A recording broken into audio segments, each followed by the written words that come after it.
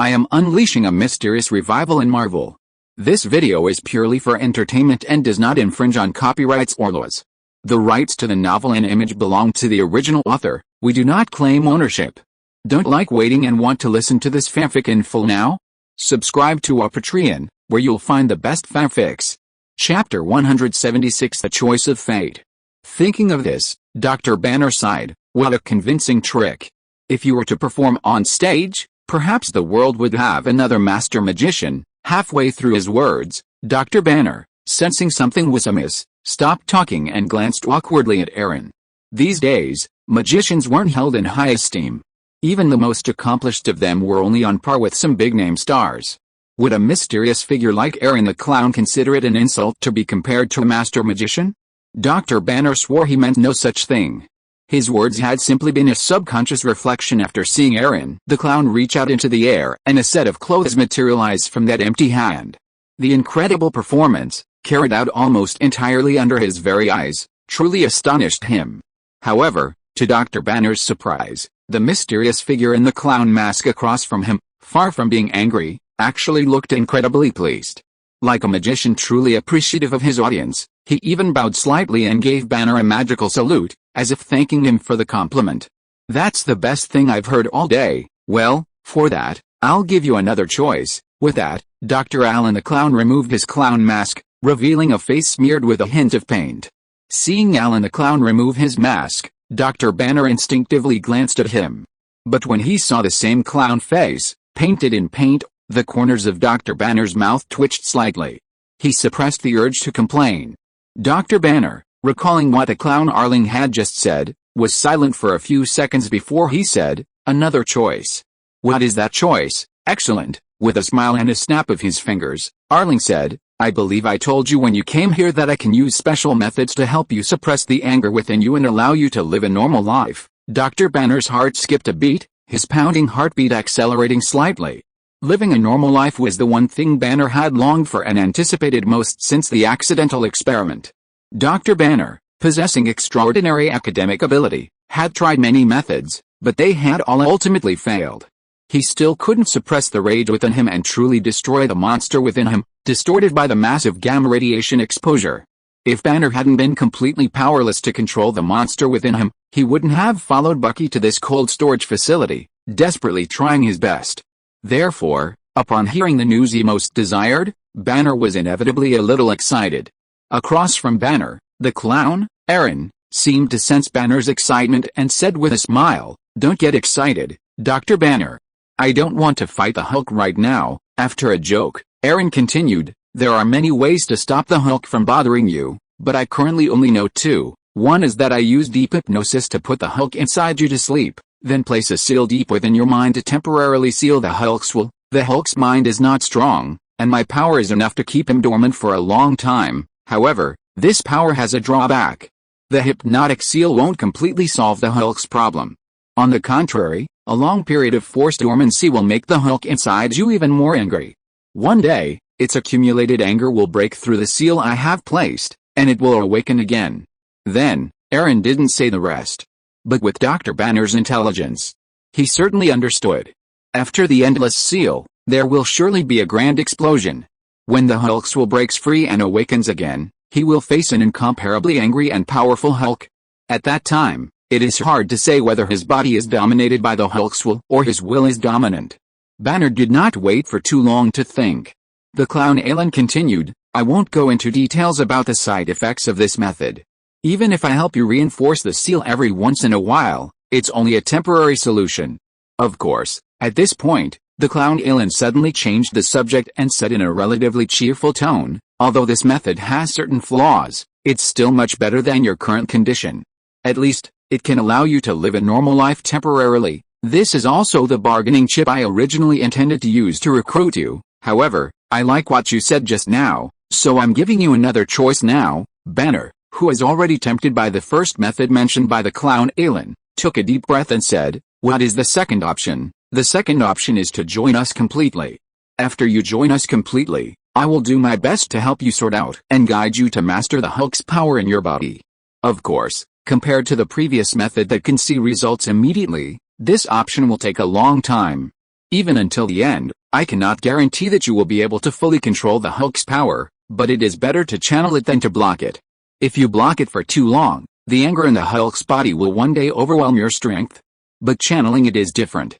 When that day comes and you are able to completely control the Hulk's power in your body, Dr. Banner, you will find that you have become the perfect embodiment of strength and wisdom. At that time, you don't have to worry about the Hulk's power getting out of control or anything. After Banner roughly understood the method, he said. Clown Ailin leaned back, crossed his legs, and said, "Let me be clear. For the first option, the relationship between Dr. Banner and us is essentially like that between a company and its employees. You help me with my research, and I'll pay you a salary. I'll also periodically reinforce the seals on you. I'll also provide you with some basic protection, like trying to hide your presence from the military, but that's all. For the second option, you'll truly become one of our own. I'll do my utmost to help you solve any problems you may have. Even if the military discovers your whereabouts, we'll do our utmost to protect you and help you resolve any problems you may have, even at the cost of opposing them. Of course, I won't force you. If you don't like this, Dr. Banner, you can choose to leave. I can provide you with free travel expenses and even help you arrange your departure route. Consider it a welcome gift." After saying this, Clown Ailin stretched lazily and silently awaited Dr. Banner's choice. Meanwhile, Dr. Banner, sitting on the other side, was caught in a dilemma. Since Dr. Banner had chosen to leave with Bucky, the Winter Soldier, he certainly wasn't simply relying on Bucky's strength to escape the military's pursuit. After all, he could do that himself, albeit with a bit of trouble. So, without much thought, Dr. Banner rejected the third option. The remaining options, first and second, each had their pros and cons. The first offered quick results and a relatively freer path, but the downside was that it wouldn't completely address the monster within him. Furthermore, if the Hulks were revived and broke free, the problems he faced would undoubtedly become even more severe. The second option, according to the Joker in front of him, might take longer and the outcome was uncertain, but it offered a slight chance of completely escaping the Hulk's predicament. Furthermore, with Bucky's protection, he could avoid detection by the military to a certain extent, minimizing the risk. However, the only challenge was joining the Joker. He didn't know much about the mysterious clown in front of him and the organization behind him. What if? After thinking for a while, Banner smiled bitterly and said, "I really want to choose the second option, but I don't know much about you, so can we neutralize it? For example, we can agree on a deadline, such as within 1 month, or 3 months. We will first use the first option to run in and make a transition. When the agreed time is up, I will decide whether to finally choose the first option or the second option." Pa pa pa. After hearing Dr. Banner's proposal, Clown Ailin smiled and applauded. "It's a very good proposal, but no. Why? Well, let me think about it. The official statement is that once the first plan is used for hypnosis and the Hulk is sealed, it will greatly arouse the other party's resistance. At that time, the difficulty of trying to guide you and help you control the power of the Hulk will increase dramatically, and it may even cause some unpredictable changes." In Dr. Banner's eyes that seemed to suddenly realize something, Clown Ailin suddenly changed the subject and said, "Of course the actual reason is that I don't like it. I don't like that kind of change that comes naturally. I think the choice that truly determines your destiny may only be made once or twice in a lifetime. The opportunity is only in a moment. If you seize it, you seize it. If you don't seize it, you don't seize it. This choice may take you to heaven, or it may make you fall into hell, and all this is the path you choose. So, Dr. Banner, tell me about your choice." Clown Ailin's explanation in the last second made Banner feel that the other party was thinking about him. But the next moment, Clown Ailin's capricious words gave Dr. Banner an inexplicable wry smile. For the first time, he felt that his future boss, Clown Ailin, seemed a little unreliable. However, this hint of unreliability only created a distance between Banner and Clown Ailin. Future boss. That's right. Dr. Banner had already made his decision. In fact, having always wanted to completely resolve the thorn in his own flesh, Dr. Banner had no other choice.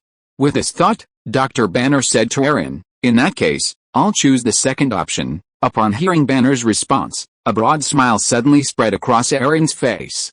Good. Almost as soon as Ailin finished speaking, a salute, obtained from nowhere, appeared in his hand. With a soft bang, fireworks made of shredded colored paper filled the sky. After the colorful fireworks faded, Clown Ailin extended his right hand toward Banner and said, I'm glad you made the right choice, Dr. Banner. I hope so. Dr. Banner, feeling strangely like he'd been on a pirate ship, gave a wry smile. Now that he'd successfully recruited Dr. Banner, a super talented individual with 7 doctorates, finding a suitable office space was a must. Otherwise, he couldn't let Dr. Banner conduct research in that cold storage. Clearly, Clown Ailin didn't have a suitable office building or laboratory. So, he planned to go to his creditors and borrow one. Clearly, his creditors were each richer than the other. He could ask them for an office building or a laboratory to pay off his debts. That shouldn't be a problem. Leaving the cold storage alone, Clown Ailin pulled the question notebook from his ring of greed. With many enemies to contend with, after his resurrection, Clown Ailin solicited a number of valuables from his original form. For example, the ring of greed he'd previously used to aid his magic performances, and the question notebook that could answer questions. After taking out the question notebook, Clown Ailin wrote a question in it. Where is Alexander Pierce, leader of Hydra, now? As a clown with a simple heart, Clown Ailin always adhered to the principle of never leaving revenge until tomorrow. Last night, due to an accident, Alexander Pierce, the mastermind behind the assassination, had already lived an extra night. Now, it was time to make him pay. Incidentally, Clown Ailin also planned to see if he could borrow a suitable office building from him, or perhaps a fully equipped laboratory. As the leader of one of the most advanced Hydra branches, Alexander Pierce should have no shortage of fixed assets like a laboratory or a suitable office building. Chapter 177. That's it? 3 seconds after Clown Ailin's pen left the notebook, a line of delicate handwriting appeared, word by word, on the slightly yellowed paper of the question notebook. It was as if someone, from another time and space, had written the answer to Ailin's question with a pen. Central Westminster Hall, London, England. Looking at the words on the question notebook, several rows of question marks seemed to appear on Ailin's forehead. Almost subconsciously, Ailin used divination to confirm the accuracy of the information. Is Alexander Pierce in Central Westminster Hall, London, England? Is Alexander Pierce? After 7 consecutive attempts, Ailin received the same answer. Looking at the line of handwriting on the question notebook, he couldn't help but sigh. Oh my goodness. Could this Alexander Pierce have the ability to predict the future? Just when he was about to have a good chat with him, he crossed halfway around the world and appeared on the other side. Even if Ailin booked the nearest flight to London, England, it would still take the better part of a day. And by the time Ailin the clown arrived, he might have flown off to some remote location. He didn't have time to play hide and seek with him. No wonder he'd been able to prosper over the years, even becoming director of SHIELD, transforming it into S.H.I.E.L.D. And as a chief agent, he'd managed to leave his position alive and well. It had to be said that Alexander Pierce was truly capable. For example, his passive skill of evasion was simply maxed out. Due to the distance and other uncertainties, Ailin the clown had reluctantly put aside his plan to talk to his creditor, Alexander Pierce. Since he couldn't talk to his biggest creditor, Alexander Pierce, he decided to find someone else. One of the people who had previously besieged him. Besides Hydra's agents, there were also the Kingpin's sought-after subordinates. Alexander Pierce had run too fast, and he couldn't find him for the time being. Surely the Kingpin, known as the Emperor of New York's Underground, hadn't escaped at this very moment? Just as Clown Ailin was about to write Kingpin's name in the question notebook, hoping it would reveal his whereabouts, a question appeared on the slightly yellowed page. If you were to die in 3 seconds, what would be the one thing you most want to do in those last 3 seconds? Clown Ailin barely hesitated, scribbling the following sentence in the notebook. Clear my phone's browsing history. Clown Ailin's response seemed to cause the question notebook to pause for a moment. After a long moment, the words on the notebook slowly vanished. Is that all? Clown Ailin looked at the freshened notebook after the words vanished, seeming somewhat surprised at how mild the question notebook's side effects were. It wasn't challenging at all. After a slight pout, Clown Ailin didn't bother. He scribbled his second question in his notebook. Where is Wilson Fisk, the king of New York's underground world, known as Kingpin, currently located? After completing his second question, Ailin fumbled with his phone and then put it back in his pocket. Just like before. 3 seconds after Ailin's pen left the question notebook, another line of handwriting appeared on the slightly yellowed paper. It clearly marked Kingpin's current location. Fisk Building, Hell's Kitchen, Level 3 Underground, Fisk Building. Having spent so much time in Hell's Kitchen, Ailin was well aware of its famed Fisk Building. Located on the edge of Hell's Kitchen, it was the tallest building in Hell's Kitchen and one of Kingpin's most cherished creations. It was a symbol of Kingpin's status in Hell's Kitchen, and its location on the edge of Hell's Kitchen also foreshadowed Kingpin's ambitions, despite being based in Hell's Kitchen, to explore other parts of New York. Back when he dominated Hell's Kitchen but had yet to expand his reach into all of New York, Kingpin would spend the better part of the month in the building he had built as his headquarters. However, as Kingpin's business grew and his Black Empire began to dominate New York, conflicts between it and other New York gangs intensified. Unwilling to see Kingpin rise, or fearing repression from his rivals, the larger gangs launched desperate counterattacks against him. During that time, Kingpin faced dozens of assassination attempts while in the Fisk Building. There was even one incident where an arms dealer, disguised as a janitor, planted several powerful bombs in the building. Had Kingpin not noticed and prevented the explosions, Kingpin would likely have been blown up along with the Fisk Building. Since then, Kingpin's movements have become even more secretive. He rarely appeared in Fisk Tower, his headquarters. He generally delegated matters to his agent, Felix Manning, while he remained hidden, silently observing everything. And this time, the Kingpin, supposedly hidden elsewhere, had appeared in Fisk Tower. After confirming Kingpin's location through divination, the clown, Ailin, pondered a question.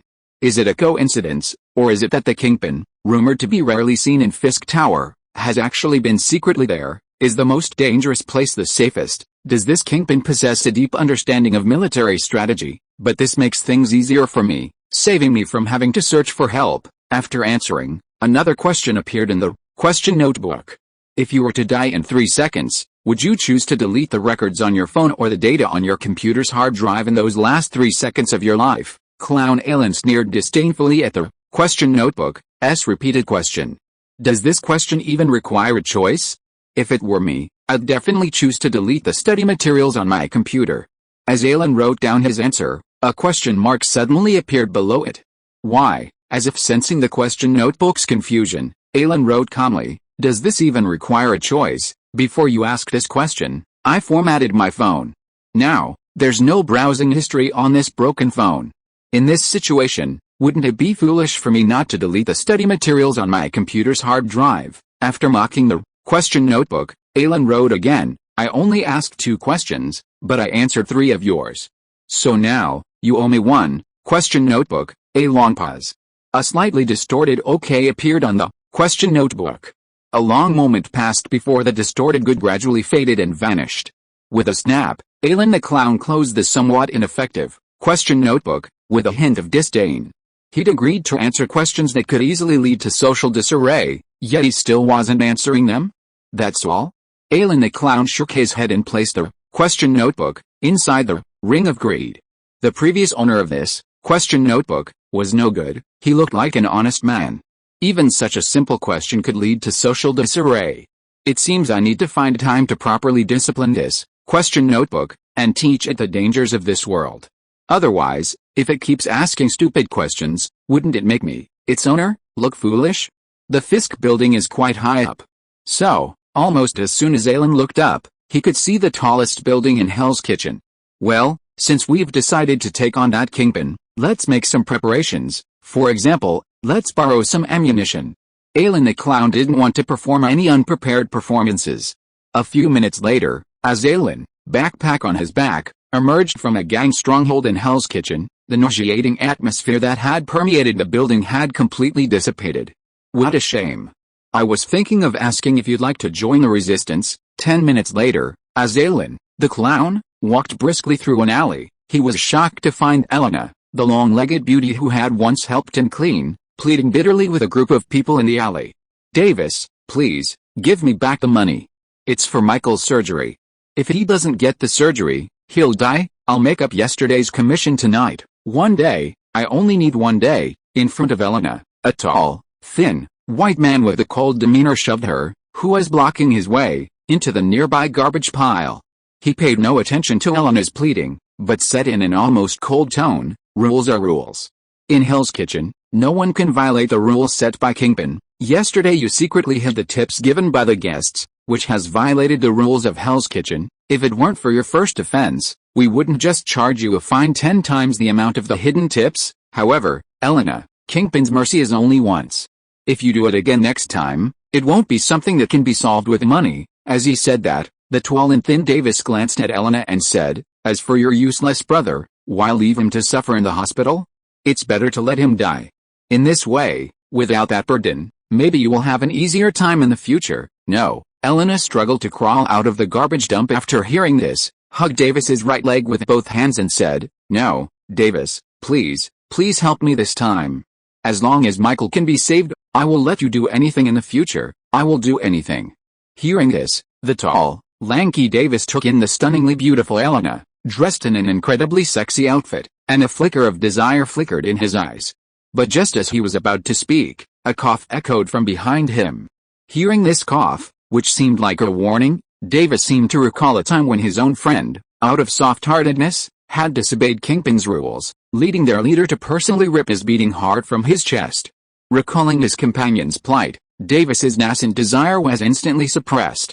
He quickly kicked Elena away and left the alley with his companions, who were collecting the dead and keeping a close eye on each other.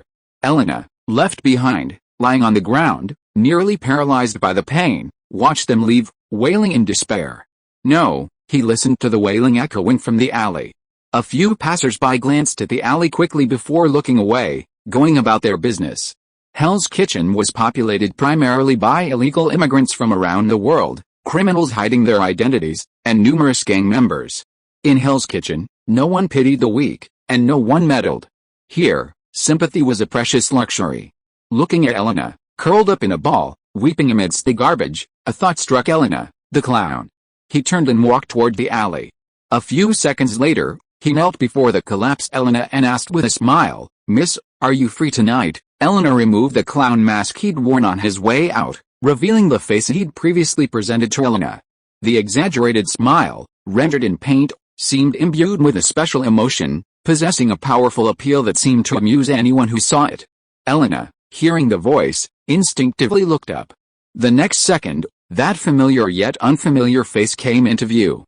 After a few seconds of confusion, a flicker of surprise crossed Elena's face. "It's you." Before Elena could scream, the clown Ailin pressed a gloved finger to Elena's pale lips. After silencing him with his other hand, Ailin slowly released his finger from Elena's lips. Chapter 178. The gun turned. Although Ailin's face was a bit more painted than before, Elena still recognized the man who had left a deep impression on her. After all, no one had ever paid her to take her home to clean. Even then, Elena was terrified by Ailin the clown, almost believing that she would end her life there. However, it was precisely for this reason that Elena was puzzled as to why this strange guest appeared in front of her and spoke those words. Was he asking her to clean again? Or was he looking for a serious business talk with her? Looking at Elena, who looked a little flustered, the clown reached out to help her smooth her messy hair and spoke again. "Beautiful lady, you still haven't answered my question about whether you are free tonight." Hearing Ailin the clown's voice again, Elena said in a daze, "I'm sorry, sir, I'm afraid I don't have time lately." "Thank you, but I must leave." To save money for her brother Michael's medical treatment, she had even violated Kingpin's rules and secretly hidden the guest's tip. Just as she had gathered enough money and was about to go to the hospital to pay for the surgery, Davis and his men suddenly appeared, stealing not only the tips from the guests but also her hard-earned savings and the money her sisters had loaned to her after learning of her brother's condition. Michael's condition wouldn't allow him to delay any longer. Elena was running out of time. She had to find a way to raise the surgery again as quickly as possible. She was prepared to do anything to achieve this. Even just as Elena, enduring the pain and forcing herself to rise from the ground, the clown Ailin spoke up again. "Really? That's such a shame. I was thinking of letting you clean my new house, too, for our sake. I even had the money ready." Money. Elena, who had been trying to force herself to leave, stopped in her tracks when she heard the words she had been thinking about day and night, and looked at Ailin. But she quickly shook her head with a wry smile. "Am I crazy about money? Last time, after cleaning such a large haunted house, he only gave me $100. This time, even if we move to a bigger house, how much can he give me? Even if that $100 were quadrupled or quadrupled, it's still a drop in the bucket compared to Michael's $8,600 surgery bill. Besides, I don't have time to make money cleaning houses right now." Just as Ailin was about to move her legs again, she heard the voice of the clown, Ailin the clown, again. "What? Don't you believe it?" Ailin the clown said, his face a dramatic expression. He reached out his right hand into the air in front of him and made a grabbing motion. As Ailin grasped at the air, like magic, a thick stack of US dollars, fragrant with the aroma of ink, appeared in his hand. "Wow." After deliberately shaking the stack of large $100 bills in his hand in front of Ailin, the clown Ailin said with a tone of regret, "What a pity, these $10,000. If it weren't for your careful cleaning last time, I wouldn't have given you this job." As he spoke, Ailin patted the dollars in his hand, then pulled down his mask and pretended to leave. Wait, however, before he could move his legs, Ailin, who was standing next to Ailin, rushed over like a madman. Her hands tightly grasped Ailin's arm. "You mean, these $10,000 are for cleaning the room?" Ailin, who was pretending to leave, turned to look at Ailin, who was almost hanging on his arm, and shook his head. "Of course not." After hearing the word "not," the light that had just risen in Ailina's eyes dimmed at a visible speed. "Isn't it? I knew it was impossible to earn $10,000 just by cleaning rooms." Before Ailin could finish her thought, Ailin's voice rang out again. "This $10,000 is just a deposit. After all, I just moved into a big house, and cleaning it is a huge project. $10,000. A deposit." Before she could even finish Ailin's words, Ailin screamed, "Give it to me. I beg you." Perhaps it was the shrillness or the rush of her voice, but her voice broke. "Is that so? Then I'll give it to you." Seeing the pleading look on Ailin's face and the renewed hope in her eyes, Ailin's exaggerated smile cracked into an exaggerated arc, and he handed over the $10,000. There was no trace of charity or sympathy for the weak on Ailin's face, only a sense of equal kindness. After pressing the $10,000 into Ailin's hands, the clown, Ailin, patted Ailin's arm and said, "Hey, beautiful, time to let go. If you keep pulling, my clothes will be torn. I'll have to pay for it." "Sorry." Panicked, Ailin released her arm and looked at the stack of dollars that Ailin had thrust into her hands. A flicker of disbelief crossed Ailin's face. Even now, she couldn't believe that Ailin had so easily handed her $10,000. With this money, Michael could have surgery, and that way, he wouldn't die. This glimmer of hope seemed to dispel Ailin's previous despair, and the world seemed bright again in her eyes. Before she knew it, tears welled up in Ailin's eyes. Thank you, Ailin." The clown saw this, then gracefully adjusted his clothes, which had been messed up by Ailin, and turned and slowly walked away. "By the way, I'll have someone look for you tonight. Don't forget our agreement, beautiful lady." After taking a few steps, Ailin's hurried voice echoed from behind Ailin. "Thank you, I'll never forget. And, my name is Ailin." Ailin's voice, though hurried, was filled with the most sincere gratitude. Ailin, beneath his clown mask, smiled faintly at this. But he didn't turn back. He waved and walked away. Ailin hadn't left the dark alley long. Ailin, hiding the $10,000 inside her, immediately ran to the community hospital across the alley and handed the $10,000 surgery fee to the hospital. In a shadowed corner not far away, Ailin, having seen everything and realizing Ailin was safe, lowered the brim of his magician's hat slightly. Then he continued walking towards the Fisk building. He knew he was living in the same miserable state, yet he couldn't bear to see others suffer. Perhaps this was the true clown. Fate dealt him a heavy blow, yet he still responded with a smile. He hid all his sorrow behind a smile, bringing joy to others through his comedic performances. At that moment, Ailin seemed to understand the true meaning of a clown. At the same moment, a joyful, manic laugh once again echoed in Ailin's ears, as if celebrating the birth of a true clown. However, unlike the previous times, this time, the manic laughter swept away the subtle madness deep within Ailin's soul. At this moment of realization, the Joker potion within Ailin and his original body, which had been forcibly digested by the Joker through strange means, seemed to become more transparent. At the same time, the seed of Hyming power gifted by the Hyming clown also unknowingly grew stronger. He felt a jolt through his body, as if a layer of restraint had been broken free. Ailin, feeling refreshed, narrowed his eyes slightly at the sight. How comfortable. It seems even fate has sided with Kingpin this time. With a faint smile, the masked clown, Ailin, arrived at the foot of the Fisk building. He gazed at the distinctive entrance to the Fisk building and walked briskly towards it. He spotted Ailin approaching from a distance.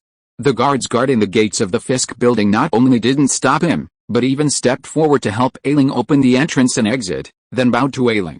The moment he approached, Ailin activated his telepathic force field, distorting the perceptions of the guards.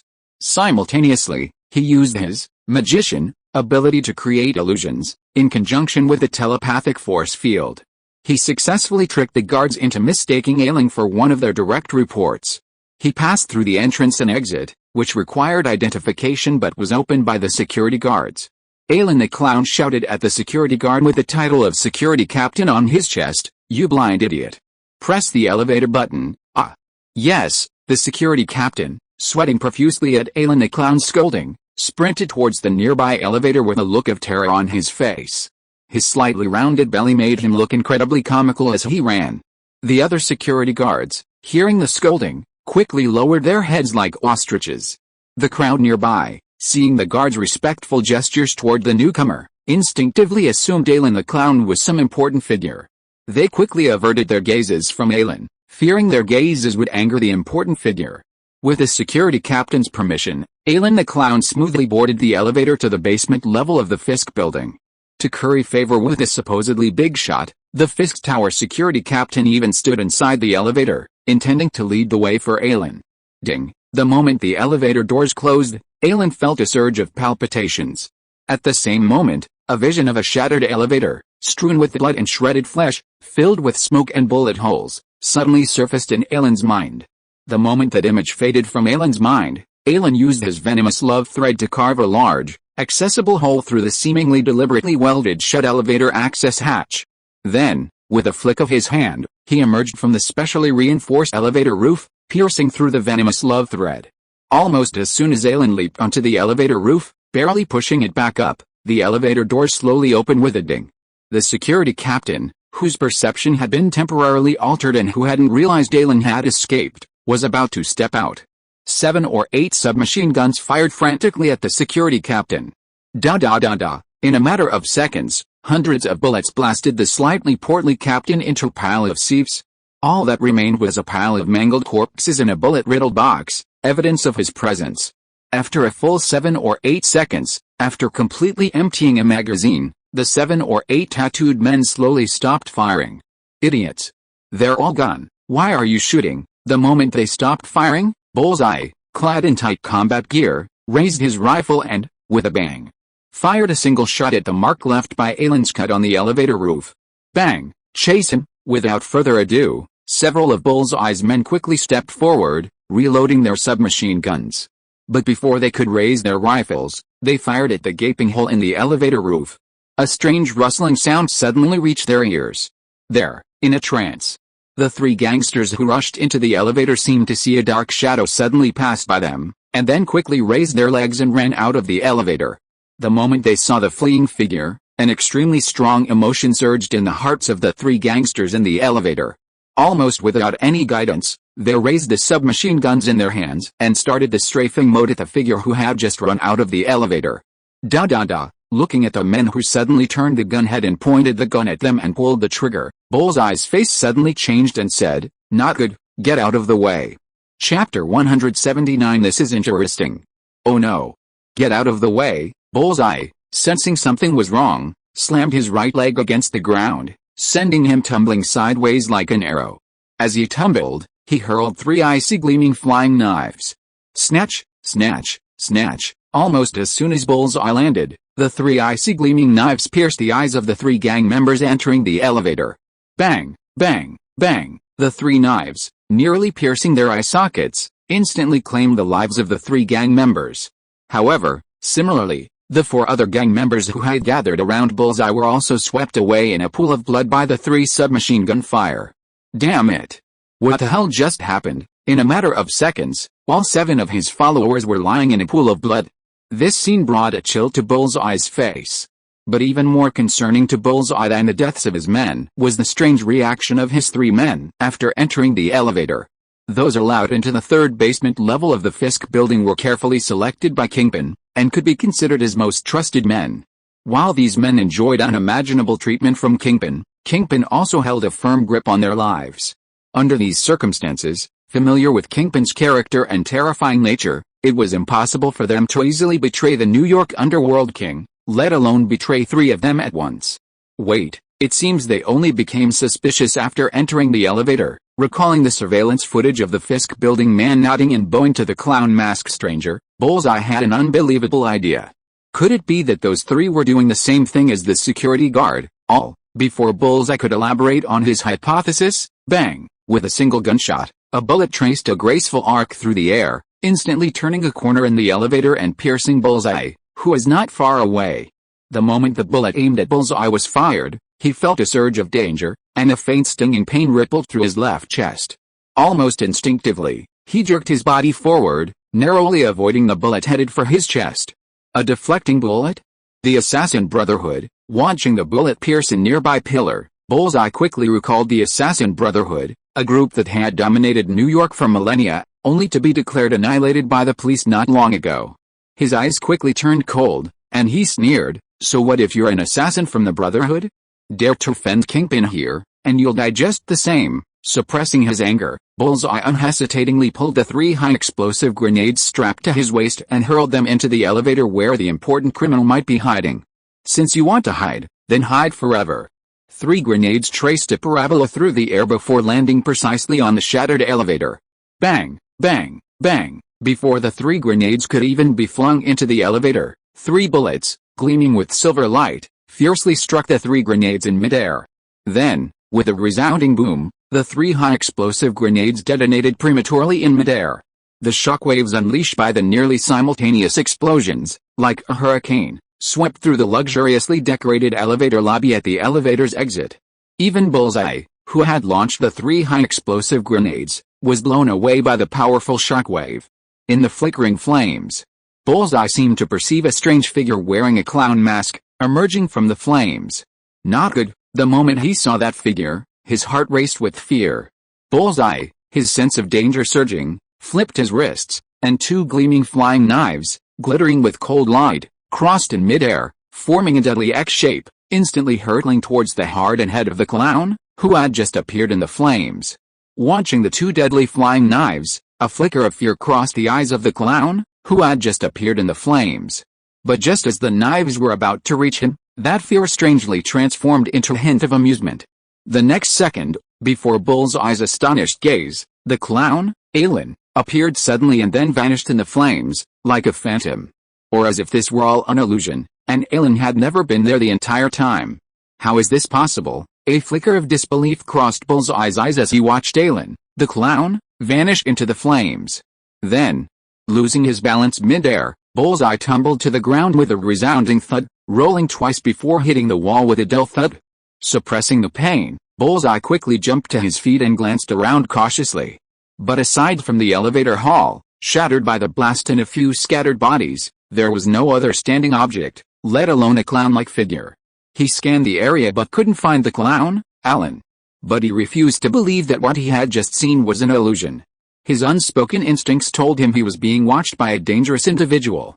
He scanned again, still finding no trace of the clown-masked figure. Without hesitation, Bullseye ran towards the other entrance to the elevator hall. As Bullseye ran erratically, he watched his surroundings with a wary look. In his gloved hands, 2 strange black throwing knives were already clutched. "Are you looking for me?" Just as Bullseye was about to reach the tunnel entrance, a teasing voice suddenly echoed in his ear. Then, the clown figure he had glimpsed briefly in the flash of fire had suddenly appeared beside the tunnel entrance.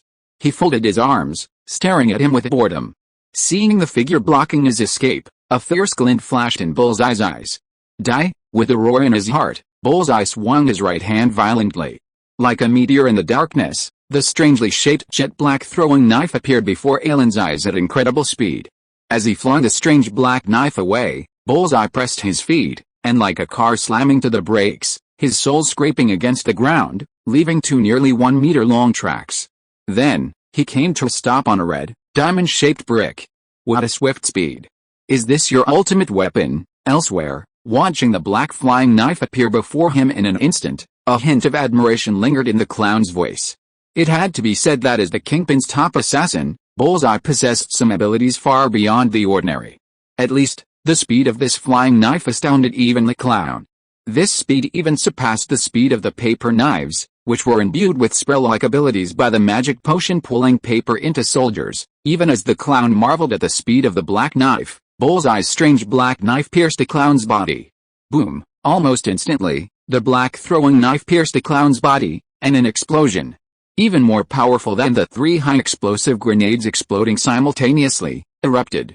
The sudden burst of flames reduced the entrance to the passageway 3 levels underground to rubble. How is this possible? Seeing the nearly shattered entrance not far away, Bullseye's eyes were filled with disbelief. What shocked him wasn't the power of his specially crafted explosive throwing knife. It was the clown's figure, which, at the same moment of the explosion, suddenly disintegrated into utter fragments, vanishing into the blazing flames like a phantom. An illusion. Another illusion. What on earth was wrong with that creature? Is that all? Just as Bullseye was feeling uneasy, a voice, tinged with disappointment, suddenly echoed in his ears. If that's all, then let's end it all. Hearing the suddenly cold voice, a chill and a hint of madness appeared in Bullseye's eyes.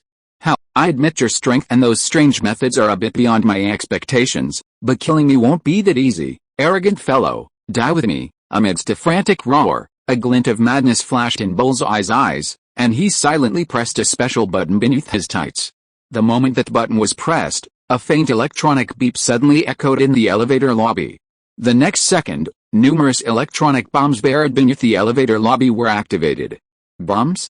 What a cliché, huh? He was barely halfway through his sentence when the red diamond-shaped brick beneath Bullseye's feet suddenly vanished. Along with it, the figure standing on it plummeted downwards. As he plummeted, Bullseye swung the black throwing knife in his left hand upwards. If the clown Ailin had pursued him at that moment, he would have faced the terrifying exploding knife. With the power of this knife, without the paper figurine, the blast would have left Ailin the clown severely injured, if not dead. Meanwhile, the madness in Bullseye's eyes, having just fallen into the secret passage, instantly gave way to a cold, slightly relieved look. From Ailin the clown's elevator ride down, to Bullseye and his men shooting up the elevator, to his current, desperate escape, it hadn't actually lasted that long. It might not even have been a minute. Yet, in that brief moment, Ailin the clown had inflicted immense pressure on Bullseye. In the end, he was even forced to rely on the traps in the elevator lobby to deal with Ailin the clown. In fact, realizing that Ailin the clown might have manipulated the security captain and his 3 men through unknown means, Bullseye, a born killer, didn't want to confront Ailin head-on. He didn't want to be controlled by Ailin through unknown means. Therefore, in the subsequent battle, while trying to deal with Ailin the clown, Bullseye also gradually led Ailin into his traps. This included deliberately using an exploding knife to destroy the passage leading to Kingpin's location, 3 levels deep underground. He also feigned a mutually assured destruction to confuse his opponent. Then, while pressing the elevator lobby detonation button, he activated this special escape route and escaped through it. Even the final blast of the exploding knife, intended to block the clown Ailin's pursuit and destroy the entrance to the escape route, was part of Bullseye's plan. To become Kingpin's top assassin, Bullseye possessed more than just silent assassination skills and formidable combat prowess. Boom! Having fallen to the bottom of the passage, Bullseye tumbled sideways, and the exploding knife, which had just flown out of the passage, exploded in a terrifying flash of fire. The incredibly powerful explosion destroyed the only entrance to the passage. Bullseye, having tumbled several meters, was sent flying again by the shockwave of the ensuing explosion. In the elevator lobby, after seeing Bullseye's series of combined operations and then escaping through a special passage, he felt a sense of crisis coming from almost all directions. In a flash, Clown Ailin realized that everything just now was Bullseye's performance, or all of this was within his calculations. But after seeing all this, not only was there no shame or anger on Ailin's face after being deceived, but because of Bullseye's operation, he, who was originally a little disappointed, felt a bright feeling. Calculations and traps, that's interesting, but you want to use this room full of bombs to bury me? It seems a bit too much to underestimate me. Do you really think I didn't do anything just now? Chapter 180, Rancidity. Meanwhile, in the pitch-black tunnel beneath the elevator hall, Bullseye, tumbling several times from the shockwave, barely managed to stand up before he spat out a mouthful of dark red blood with a wow. Wiping the blood from the corner of his mouth, Bullseye forced himself to his feet. He had to leave this place as quickly as possible, or else the explosives buried in the elevator hall would explode, and if this tunnel failed to hold, he might be buried here too. Thinking of the elevator hall, now reduced to rubble, and the tunnel he had destroyed, a complex expression flashed in Bullseye's eyes. Kingpin, the emotion flashed for a moment before he dispelled it. Holding onto the wall with one hand, Bullseye pushed himself deeper into the dark, secret passage. He wondered if the explosion had short-circuited the tunnel's electrical wiring or something else. The corridor, which should have been illuminated by the lights, was now pitch black. Fortunately, Bullseye possessed exceptionally sharp vision, possessing subtle dark vision, otherwise, he wouldn't even have been able to see the path ahead. Zizzy, at that moment, a sudden, electrical short-circuit sound emanated from a button-like patch on Bullseye's back. He froze at the sound. He couldn't recall anything on his body making such a sound. After a brief pause, Bullseye suddenly pulled a gleaming knife from his waist and slashed at the source of the sound on his back. But before his knife could reach the button-like patch, a dazzling spark erupted from it. The blazing flames instantly illuminated the pitch-black corridor, illuminating it with a brilliant light. He felt a slight heat on his back, as if burned by a flame, and then there was no more Bullseye. Catching a glimpse of the illuminated corridor behind him, his eye twitched slightly. A flash of cold light flashed. The gleaming silver knife in Bullseye's hand pressed against the skin of his back, slicing away the patched clothing without injuring him a single inch. Looking at the flaming fragments of clothing that fell to the ground, a flicker of doubt crossed his eyes. That's it? He had thought his back was attached to a small explosive, something lethal enough. But he hadn't expected such a dummy device. Just as Bullseye was wondering, a slender figure quickly solidified behind him amidst the flickering flames. Seeing the shadow cast by the fire on the ground, Bullseye noticed a figure behind him. Without a second thought, he thrust the silver knife in his left hand backward. But this time, before the silver knife could pierce him, Clown Ailin's thoughts raced. A silvery white thread shot out from his fingertips like a swift snake. In the blink of an eye, it had tightly bound Bullseye, who had tried to resist. Humiliatingly bound in a tortoise-shell bind, Bullseye's muscles flexed, instantly unleashing a strength belying his physique, attempting to break free from the strange threads. But the more he struggled, the tighter the venomous threads tightened, almost humiliatingly. In a split second, bloody streaks ripped across Bullseye's body. Even in places like his arms, where he struggled most, the threads sliced through his skin, embedding themselves firmly into his muscles. Had the threads not been restrained by Clown Ailin from consuming Bullseye's flesh, he would have been consumed by them. Stop struggling, it's useless, watching Bullseye, who was still struggling. Even secretly reaching for the pocket where his bound fingers were hidden, a hint of indifference flashed across Clown Ailin's eyes. He stretched out his hand, and with a flick of his venomous thread, he pulled the large and small throwing knives hidden throughout Bullseye's combat uniform into a row, sending them towards Clown Ailin. Looking at the various sizes and colors of throwing knives before him, Clown Ailin chuckled softly. There are so many throwing knives, they're quite capable of hiding them. As Clown Ailin finished his words, a deafening explosion erupted above their heads. Boom! Amidst this violent blast, the special escape tunnel where Ailin and his companions were located shook violently. Large sheets of stone dust rained down from the tunnel. Several seconds passed before the deafening explosion gradually faded. The blast had left him with a ringing in his ears.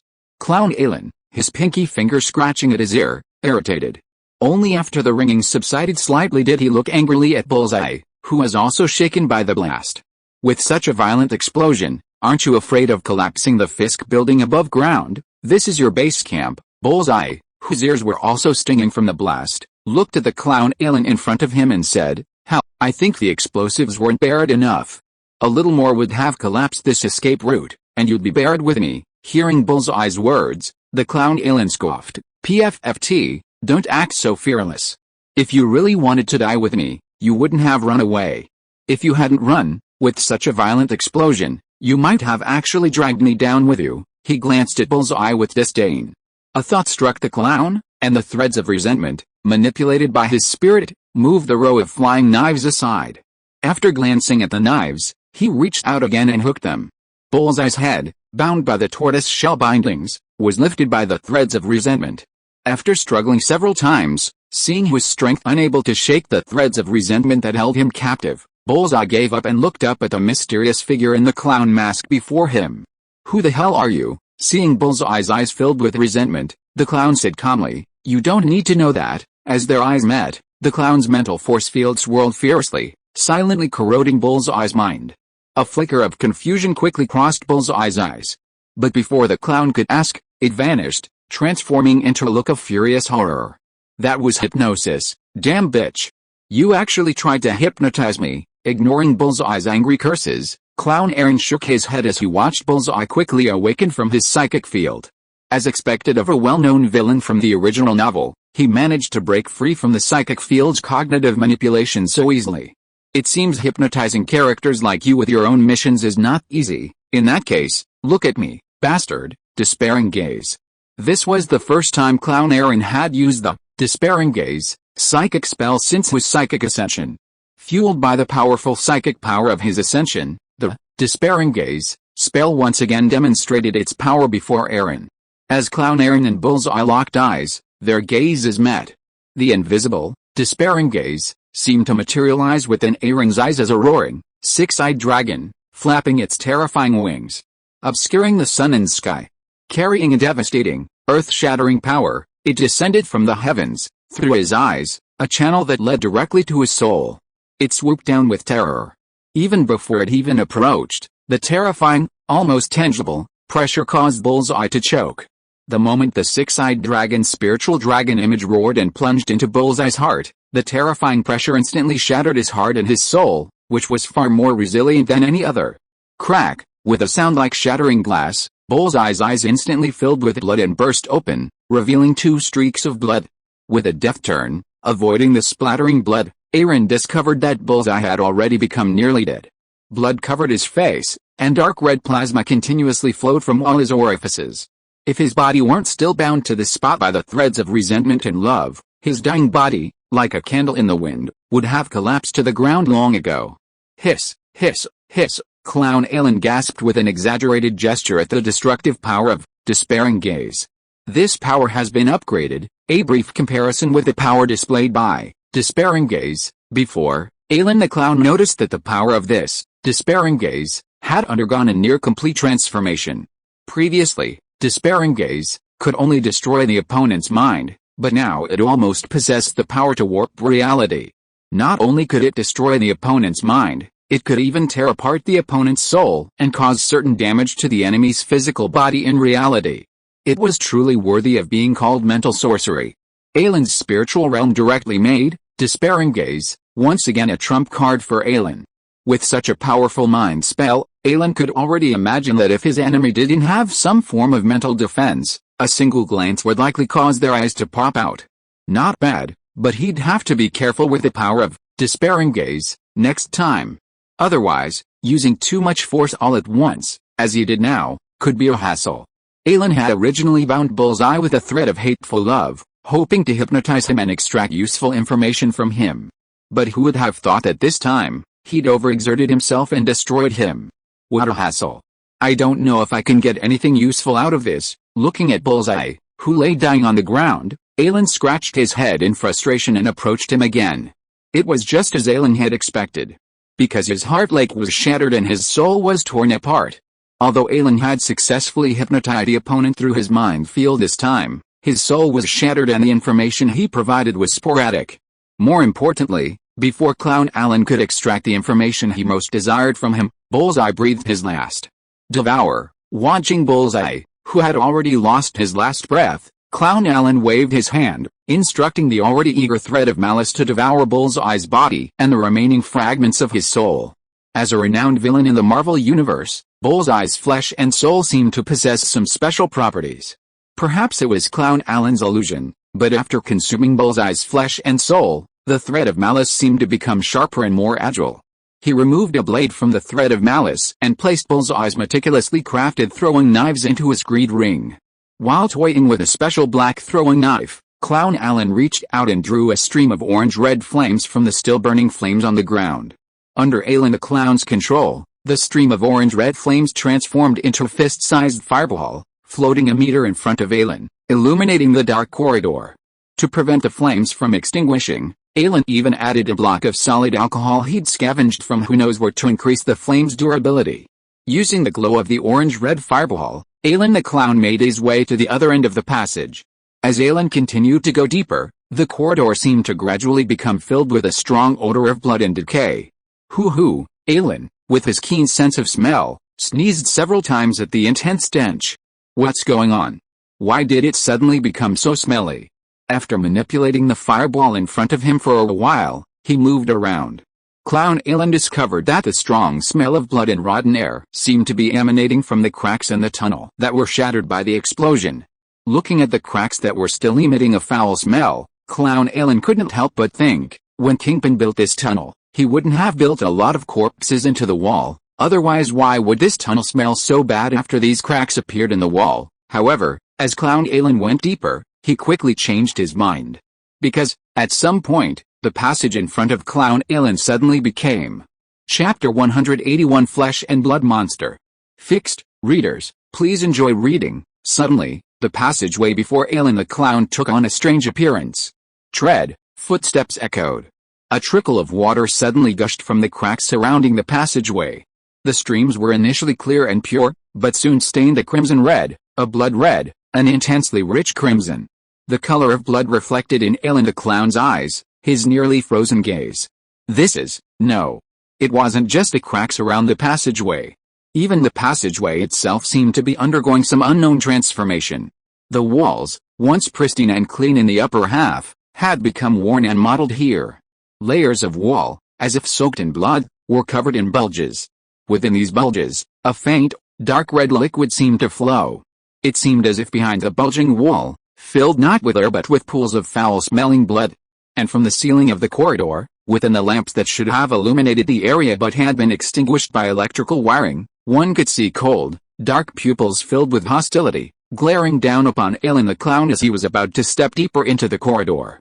Ailin the clown paused in his tracks as the corridor grew increasingly eerie. Even the last trace of a smile faded from his masked face. This feeling, why do I feel so strangely familiar? Gazing at the eerie corridor before him, Ailin the clown's mind suddenly flashed, as if remembering the source of this familiar feeling. Potion gone haywire, flesh deformed, evil deity contaminated, damn it, why did this pattern resemble those cases of potions gone haywire, causing deformation? Or was this another eerie place tainted by the aura of an evil deity? Recalling the source of this familiar feeling, the corners of Clown Ailin's mouth twitched. Damn it. That evil priest we encountered earlier, and Sloan at the textile factory, were fine, but how come this creepy, Cthulhu-esque thing has appeared on the side of the gang leader, Kingpin? Damn it. Is this still the Marvel world I remember? Could it be that not only are there those supervillains who are always ready to destroy the world, but now even those mysterious Cthulhu-like evil gods are trying to get involved in this world? Or have those evil gods already extended their minions into this world? Thinking back to the series of things he had encountered recently, things that shouldn't have existed in this world, Clown Ailin's eyes grew serious. He glanced at a corridor behind him, half buried by explosives, and spread his hands. Since I'm here, let's take a good look at this Kingpin. After taking a deep breath, Clown Ailin took another step forward. But if you looked closely, you'd notice that this time, each step Clown Ailin took seemed much more cautious. Plop! With each step, his toes created a shallow puddle in the corridor, seemingly paved with blood, sending a trail of blood splattering. Within each blooming blood splatter, ripples emanated from his toes. As he continued deeper, the pool of blood covering the corridor thickened, its color turning a dark red.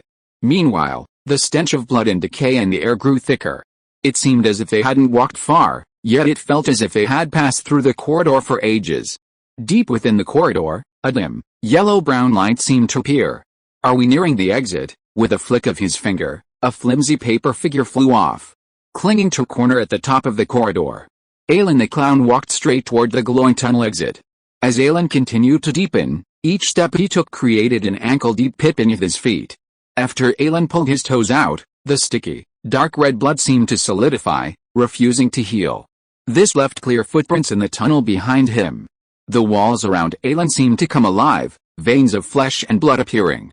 The bulging walls transformed into chunks of rotting flesh. At the top of the tunnel, the gray-brown pupils, filled with lifeless energy, stared intently at Ailin's back, emitting an indescribable malice. Whoosh! The moment his legs stepped out of the escape tunnel, Ailin's vision suddenly opened up. A vast restaurant came into view. A luxurious black and gold marble restaurant, a long, luxurious stone dining table, and massive crystal chandeliers suddenly appeared before Ailin the clown. However, everything was now shrouded in a dim, bloody glow. The vast carpet in the center of the restaurant was smeared with a bloody, viscous liquid. As his gaze moved upward, the dining table, chairs, and the crystal chandeliers suspended upside down from the ceiling were all covered in a web of blood veins, resembling veins of blood. The crystal chandeliers, which should have been bright, now shrouded in this web of blood, now emanated an eerie, bloody glow. This vast, supposedly luxurious restaurant was transformed into a bloody, horrifying hell on earth. The layers of blood-woven veins, seemingly rotting and moldy, grew dense, black hairs. After a quick scan, quickly imprinting everything about this blood-red restaurant into his mind, Ailin the clown focused his gaze on the restaurant's interior. There, hanging the word slaughter, lay a darkness that seemed to engulf everything. As Clown Ailin gazed at the darkness that seemed to engulf everything, a voice, as if suppressing something, suddenly rang out from within the chilling darkness. I didn't expect you to be the last one to emerge from the passage. It seems Bullseye ultimately met his end at your hands. What a shame. If I had known. Following this sudden voice, Ailin, who had unknowingly donned a delicate monocle in his right eye, slowly peered through the thick darkness. Finally, he caught sight of the massive monster cloaked in the darkness. Gazing at the massive monster reflected in the depths of his pupils, Ailin the clown let out a faint gasp. He struggled to describe the monster's appearance. Its body, like a mass of flesh heaped together, was covered in large, rotting wounds. From these wounds, twisted, reddish-brown blood vessels protruded, one after another, like tentacles of varying sizes, spreading madly outward. Then, it plunged into the blood-soaked corpses scattered throughout the slaughterhouse, continuously extracting a substance from each corpse's flesh. In some severely decayed areas, the reddish-brown veins seemed impatient, violently dragging a strong corpse and forcing it into their own rotting body, as if filling the empty space left by the decay.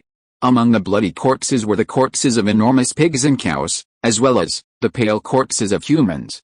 If I had known he would die at your hands, I should have made him a part of me, truly one with me. When the clown Ailin saw the rotting giant, a sigh of regret emanated from the huge head at the center of the monster, its original appearance no longer visible. What a shame.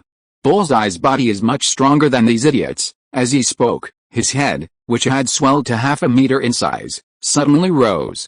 A fierce gleam shone from the depths of his eyes, almost covered by flesh. Since you killed my most loyal subordinate, then you shall take his place and become a part of me. With that, a delicate black cane suddenly emerged from the depths of the flesh and blood that almost filled the entire room. With a crackling sound, a laser burst from the inky black cane towards Ailin standing at the entrance of the passage. Wow, lasers. That's terrifying. Clown Ailin, with an exaggerated expression on his face, dodged to the side almost as the cane aimed at him, creating a deep hole in the wall behind him.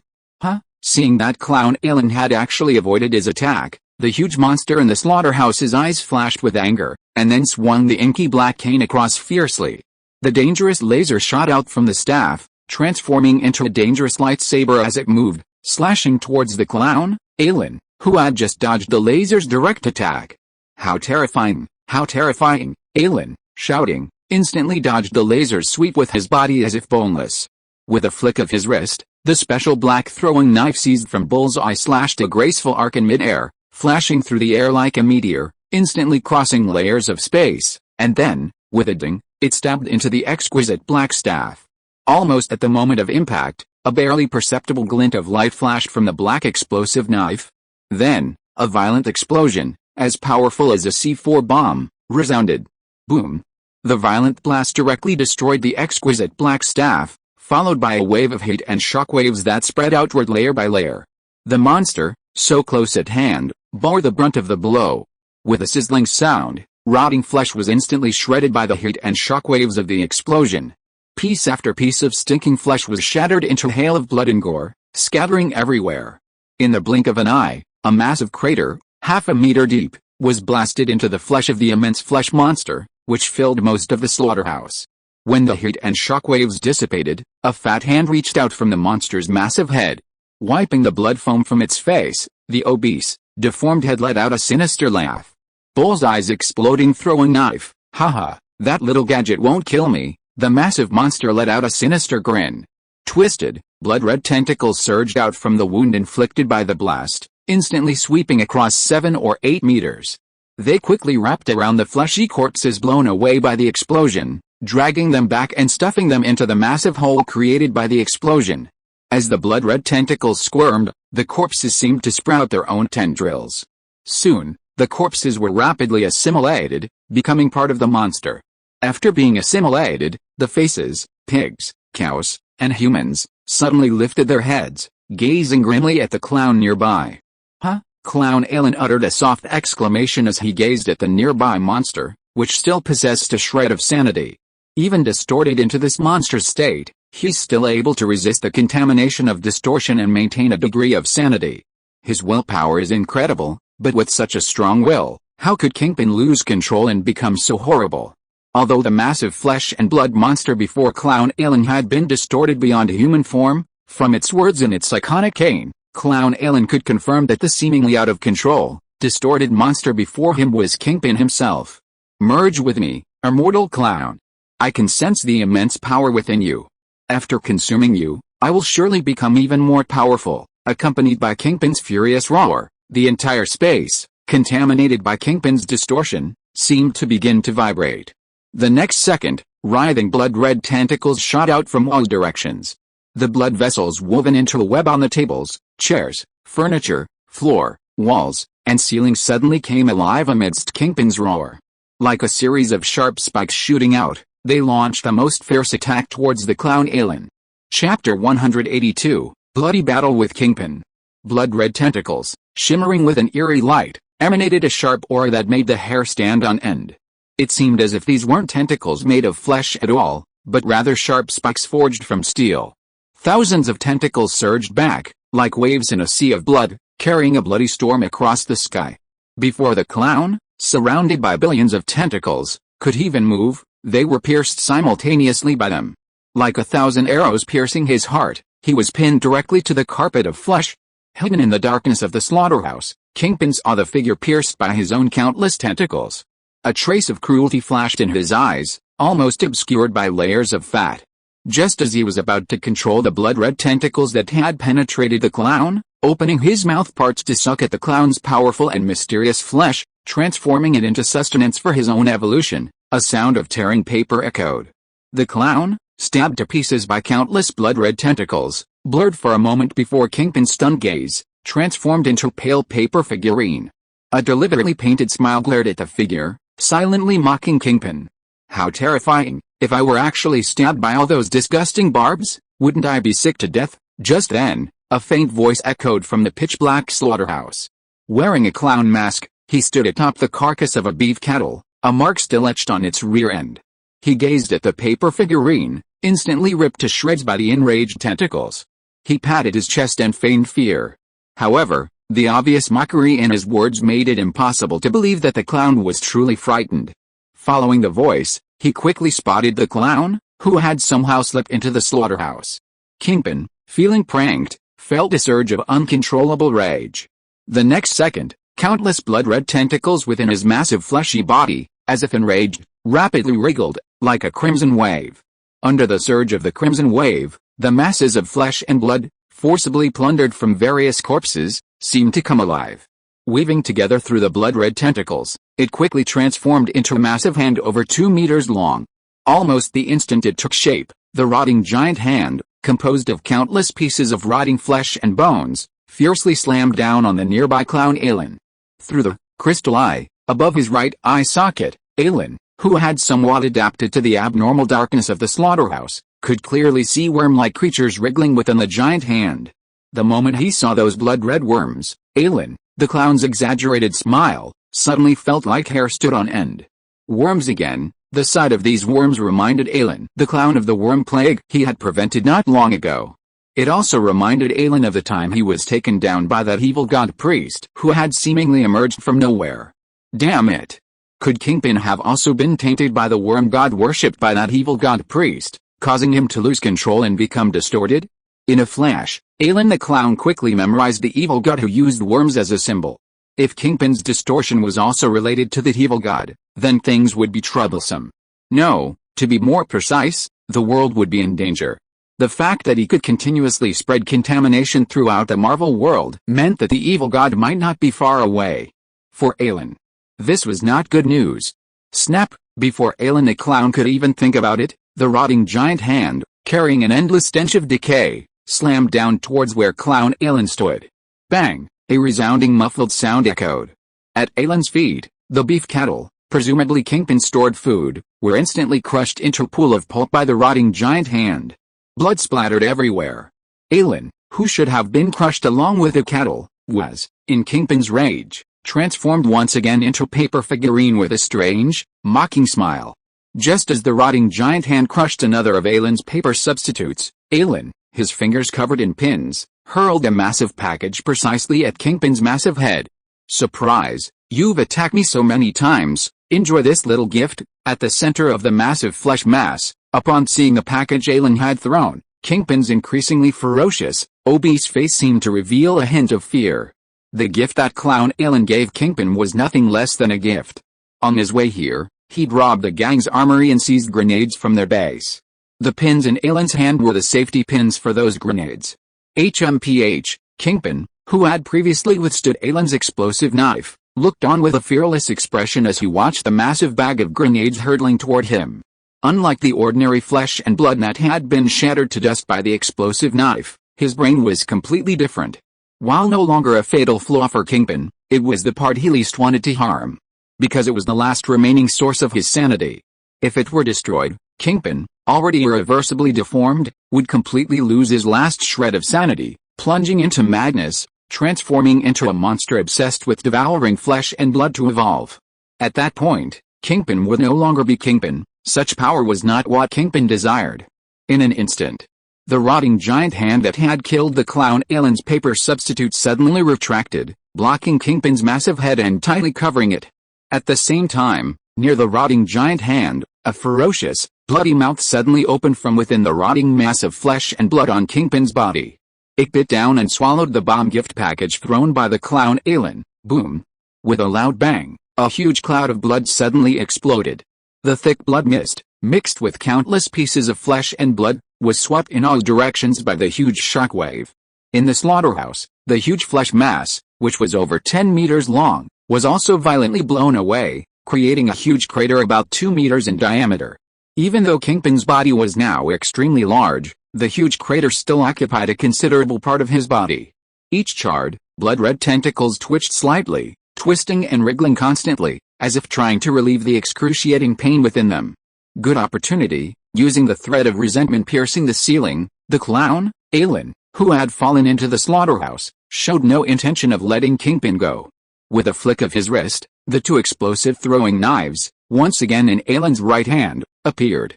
With a fair swing, the two powerful knives, like two bolts of black lightning, swiftly arced through the air before piercing the massive crater created by Ailin's bomb.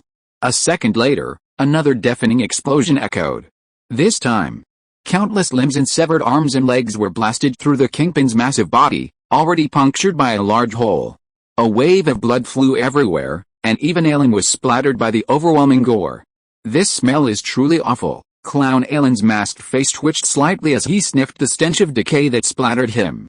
The stench, a mixture of decaying human and pig carcasses, nearly made him vomit up the leftover food he'd eaten the previous night. So, I really don't like fighting people like you. As he spoke, Ailin's eyes sharpened. He raised his right hand, level with the ground, and with his fingers spread out, he grasped the massive ball of rotting flesh before him. Die? Disgusting creature, puff. In the next instant, the strands of resentful love that had been dancing around Kingpin's massive body like nimble butterflies, controlled by Ailin's spiritual power, suddenly shrank. The silver threads, sharp as blades, instantly cut through Kingpin's massive body, slicing through huge chunks of rotten flesh. Roar! With the help of clown Ailin, the Kingpin, having successfully slimmed down, roared in anger. The venomous threads, about to continue cutting inward, were forcibly stretched apart by the myriad blood-red tentacles. Simultaneously, blood-red tentacles burst forth from Kingpin's rotting body, sweeping towards clown Ailin, who was not far away. With a slight misstep, clown Ailin, as if strolling leisurely amidst a hail of bullets, nimbly dodged the incoming blood-red tentacles. Then, turning, he wielded the venomous threads, slicing away again, slicing away vast swathes of rotting flesh from Kingpin's body. Over and over again. Each time, Clown Ailin precisely avoided the blood-red tentacles before him, as well as the sharp barbs piercing the ground. He found a glimmer of hope within the space chopped by the blood-red tentacles. Maneuvering sideways, Clown Ailin exploited the sharpness of the venomous threads to continuously sever the blood-red tentacles before him. At the same time, the other end of the venomous thread of love had also transformed into a deadly thread of love, continuously slicing off chunks of flesh from the Kingpin's rotting mass. Huge, rancid blood clots were continuously cut from the monster's body, only to be pulled back into the Kingpin's decaying body by the pull of blood-red tentacles. No, I can't keep wasting my energy like this. On the scene, the clown, seemingly possessed by madness, felt no joy at all. Although he seemed to have suppressed the Kingpin and was constantly weakening him, in reality, in the clown's vision, the monstrous aura of the Kingpin had not weakened much. The injuries he had previously inflicted on him were probably only superficial wounds at best. In other words, these pieces of rotten flesh he had severed were not as important to the monstrous Kingpin as he had imagined. But think about it. How much flesh, plundered directly from the corpses of other creatures to fill the decaying parts of its own body, really mattered? It seemed that to deal with this giant, they had to find its core. What a hassle! If the venomous thread wasn't unwilling to consume this polluted, corrupted flesh, there wouldn't be so much trouble in dealing with a monster composed entirely of flesh and blood. Clown Ailin glared at the venomous thread, which was continuously slicing off piece after piece of flesh from Kingpin's body. Then he thought, if only the little monster were here. With its voracious appetite, even if Kingpin had more flesh and blood, it wouldn't be enough for it to devour. The venomous thread paused slightly after being glared at by Clown Ailin, and a hint of inexplicable grievance emerged from its silvery white thread. The venomous thread paused. A portion of the blood-red tentacles, which should have been severed, slipped through its defenses and appeared before the clown, Ailin, who was about to move. Seeing the blood-red tentacles blocking his path, Ailin's heart skipped a beat. Before he could manipulate his venomous emotions to clear a path for himself, a hand woven from blood-red tentacles suddenly emerged from the ground and grasped Ailin's ankle, where it had paused for a second. The next second, a terrifying force capable of crushing steel erupted from the blood-red hand, crushing Ailin's ankle with a resounding crack. Paper substitute. Without hesitation, he sacrificed another paper figurine. Ailin then swapped places with the paper substitutes he had deliberately placed throughout the slaughterhouse, reappearing in another part of the slaughterhouse. Feeling the sharp pain in his ankle, Ailin's expression froze. Although he had used the power of the paperman's substitute to dodge the subsequent attack of the bloody palm, his ankle was still injured by the bloody palm. Based on the severe pain in his ankle, Clown Ailin judged that the bones of his right ankle were definitely fractured, even if they were not crushed. Along with this severe pain, the Clown Ailin's right ankle was also congested and swollen at a speed visible to the naked eye. Such an injury would undoubtedly greatly affect Ailin's subsequent battle. I was careless. If you're listening to this novel on a channel other than Fanfic World, it means they downloaded and uploaded it without effort. We cordially invite you to visit our channel, Mundo Fanfic Novelis. There you'll find the original version of this story and you can explore many other novels of various genres. We're waiting for you to immerse yourself in a world of incredible novels. Chapter 183. A magician never performs without preparation.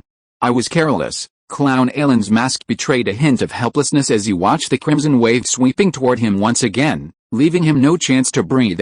That's it, no more fun. As he spoke, Ailin's body froze. The next second, a raging wave of blood-red tentacles enveloped Ailin's body. Ailin's figure, torn into a cloud of paper scraps, drifted away in the wind. Another fake, Kingpin, hiding his obese head behind the massive, rotting hand, peered through the cracks in the decaying hand to see yet another paper figure being shredded by the countless tentacles. The rage in his eyes surged once more, a raging fury that instantly surged through Kingpin's mind, burning away his remaining sanity. But soon, this flicker of anger was suppressed by Kingpin's iron will. Kingpin, his sanity restored, watched the clown vanish before him once again. He manipulated the decayed flesh to form a bloody shield around his head. He also controlled the blood-red tentacles that were gradually spreading throughout the slaughterhouse and dining room, sweeping out in all directions. With this wide-area attack, no matter how deeply the pesky clown hid, he would soon be swept out by his tentacles, which stretched across the slaughterhouse and living room. However, this time, Kingpin was doomed to miscalculate. Calculating that further action would prove difficult to defeat the profoundly altered Kingpin, Clown Ailin, injured in a crucial ankle, immediately chose a strategic retreat. He replaced Ailin with a paper doll he had hidden at the corridor's exit. As soon as his body touched the ground, he pressed a button on his waist. The next second, with a crackling sound of electricity, a dazzling burst of sparks erupted from a button-like patch 20 meters away from where Clown Ailin had landed. A smile flickered in Ailin's eyes, ignited by the dazzling sparks. As a magician, he certainly wouldn't perform without preparation. Sensing that something might be amiss with Kingpin, Ailin continued to advance deeper, taking on more than a few more positions. Both the paper figurine attached to the tunnel entrance and the ignition patches were part of Ailin's backup plan. As the blazing flames erupted from afar, illuminating the darkness, Ailin vanished instantly, only to reappear in the glow. Using the ignition patches he had placed in every corner of the corridor, Ailin's figure, guided by the flames, moved swiftly through the increasingly corrupted passage. Several flame leaps allowed him to pass through the corrupted corridor, possibly controlled by the Kingpin. After flame leaps, and emerging into a relatively clear corridor, Ailin the Clown felt a sharp pain in his ankle and fell to the ground, leaning against the wall. Hiss! After landing on the ground, Ailin the Clown gasped in pain as his ankle, which had been injured by his previous movement. Feeling the sharp pain in his ankle, Ailin the Clown quickly placed his left hand on it, damage transfer, with a thought. The injury on Ailin the Clown's ankle, under the influence of an inexplicable force, strangely moved to Ailin's left pinky finger. 10 fingers are connected to the heart. His left pinky finger, which instantly swelled up like a carrot, felt a stinging pain that made a sweat break out on Ailin's forehead. But at the same time, he breathed a sigh of relief. The pain in his fingers was no less intense than the ache in his ankles, but at least with his ankles unwound, it would no longer hinder Ailin the Clown's movements. As Ailin the Clown swiftly darted through the tainted and corrupted corridor using his fire leap, Kingpin's mind conjured a vision of Ailin the Clown swiftly fleeing the corridor amidst the flames. The image, searching the slaughterhouse for Ailin the Clown, startled Kingpin momentarily, but was then immediately overcome by a surge of shame and rage at having been tricked. Already on the verge of losing control, Kingpin, overwhelmed by this surge of shame and anger, felt his delicate veins writhing beneath his massive head. Driven by raging rage, Kingpin, like a mountain of flesh, emerged from the darkness of the slaughterhouse for the first time. This time, Kingpin's remaining sanity failed to prevent his near-death spiral. His subconscious told him he absolutely could not let Clown Ailin escape from Fisk Tower. If his current condition were exposed, he would face endless trouble. He had to keep this annoying creature here. Driven by this will, twisting blood-red veins wriggled one after another, moving the captured corpses to the base of the Kingpin's massive body. Then, using these numerous limbs as the Kingpin's, they dragged the massive body forward, desperately climbing. With these limbs, the Kingpin, a mountain of flesh, moved at a remarkable speed. But it still felt insufficient. Not enough, not enough. With another roar, blood-red tentacles erupted from the Kingpin, intertwining and weaving together, forming something like caterpillar tracks that attached themselves to the Kingpin's lower body. At the same time, more blood-red tentacles, like climbing limbs, continuously clinged to the ground and walls, pulling Kingpin forward. Accelerated by these forces, Kingpin's massive body moved at a significantly faster pace. Simultaneously, Kingpin's massive body squirmed, becoming increasingly narrower and longer. Then, carrying a portion of Kingpin's body, it plunged directly into the rotting tunnel.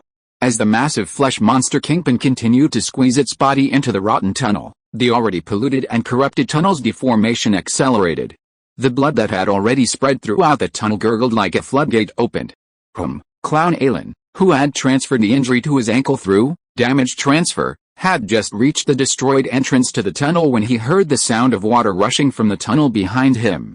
He turned and looked. Clown Ailin suddenly noticed that from the passage behind him, vast pools of dark red blood were gushing frantically toward him.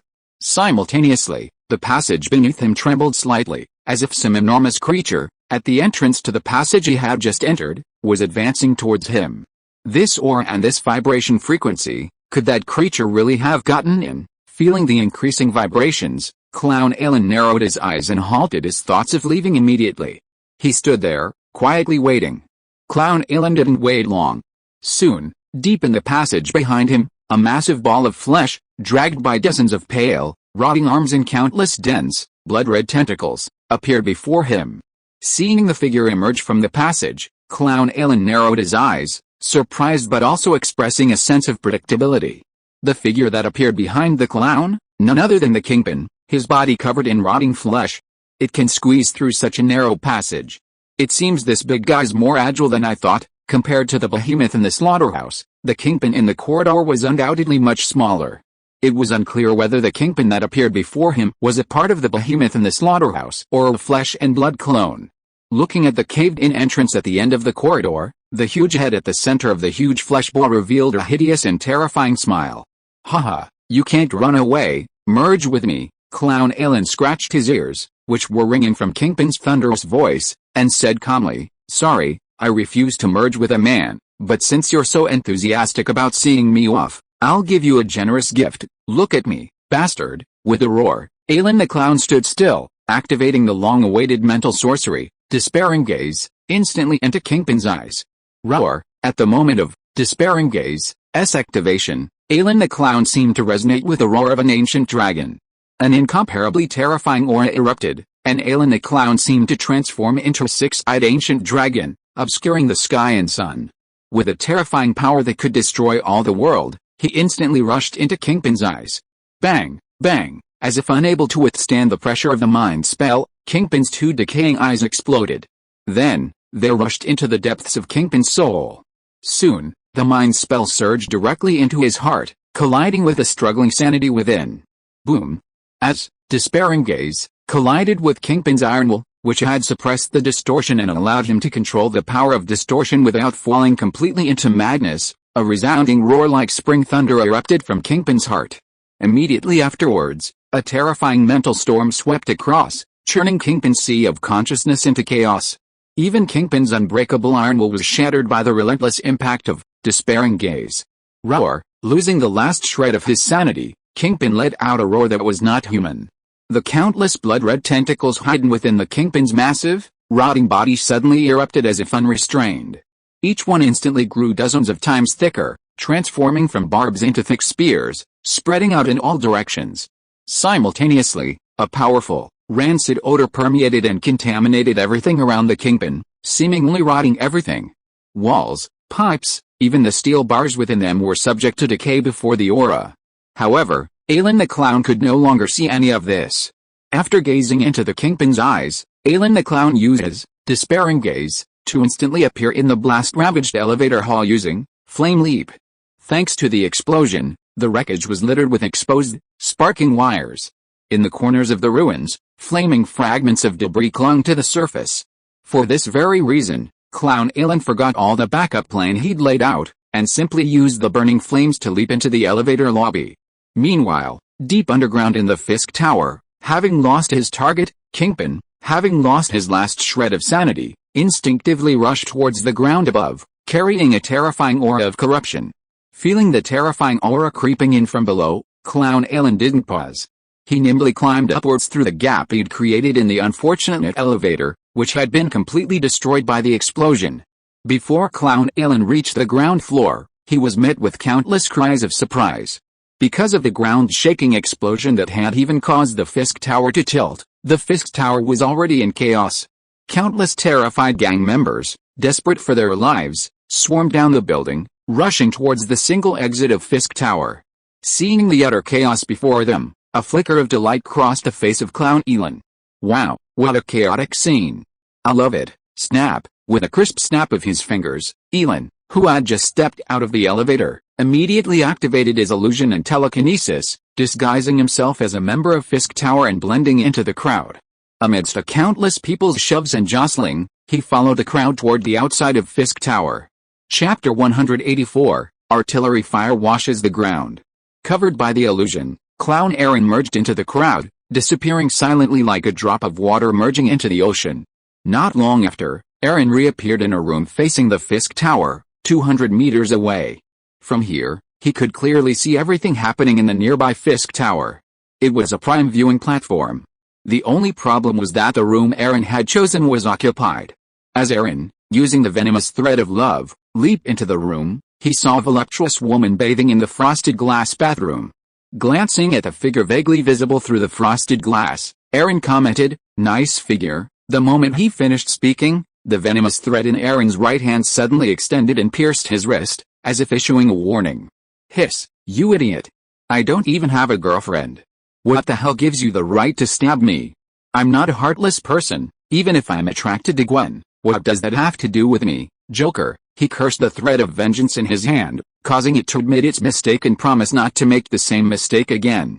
Only then did the self-proclaimed Joker angrily let it go. The clown, Ailin, cursed the thread of vengeance loudly, but the beautiful woman bathing in the bathroom seemed oblivious. She continued to hum to herself, applying shower gel to her alluring, fair body, completely unaware of the uninvited guest in her room. The explosives detonated by Bullseye made a considerable noise. Besides the people desperately trying to escape the Fisk building, fearing its collapse, the blast echoed through several nearby blocks, quickly attracting the attention of the New York police. The disaster in Harlem hadn't lasted long. The New York Police Department, fearing a repeat of the tragedy, was on high alert. For the past 2 days, any disturbance in the metropolis of New York City has been a focus of intense scrutiny. Therefore, even in the chaotic, under-the-radar Hell's Kitchen, the NYPD dispatched numerous officers to the scene, rushing to the scene. However, due to the Fisk building's unique location, the NYPD, familiar with the building, refrained from immediately rushing inside. Instead, they evacuated the surrounding residents under the guise of maintaining order.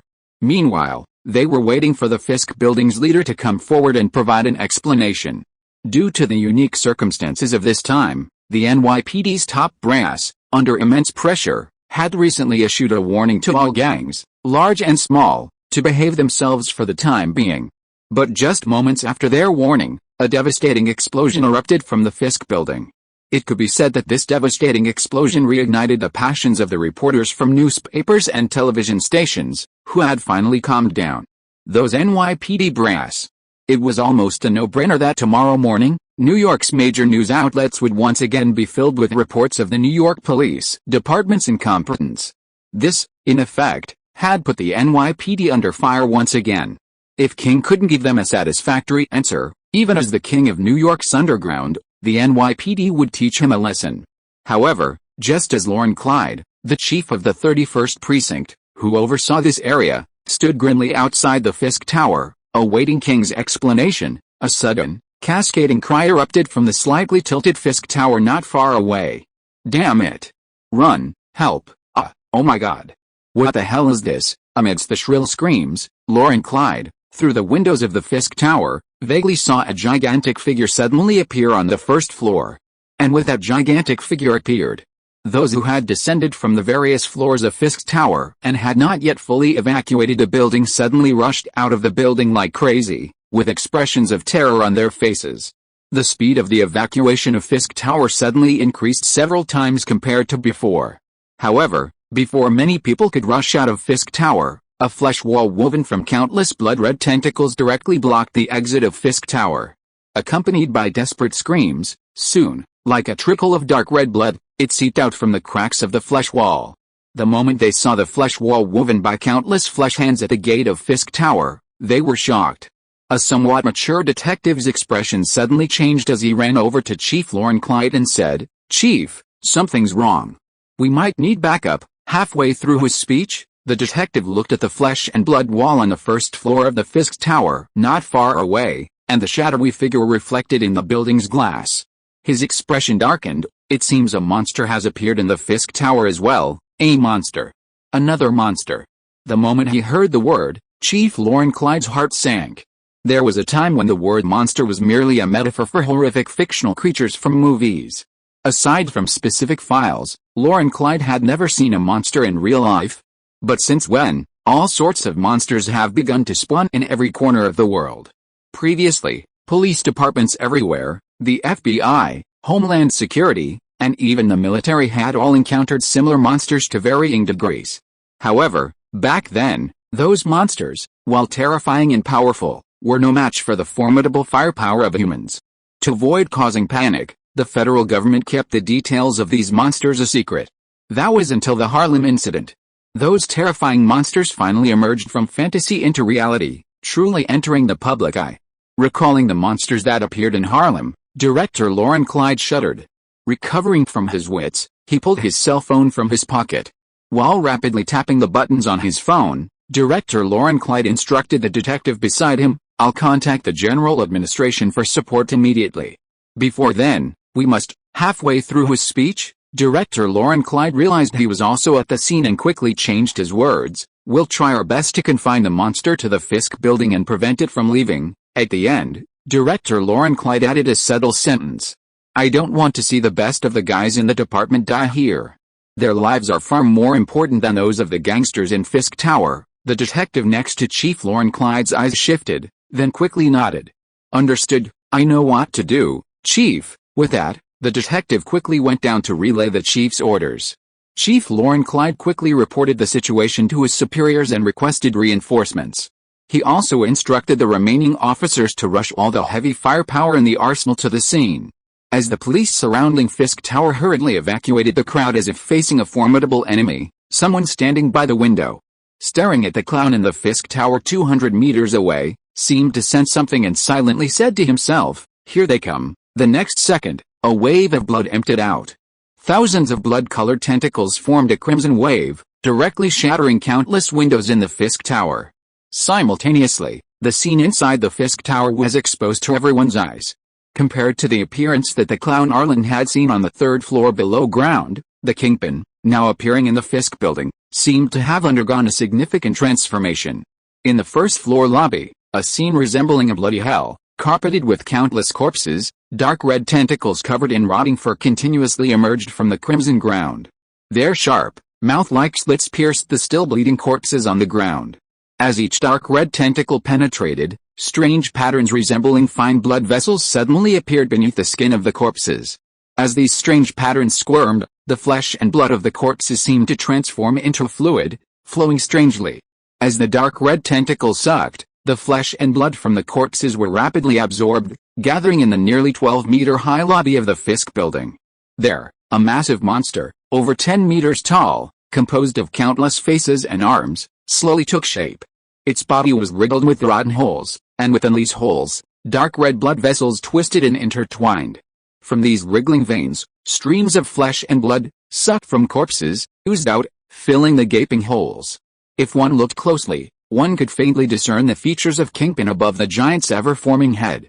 "Not enough, not enough, I need more flesh." After consuming most of the flesh on the ground, the flesh monster, still with many holes on its body, turned its gaze to the surging crowd outside the Fisk building. This height is almost over 10 meters. This massive structure is comparable to the true giants in myths and legends. After a brief sigh, the clown Ailin noticed that the reappearing Kingpin had not only become even larger. Even the stench of decay emanating from its body grew stronger. Not only did the twisted tentacles within its body transform from blood red to darker, more putrid crimson, but even the surrounding food, contaminated by an inexplicable aura, began to rot rapidly. The bodies, stripped bare of their skin, the potted greenery that decorated the Fisk Tower, the various chairs, even the glass and walls, all began to decay under the influence of some mysterious force. Even from such a great distance, the clown Ailin could detect a strong stench of decay. "Is this a further loss of control?" Ailin pondered. A deafening roar suddenly erupted from the distant Fisk Tower. "Offer your flesh and blood, and become one with me, lowly mortal." Along with this mighty roar, a fierce light suddenly blazed from the eyes of the massive flesh and blood monster within Fisk Tower. Then, standing still and gathering strength, the enormous flesh giant roared out at a rapid speed, slamming into the wall of the Fisk building. Under the terrifying force of the flesh giant, the outer wall of the Fisk building was like a piece of paper. A large hole was directly knocked out, and it appeared on the street outside the Fisk building. After smashing through the outer wall of the Fisk building and appearing outside the Fisk building, the flesh giant, standing 10 meters tall and covered in rotting flesh, did not stop. It rushed directly towards the most crowded area on the street. Looking at the terrifying giant that stood 10 meters tall, almost as tall as a 4-story building, director Lauren Clyde, who was personally in charge of the scene, turned pale and subconsciously raised the walkie-talkie in his hand. He roared frantically, "Shoot, everyone shoot, bang, bang, bang." Chief Lauren Clyde barely needed to give the order. The moment the terrifying, decaying giant burst out of the Fisk building, Many officers, driven by fear, subconsciously pulled the trigger. Driven by fear, the officers' shooting accuracy plummeted. However, the giant was simply too massive. Even if they were lucky, they would still manage to hide a few targets with a single volley of bullets. Dozens of officers opened fire, and quite a few bullets landed on the giant. However, these attacks seemed to have little effect on it, aside from creating tiny bloody holes and splattering some foul-smelling, decaying fluid. Chapter 185, Artillery Fire Washes the Underground. The rotting giant was too big, and the bullets from the pistol were too small. While the bullets could penetrate the giant's flesh, the pea-sized wounds were nothing to the 10-meter-tall giant. Within the giant's body, the twisted, blood-red tentacles shrank and tensed, and the bullet wounds vanished beneath the layers of flesh. No, switch to heavier firepower. Bullets have no effect on this monster. Several relatively calm detectives, noticing the effect of the bullets on the giant, shouted. One detective dropped his pistol, pulled a grenade from his waistband, flipped the safety, and hurled it fiercely at the crimson giant. The green grenade traced a parabola in midair before striking the giant's right arm with pinpoint accuracy. Boom! With a resounding explosion, a large chunk of flesh was blasted off the giant's rotting right arm. The rotten flesh, shattered into tiny pieces, splattered in the air, forming a bloody mist that sprayed in all directions. Well done, Chief Lorne Clyde, after watching the detective injure the rotting giant with a grenade, felt the giant wasn't as terrifying as he'd imagined. Just as he was about to call on the other officers to join in, using grenades, howitzers, and other heavy firepower to crush the massive rotting giant, a giant rotting hand descended from the sky. With a bang, it instantly crushed the detective who had thrown the grenade, along with a police car in front of him, into pulp. When the rotting hand rose again, it saw the pool of flesh on the ground, its original shape unrecognizable. Chief Lorne Clyde was so frightened that he almost died, forcing back the words that were about to burst out. After slapping the detective who had injured him with a grenade, the rotting giant, Kingpin, didn't stop. Several more slaps followed. After beating down several obstructing police officers, the rotting giant, Kingpin, finally turned and gazed greedily at the frantic crowd fleeing. Meet, just as the massive rotting giant stretched out its legs, attempting to catch up with the fleeing crowd, two missiles, trailing a trail of white smoke, swiftly streaked across the street and struck the giant's chest. Boom! Boom! With two resounding explosions, the small missiles, manufactured by Stark Industries, disintegrated, exploding directly into the giant's chest in a dazzling display of fireworks. Not only did the two small missiles create two craters, 2 to 3 meters in diameter, in the giant's chest, but the shock waves sent the giant careening backward. As the giant was sent flying, a golden and red figure swiftly streaked across the sky, arriving at the battlefield amid the cheers of countless people. Mom, it's Iron Man. He beat the monster away. We're saved, look, honey, it's Iron Man. We're saved, don't look. Let's get out of here first. So what if he's Iron Man? Not long ago, he was beaten up by that abomination in Harlem. He's not that six-winged angel. Who knows if he can deal with this monster? No, he's Iron Man. I believe he can find a way to deal with that monster. Boom. The rotten giant flew backwards, destroying a small flower bed. The pair of eyes that were almost submerged in layers of fat instantly turned scarlet. He stared at the figure in midair and sternly declared, "You deserve to die." In midair, Tony Stark glanced at the police cars slammed into discus shapes not far away, the puddles of flesh nearby, and the piles of bloody corpses within the Fisk building. He said coldly, "You're the one who deserves to die, you monster." With that, Tony Stark raised his arm, and a tiny, special missile instantly streaked through the air, firing towards the rotting giant's head. Roar! On the ground, the rotting giant, flung back by the two missiles, raised his right arm, unyielding, and delivered a powerful punch at the incoming missile. Watching the rotting giant attempting to outsmart his meticulously crafted miniature missile with his flesh and blood, Tony Stark curled his lips in disdain. With the speed of this giant's punches, even if it doubled, it wouldn't be able to hit my Rose missile. Just as Tony Stark predicted, before the rot giant's massive fist could strike the Rose missile, the miniature Rose missile slammed into the giant's massive head. Boom! With a resounding roar, a raging cloud of flames and smoke rose from the giant's massive head. Is it resolved? Just as Tony Stark's attention was focused on the giant's head, which had been struck by the Rose missile, the rot giant suddenly changed direction. With a whistling gust of wind, The rod giant's fist slammed into Tony Stark in midair. In a nearby tall building, the clown, Ailin, watched Tony Stark being sent flying by the rod giant's punch and shook his head.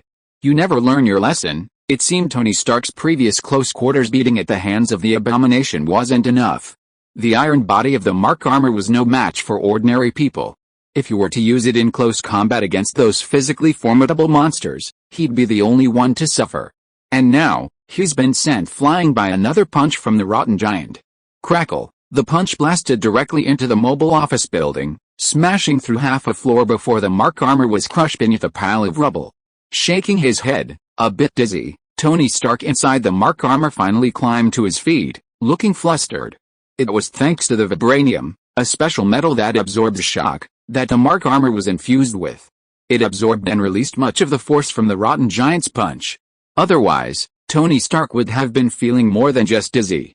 Shit, that punch was really powerful. Once the dizziness subsided a bit, Tony Stark controlled the Mark armor and flew out again amid the screams of the countless people in the office building.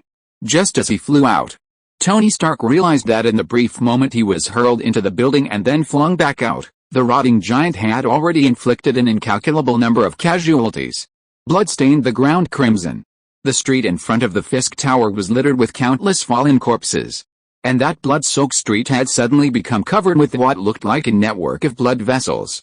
As these vessels pulsated, countless fluids of flesh and blood were drawn from the corpses on the street, then transported through the network of vascular channels into the rotting giant's body. Assimilating this countless fresh flesh and blood, the 3 flesh holes in the rotting giant's body, created by Tony Stark's missiles, were rapidly repaired by the wriggling of its fleshy tentacles. In a matter of moments, the 3 large holes had vanished at a visible speed. And nourished by this flesh and blood, the rotting giant's body continued to grow at a visible rate. Staring at the scene before him, which seemed a world away from the one before he entered, Tony Stark's face changed drastically. Shit, how long was I unconscious just now? Was I unconscious for an hour, Jarvis, sir? From the time you were flung away by that rotting giant until now, a total of 37 seconds have passed. 37 seconds. Tony Stark's face changed upon hearing this number. In just 37 seconds, the rotting giant had caused such a devastating battle. It seemed this terrifying being was even more terrifying than he had anticipated. Sir, according to observations, the rotting giant has grown even larger after devouring the corpses through those bloody tentacles on the street. You must stop this rotting giant from consuming flesh and blood, or it will become even more powerful. After hearing Jarvis' description, Tony Stark looked at the dense, still wriggling blood vessels and felt a surge of nausea. Damn it. This monster is eating people. Jarvis, flame mode. Yes, sir. He took a deep breath. 2 jets of azure flame erupted from the soles of the Mark armor's feet, carrying Tony Stark as he rocketed forward. As he flew, Tony Stark's palms continuously blasted 2 blazing flames, scorching the tentacled streets below. Under the blazing flames, the dense network of blood vessels beneath him rapidly carbonized, burning to a charred mess. Ahead, the rotting giant, slaughtering the fleeing people, felt the fleshy tentacles behind him being charred. Suddenly, the back of its bald head began to wriggle rapidly, splitting open with 6 narrow cracks. Moments later, 3 pairs of enormous pupils appeared within the cracks. Upon seeing the figure that had once injured it, now ruining its plans, the blood-red giant roared angrily, "You again," as it roared. The rotting giant's 2 thick, rotten arms, in an unconventional, extremely contorted gesture, fiercely swung at Tony Stark, who was flying towards him. Before the 2 stinking fists could reach him, Tony Stark, freshly chastened, spun nimbly in midair. Then, turning a corner, he continued to use the flames in his hands to burn the dense blood-red tentacles on the ground. Understanding the purpose of these blood-red tentacles, Tony Stark immediately made their destruction his primary goal. Besides preventing them from further desecrating corpses, Tony Stark also didn't want to face a terrifying monster that could repair itself and continue to grow in size. Of course, as he turned, Tony Stark didn't forget to attack the blood-red giant with the array of small missiles he carried on his shoulders, inflicting as much damage as possible on the rotting giant and weakening it. As they attacked, Tony Stark rapidly barked orders to Jarvis.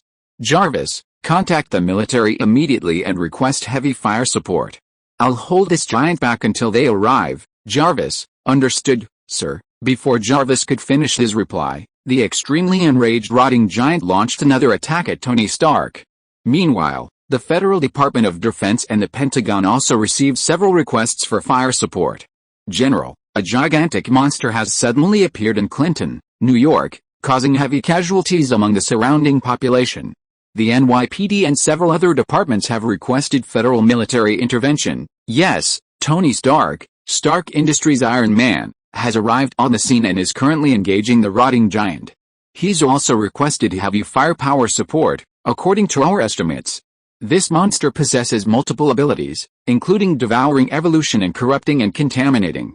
If allowed to continue growing, Clinton will surely become the next Harlem, or even worse. At a massive command console, a young officer in a federal military uniform reported to a white-haired man in a general's uniform behind him while quickly displaying footage from multiple military satellites on the monitors in front of him. On the massive 9-square grid screen, a terrifying, sinister, rotting giant stood out prominently, with several screens displaying its wanton slaughter of civilians. Tony Stark, hailed as a superhero, leaped up and down amidst the onslaught of the monstrous, rotting giant. His attacks proved ineffective against the terrifying, massive beast. One of the 9 grid screens even showed Tony Stark being sent flying by a rotting giant's fist, slamming into an office building. A long pause followed. HMPH, I knew these so-called superheroes weren't reliable. They talk about protecting the world, but all they do is serve their own selfish ends.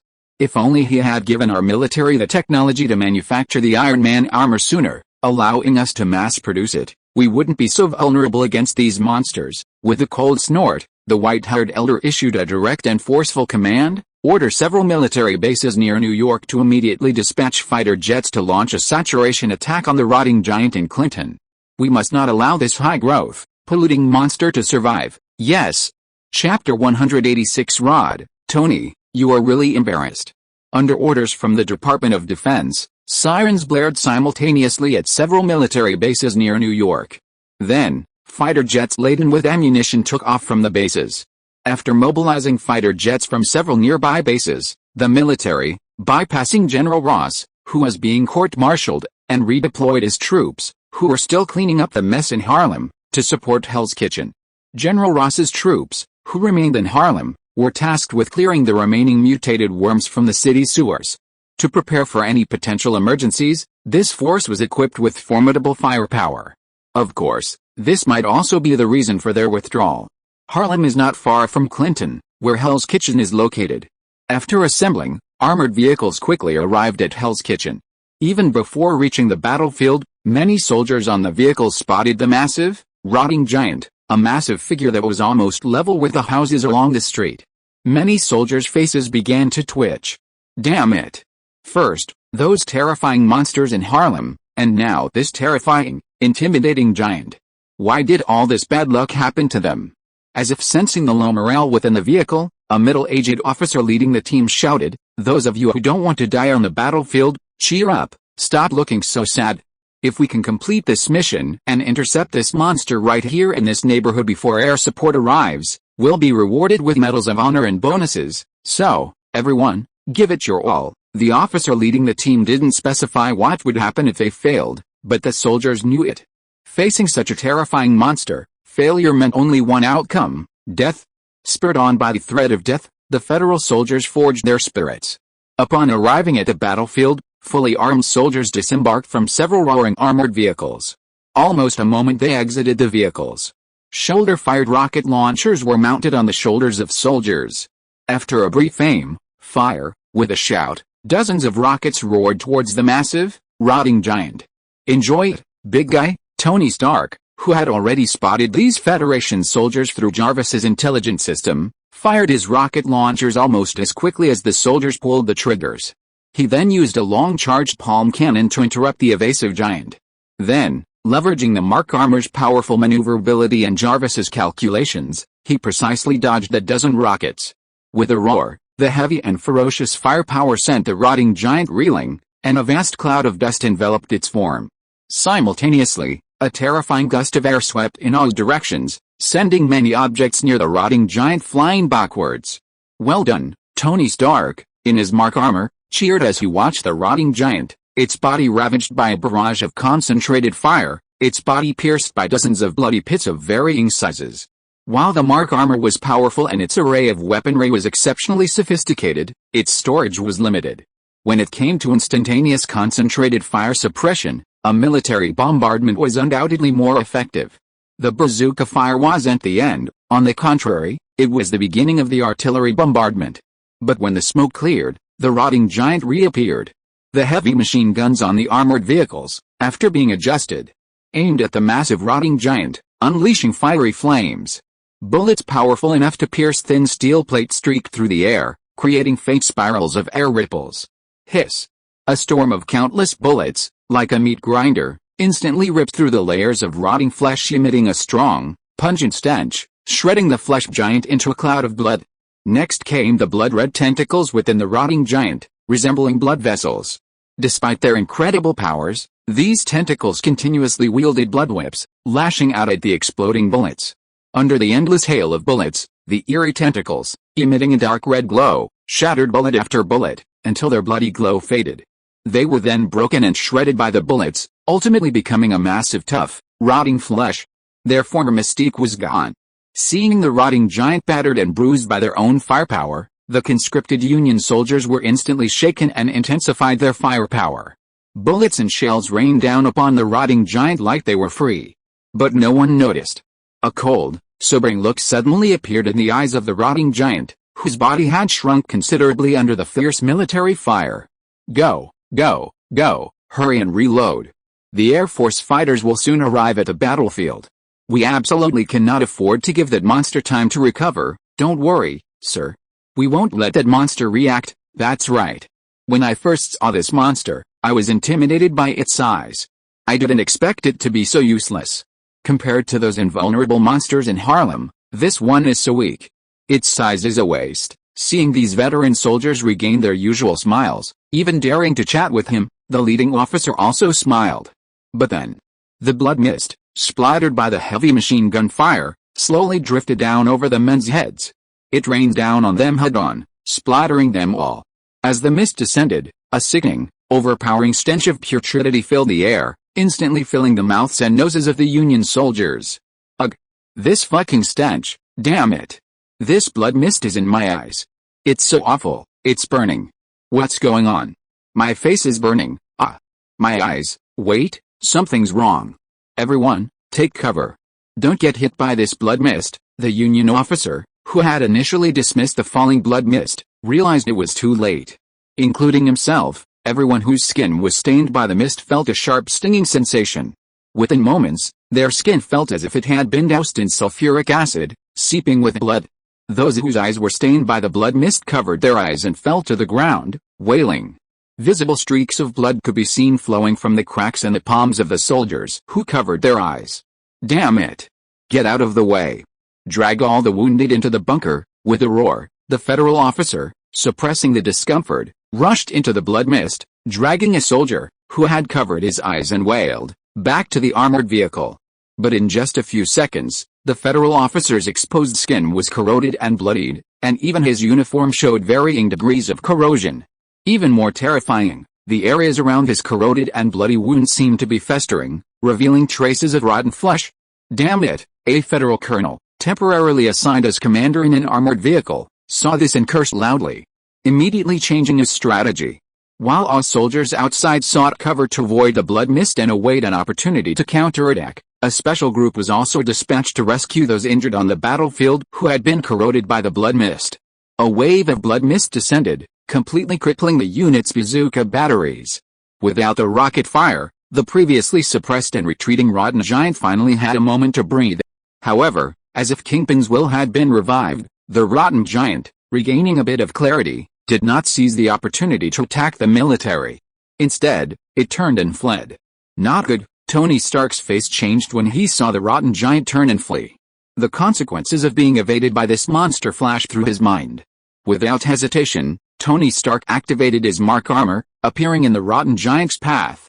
Jarvis, aim at the monster's head and activate annihilation mode at 50% power. Jarvis, yes, sir. The moment annihilation mode was activated, the arc reactor on the Mark armor's chest rapidly flared with a brilliant azure energy, accompanied by a terrifying aura of destruction. Danger! The rotten giant, having only taken a few steps, sensed this terrifying aura the next second before extending a massive hand and slapping the mark armor in midair. Zizzy! Just as the rotting hand was about to strike Tony Stark, a beam of azure destructive energy burst forth from the mark armor's chest. Zzzzzz! The rotten giant's massive arm was shattered by the azure beam. After shattering most of the arm, the azure beam, still undiminished, blasted towards the giant's head. Boom!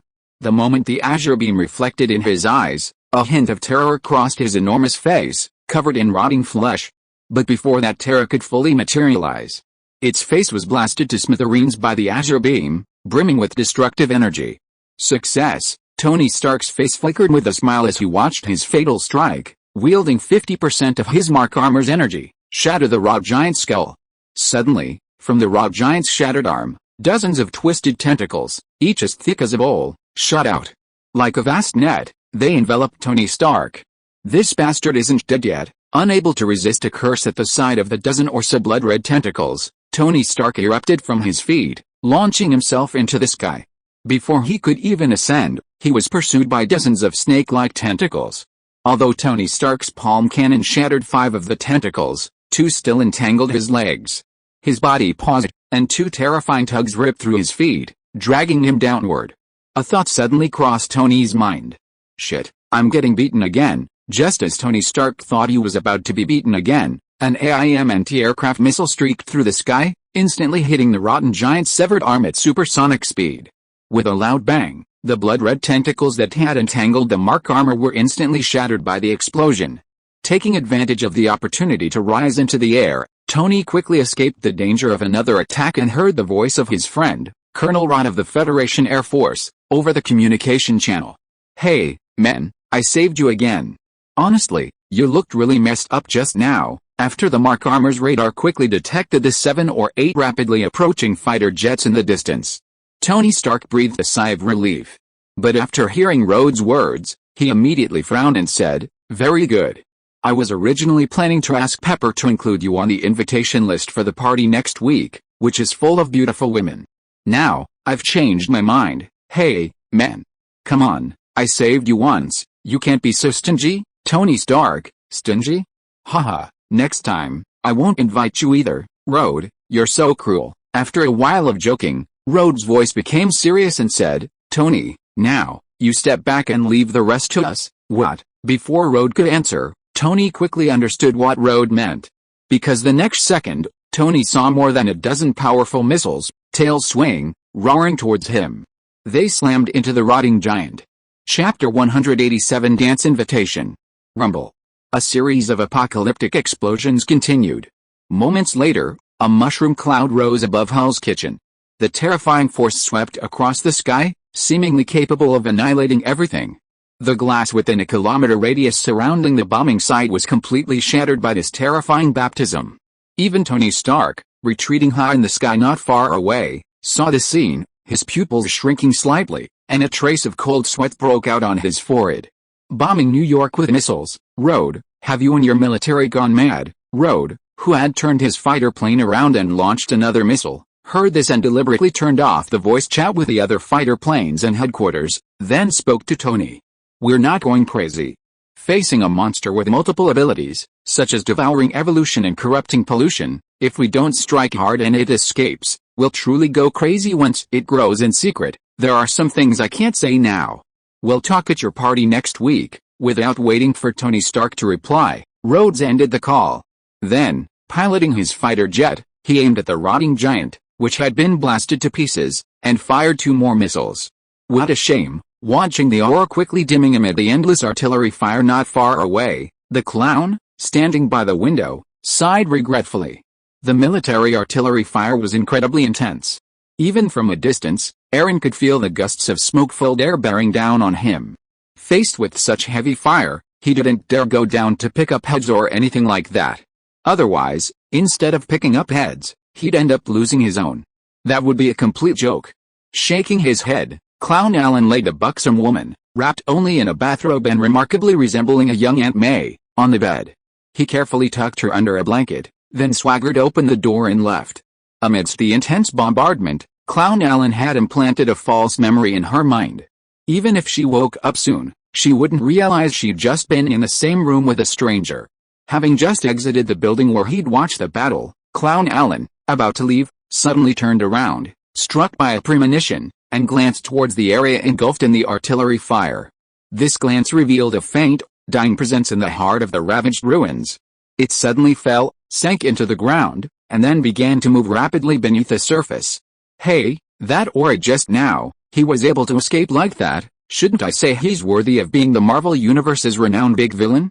His ability to survive is truly remarkable. Without a doubt, the aura Ailin had detected through his clairvoyance was none other than Kingpin's. Seeing Kingpin, on the verge of death under such intense fire, managed to escape in such an incredible manner, Ailin the clown couldn't help but feel a surge of inexplicable joy. This was truly amazing. Ailin, his eyes brightening, didn't mind the filth. He simply flipped open a manhole cover in a deserted corner and crawled down.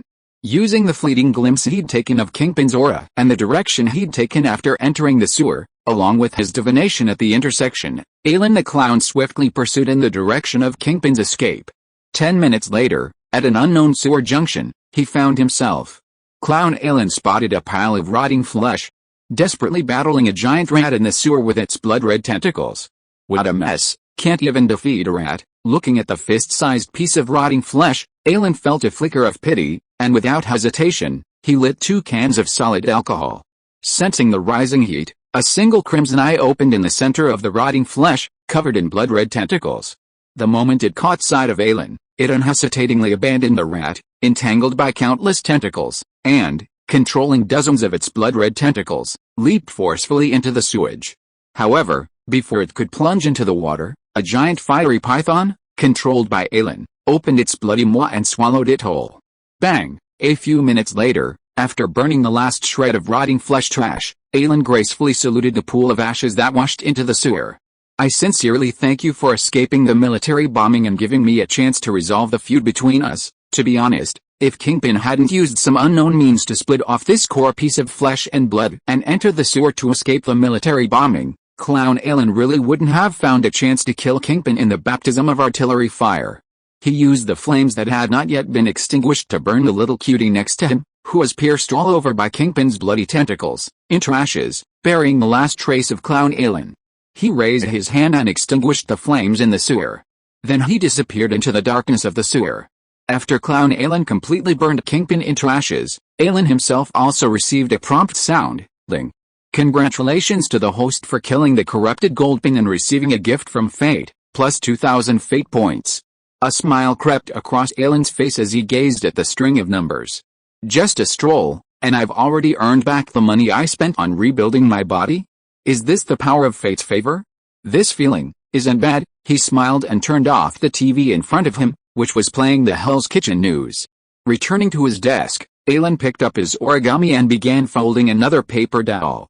The next morning, Ailin, driving his Aston Martin, entered the school amidst the envious gazes of a group of Midtown High students and teachers. As he entered the classroom, Doug, a chubby boy with a mysterious expression, dragged a stool over to sit next to Ailin and said, "Hey, buddy, did you hear?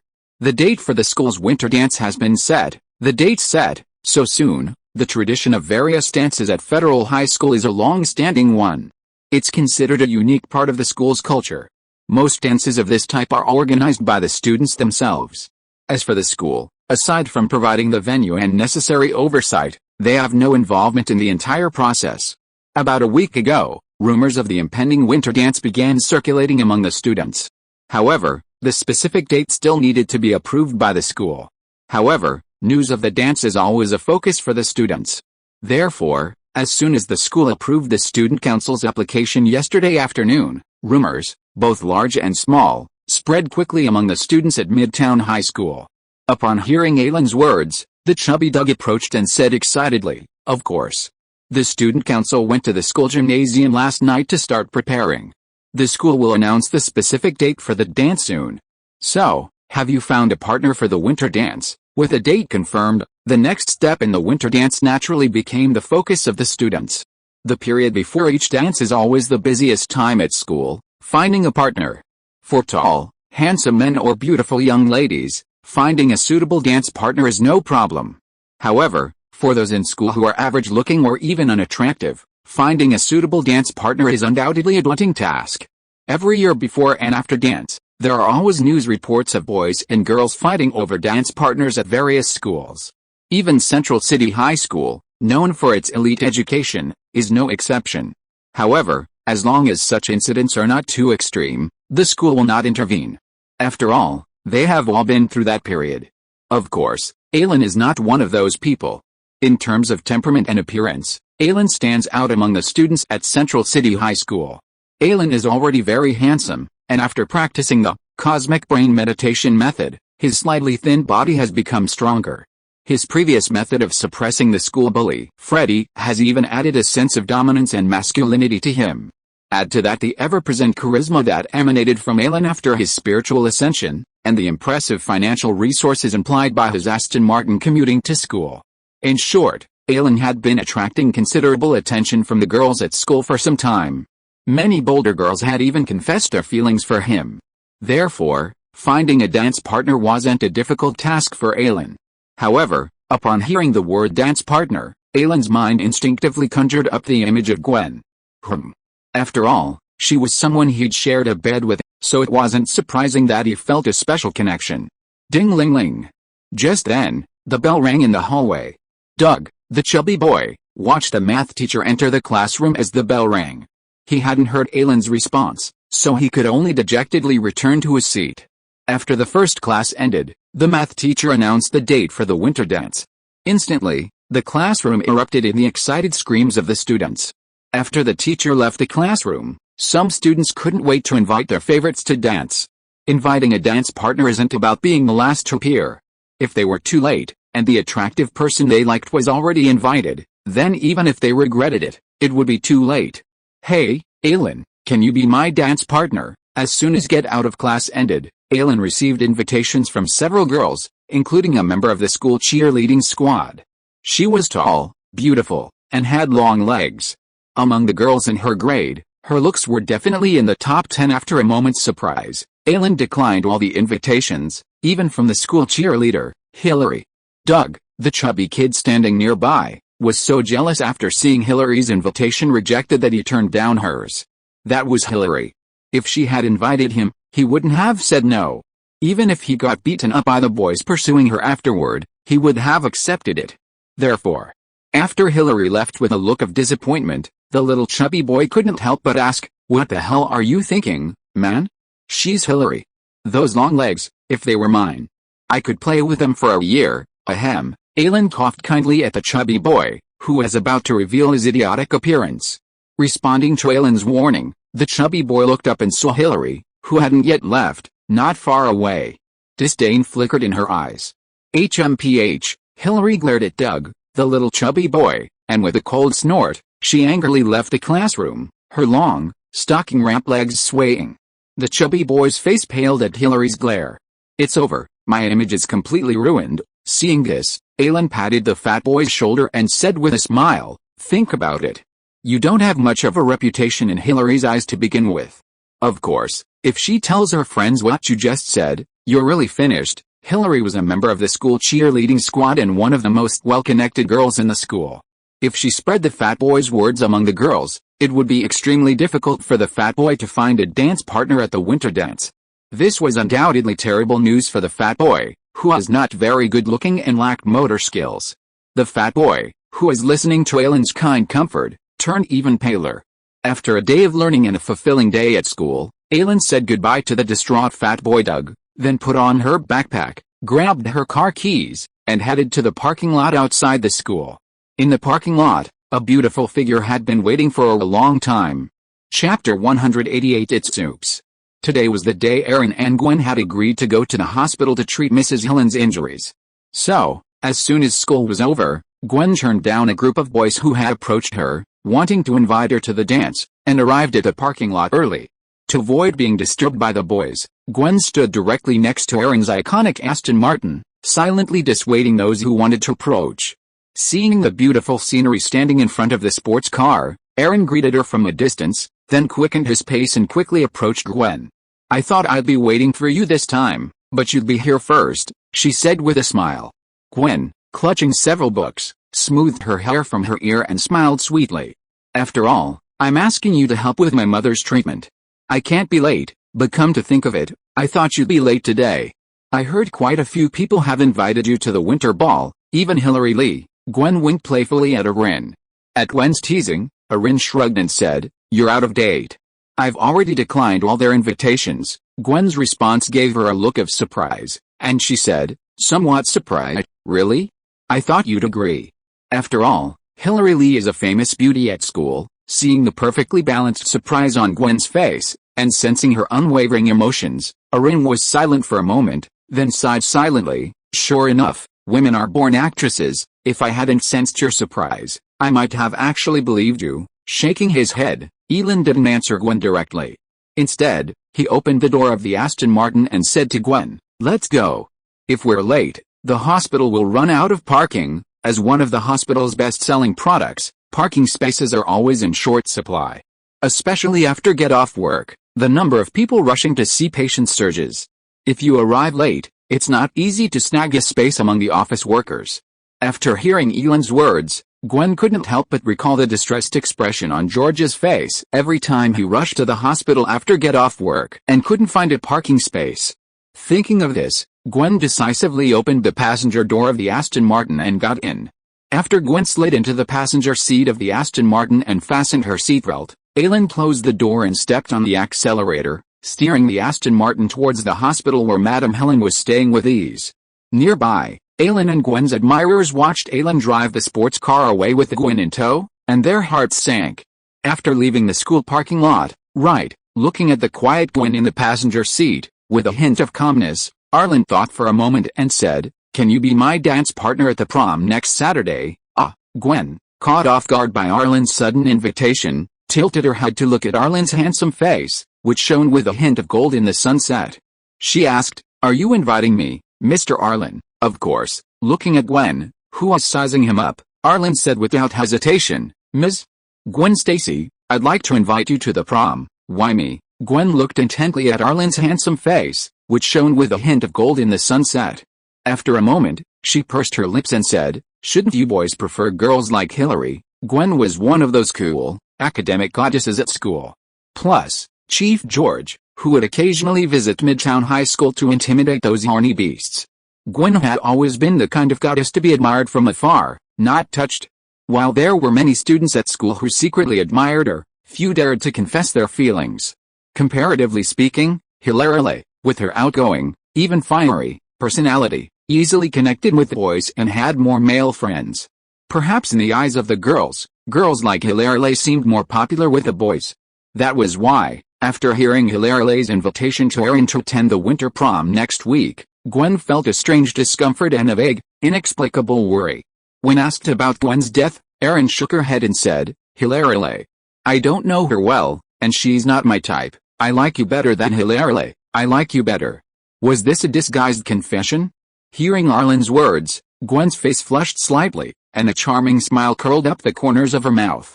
Even the inexplicable discomfort she'd felt earlier in the day when Hillary invited Ailin to the winter ball quickly dissipated. Her mood suddenly brightened. She deliberately turned her head away, her gaze wandering out a window. "Well, since you turned down Hillary, I accept your invitation." Although Gwen's face was turned away, a smile was hard to conceal as she spoke. Sensing the joy in Gwen's words, Ailin's face also smiled. Ailin said in a deliberately exaggerated tone, "Wow, I'm so lucky. So, I guess I'm taking advantage of your rejection of Hillary. But, Gwen, do you have any issues with Hillary?" Of course. After hearing Ailin's words, Gwen nodded vigorously without hesitation and said affirmatively, "And they were irreconcilable, is that so? Anyway, I'm honored that you accepted my invitation, Miss Gwen Stacy." Half an hour later, after using holy light healing on Helen's legs again, Ailin saw that her legs had almost healed back to the way they were when he first met her. Even the hideous wounds on Helen's calves faded bit by bit under the warm holy light, eventually disappearing. Watching the scars disappear bit by bit under the warm white light, as if by magic, Helen gently stroked her legs, her body trembling slightly, and she couldn't help but cover her mouth. "This is unbelievable. Ever since I saw those scars, I never thought my legs could heal like this, you know? I was going to pack up all the dresses in the house and throw them away when I got home." Perhaps overwhelmed with emotion, Mrs. Helen's words were a bit incoherent. After a long moment, Mrs. Helen, holding Gwen tightly with one hand, finally calmed down. Seeing Mrs. Helen calm down a bit, Ailin asked, "How are you feeling, Mrs. Helen?" "Excellent. I even feel like I could walk right now." With a slight effort, Mrs. Helen lifted her legs to the edge of the bed, as if she really wanted to get out and walk around. Ever since her hospitalization, she'd been bedridden and immobilized, a life that was becoming unbearable even for Helen. So, after feeling her leg injuries heal, the first thing Helen wanted to do was get out of bed and rest. However, her action startled Gwen. "Mom," seeing Gwen instinctively stopping Helen from getting out of bed, Ailin smiled and said, "Don't worry. Mrs. Helen's leg injury has almost healed. All she needs is more nutrition and calcium, and some rehabilitation exercises, and she should be able to be discharged. It won't be a problem if she gets out of bed now. Of course, if you're worried, we can help Mrs. Helen walk around the room first." Hearing Ailin's words, Gwen's eyebrows furrowed slightly. She looked at Ailin hesitantly and asked, "Is it really okay now?" "Trust me." 10 minutes later, George, who had just finished his shift, rushed from the police station to the hospital. Upon entering the ward, he saw Helen standing alone by the window, arms outstretched, embracing the last rays of the setting sun. Seeing the radiant smile on Helen's face, George could hardly believe his eyes. "Oh my God, are you still asleep?" He rubbed his eyes vigorously, but when he opened them again, he saw his wife standing in the golden sunlight, smiling at him. "Could it be that I've been too tired lately, causing too much stress and hallucinations?" George pinched himself hard and realized that the scene before him had not changed at all. George froze in his tracks. He watched George standing at the ward door with a look of disbelief on his face, a bit stunned. Gwen, who was seeing her father like this for the first time, couldn't help but burst out laughing. This sneer also woke George, who had been slightly dazed. "This pain, is all this real?" Helen, who had been mumbling to herself at the ward door for a long time but hadn't come over, waiting with her arms outstretched, flicked her wrist and gave George a stern glare. "Of course it's real. Can't you see I've been standing here for so long? Come and help me up, okay?" As George slowly walked Helen back to the bedside and tucked her back into bed, George finally realized that everything he saw was real. Witnessing this incredible scene, George instinctively asked, "What's this?" Without waiting for Ailin to respond, Gwen, also standing beside the bed, volunteered, "Mom's early recovery this time is thanks to the miracle drug Ailin obtained from the Osborn Group." Otherwise, the Osborn Group. Miracle drug. Quickly catching a few key words, George for the first time shifted his gaze from his wife's face and her newly healed legs to Ailin beside him. Then he asked, "I thought the drugs invented by the Osborn Corporation, which have cured millions of patients, were already impressive enough, but I didn't expect them to develop such a incredible drug, but I've never heard of this miraculous drug, let alone seen it on the market." How did you get it? George had never thought his daughter would lie to him, so he subconsciously believed that Helen's leg injury was indeed cured by the special medicine that Ailin had obtained from the Osborn Corporation. He also subconsciously shifted his suspicions to how Ailin had obtained these special medicines. In George's opinion, although Ailin had some special abilities, he was still a student who had not even graduated from high school. Although Ailin had a good relationship with Pepper Potts, the newly appointed president of Stark Industries and Osborn Corporation were completely different in terms of military and medical industries. Even if Ailin had connections with such a large capital conglomerate, it should be with Stark Industries, not with the Osborn Corporation. Compared to Ailin, on the contrary, his daughter Gwen, who is interning at the Osborn Group, seems to have a closer relationship with the Osborn Group. Could it be that this guy specially begged Ms. Pepper to get this special medicine from the Osborn Group through the relationship network of Stark Industries for Helen's injury? But even for Ms. Pepper, it is not easy to get a special medicine with such effect. Why is this kid so concerned about Helen's injury? Could it be that George, who seemed to have thought of something, suddenly froze? When he calmly caught the unique look of his daughter looking at Ailin with a corner of his eye, George, who had already had a bad premonition, suddenly felt a pang in his heart. Oops. Chapter 189 George, I'm going to kill him. In the ward, Helen and Gwen, immersed in joy, didn't notice the strange look in George's eyes. But Ailin, facing George, clearly saw the sudden change in his expression. And now, he caught the indistinguishable gaze of a father-in-law examining his son-in-law. But for Ailin, whose mind had long since reached a state of concentration. The pressure brought by George's scrutiny was of course nothing. But to avoid unnecessary follow-up questions from George, Ailin followed through and explained. Well, didn't I tell you that I own 5% of the Osborne Group? After all, I'm a shareholder. As a shareholder, it shouldn't be surprising for me to receive some of the special medicine that can't be mass-produced due to material and price constraints. Ailin's words startled the three people in the room. 5% of the Osborne Group. The Osborne Corporation is the Federation's largest medical conglomerate. While its market capitalization isn't as high as that of a formidable military-industrial complex like Stark Industries, it's still a behemoth worth over $200 billion. For such a behemoth, a 5% stake represents tens of billions of dollars.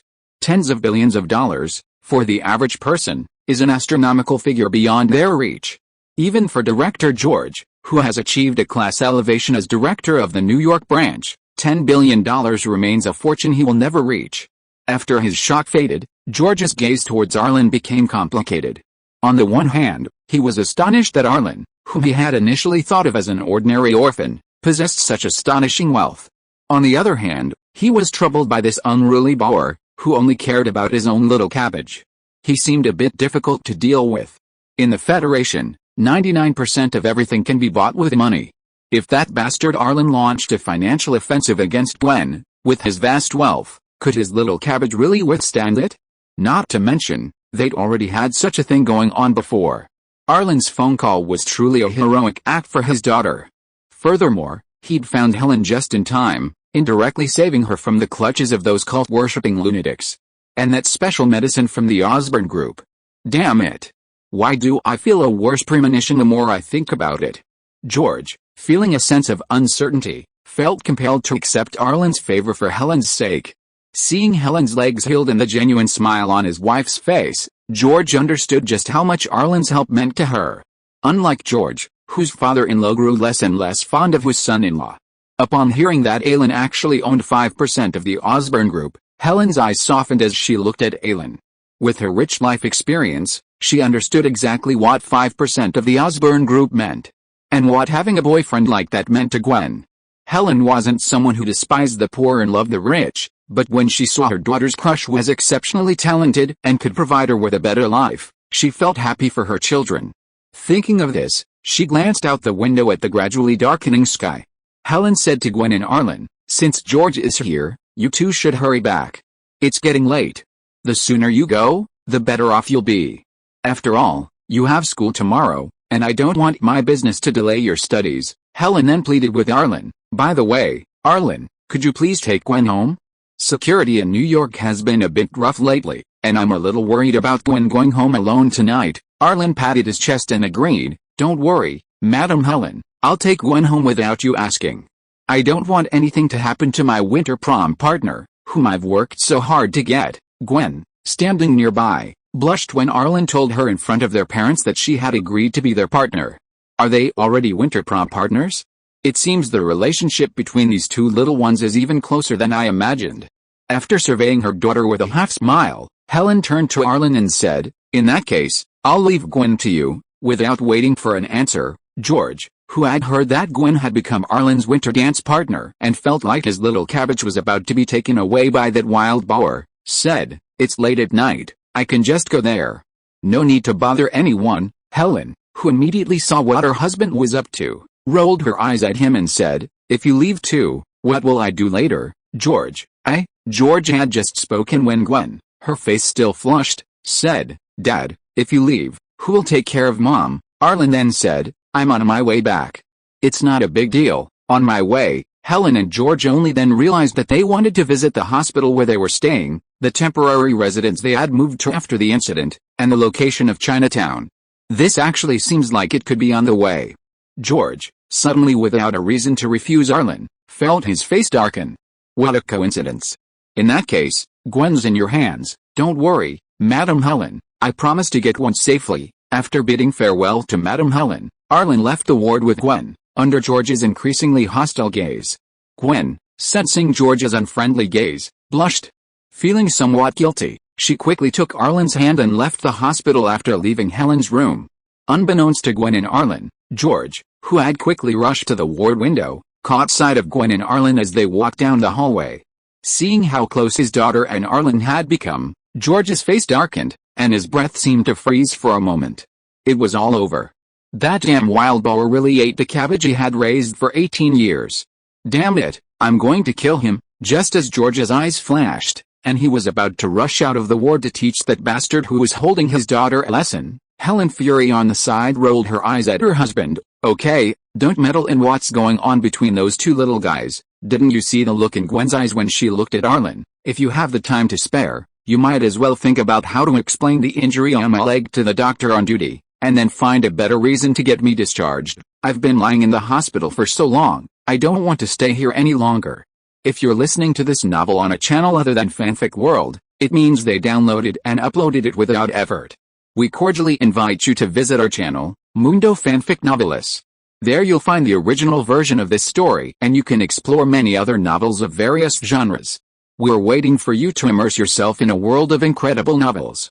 Chapter 190 Funeral. Corrected, thank you, Ailin. Gwen looked at Ailin earnestly after entering the hospital's underground parking lot. Seeing Gwen's serious expression, Ailin paused and said with a smile, I'm glad I didn't disappoint you. After all, I received payment in advance from someone. If I don't do a good job, how can I justify the payment? But come to think of it, I didn't expect these treatments to be so effective. Even the scars on Helen's legs have healed. It seems that the healing wax we prepared last time won't be needed now, although the primary holy light healing was only the lowest level of the Angel Scepter. After several applications, its healing effect on external injuries was so good that it even exceeded Ailin's expectations. Among other things, the scars on Mrs. Helen's calves had receded so quickly, almost returning to their original state, something Ailin hadn't anticipated.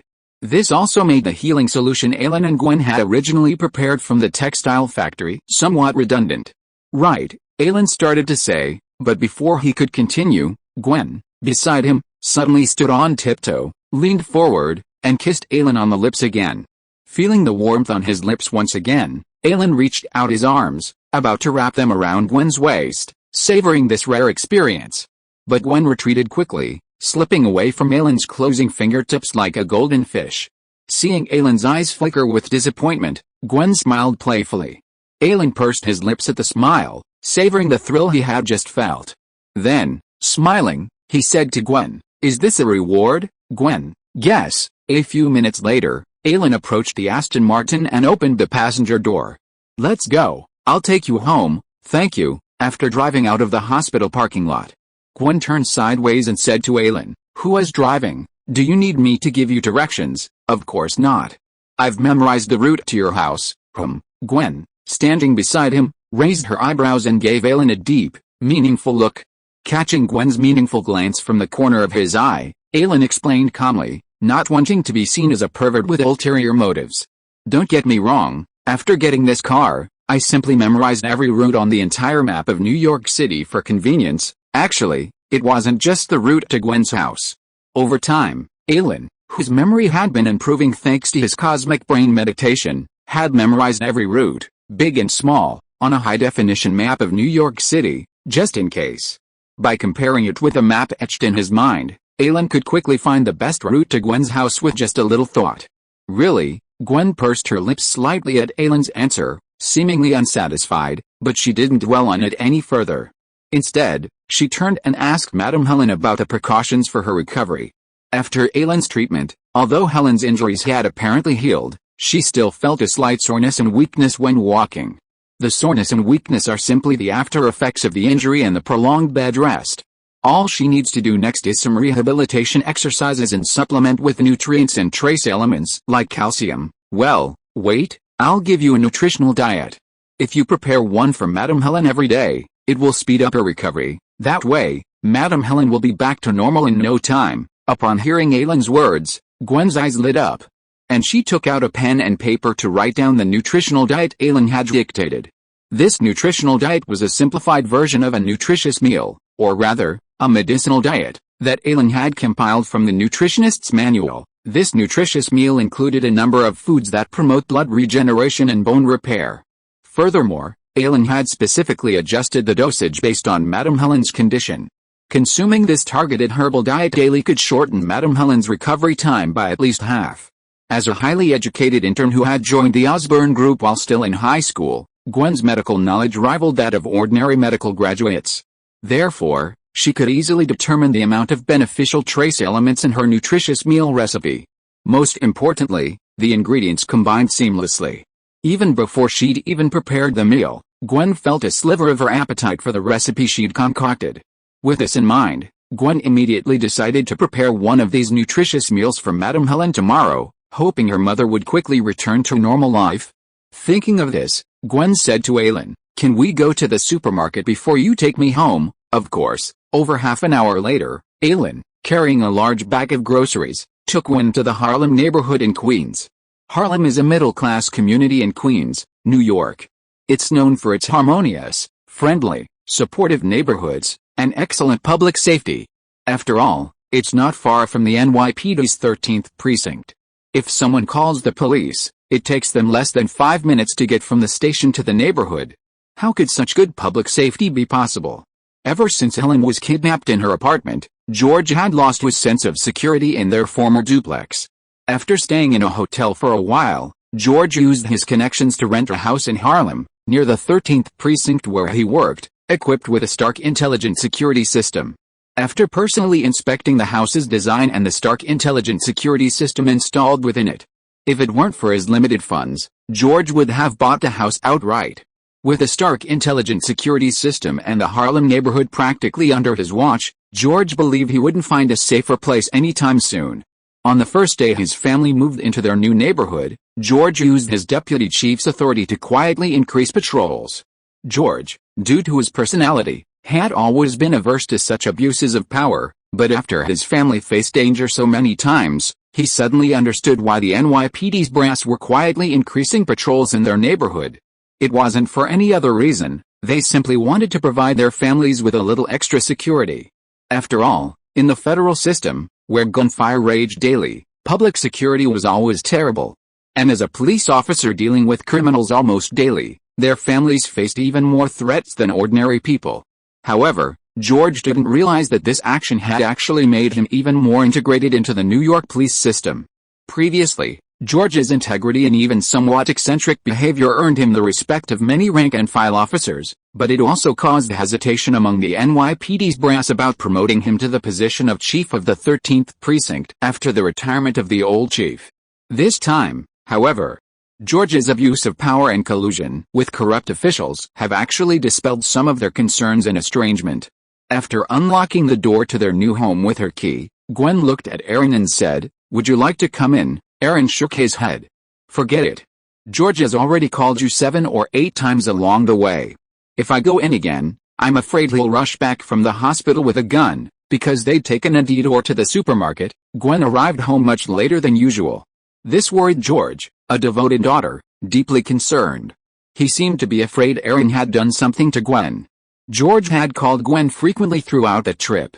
After hearing Aaron's words, Gwen's ears blushed slightly as she retorted, "How can you be so exaggerated?" At that moment, the 2 Stacy children, seemingly aware of Gwen's voice, dashed out of the house. "Sister, you're finally back. Dad called us several times just now, asking if you were home. We almost thought something had happened to you. We were so worried." "That's right, we've been worried for so long. A big bar of chocolate will heal our wounded hearts, and cheese sticks." Gwen, who had just retorted to Aaron, suddenly covered her forehead in silence when she heard that George had actually called the 2 children.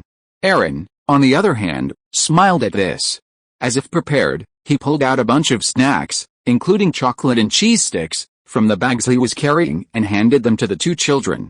Seeing the large amount of snacks Aaron handed over, the 2 little ones' eyes widened, and the smaller one swallowed uncontrollably. However, despite their eagerness, the 2 little ones resisted taking the snacks offered by Aaron, instead looking at their older sister. Gwen glanced at the 2 greedy little cats with a sullen expression before saying, "Take it." With Gwen's approval, the 2 little ones happily accepted the large pile of snacks offered by Aaron. As soon as they got the snacks, they sprinted towards the room, shouting, "Thank you, brother-in-law, we'll go back to our room first. We don't know what happens next." "Don't worry, we won't tell George." Before they could finish their words, The two little ones sprinted into the room and slammed the door shut. Gwen, blushing at the two little ones' words, was about to explain when Ailin, standing across from her, burst into laughter. "These two little guys are quite interesting. They even knew to cover for you. Come on, those two little guys were just bribed by those snacks." Gwen rolled her eyes, then a smile crossed her face. Just then, Gwen's phone rang again, a familiar ringtone that even Ailin had grown familiar with. Pointing at Gwen's phone, Ailin smiled and said, "Well, it's getting late. I'll go home first. Otherwise, George will be really mad." After saying goodbye to Gwen, Ailin turned and left Gwen's place. Faintly, he could still hear Gwen complaining to George. "Dad, time flew by." After the successive headlines of the Harlem Demon God incident and the Hell's Kitchen rotting giant, the somewhat chaotic New York City finally welcomed a rare moment of peace. At least, that was how it seemed on the surface. During these peaceful days, Ailin lived a fulfilling life like an ordinary student, going home and back home. Until the weekend arrived. This day was the day for the funeral of Arlen's Joker alter ego. Early in the morning, Pepper, wearing light makeup and a simple black dress, arrived with Arlen at Green Shaded Cemetery in Brooklyn, New York. Green Shaded Cemetery is one of the most beautiful cemeteries in New York. Tony Stark had originally planned to place the Joker's grave in a private cemetery reserved for the wealthy, but Arlen refused, citing the Joker's preference for hustle and bustle. In reality, Arlen disliked the private cemetery Tony had chosen, as it was too far away. After Arlen's rejection, Tony relocated the Joker's grave to this most famous and beautiful cemetery in New York. This cemetery is the resting place of countless federal politicians, artists, and musicians, countless souls both famous and unknown. However, due to the excessive number of residents, the cemetery was unable to accommodate the new resident, and the cemetery had long since refused to accept new residents. I don't know how much effort Tony Stark put in, and what reasons he used to convince the cemetery's management to allow the Joker's cenotaph to be buried in this cemetery. When Ailin arrived at this cemetery, this huge cemetery was already overcrowded. "I copied a paragraph just now to keep my attendance, and now I have changed it." Chapter 191 How does it feel to attend your own funeral? In the northeast corner of Green Shade Cemetery, shadowy figures gathered in front of a brand new tombstone. Affixed to the tombstone was a black and white photograph of a cynical clown. The slightly raised corners of his mouth seemed to challenge fate, yet also to mock its injustice. Pepper Potts stood in front of the grave, his expression solemn, awaiting something.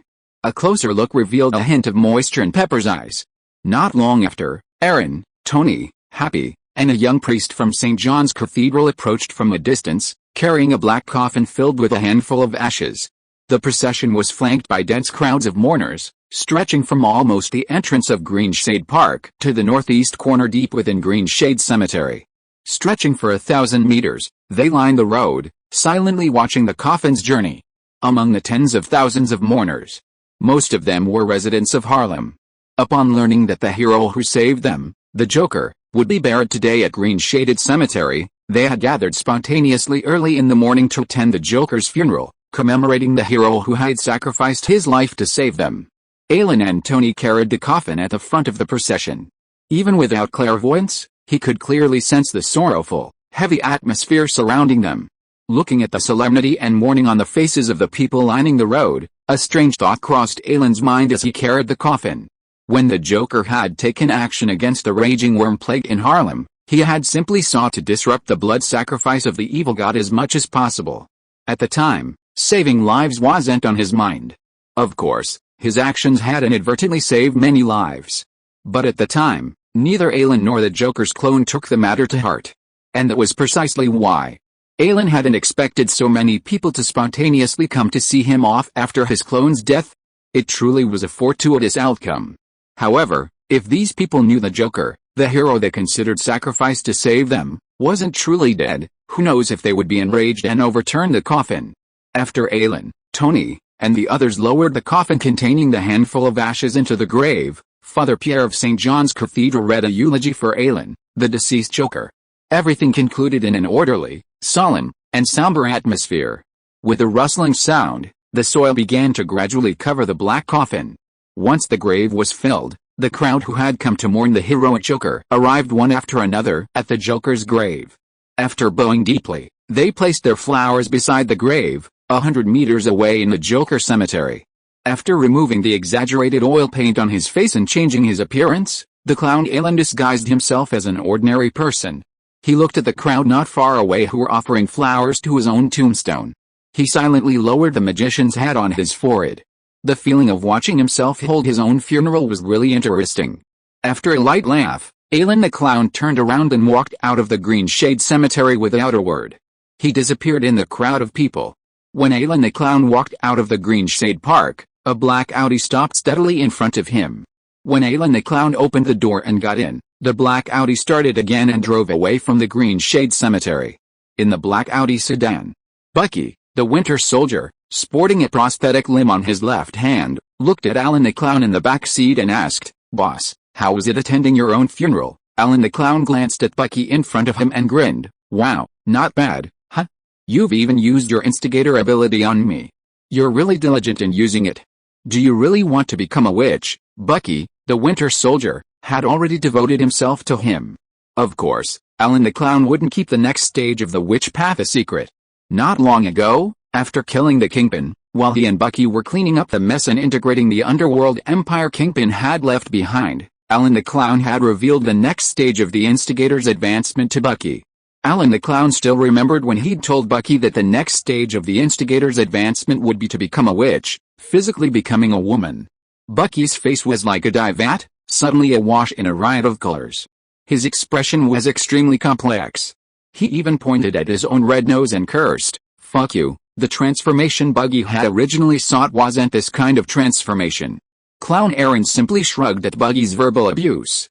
"Curse all you want. After all, a grown man might completely transform into a woman before long. Anyone who encountered that would probably curse. So, go ahead and curse. It wouldn't hurt him anyway. After all, could Bucky really fuck him? Wait. It's said that every woman who transforms into a witch possesses a unique charm. If Bucky were truly a witch, and used this ability to seduce him, fulfilling his curse, wouldn't it mean he could actually be fucked by her?" Suddenly realizing this, Aaron's slightly sarcastic smile froze. His gaze toward Bucky instantly grew wary. Meanwhile, in the driver's seat, Bucky, nearly choked to death by his boss's words, sat down. Suddenly, he felt that his instigator potion had inexplicably been digested. According to the information fed back by the potion, it seemed that his previous words had actually stirred up the emotions and malice in his boss's heart, causing this boss who seemed unfathomable in the past to have an urge to kill him. However, his boss's strength far exceeded his own. So in that instant, he was judged by the potion to have successfully instigated him, and a large part of the instigator potion in his body was directly digested. The pleasure of this increased strength instantly made Bucky forget the clown Aaron's harsh words just now. After all, the question he asked him before was originally to make some money from his boss. Thinking of this, Bucky deliberately adjusted his mood. "I've thought about it, and there's nothing wrong with becoming a witch," he said with a hint of anticipation. "During the time I was controlled by Hydra, I did a lot of wrong things. After I came to my senses, I've been living with guilt.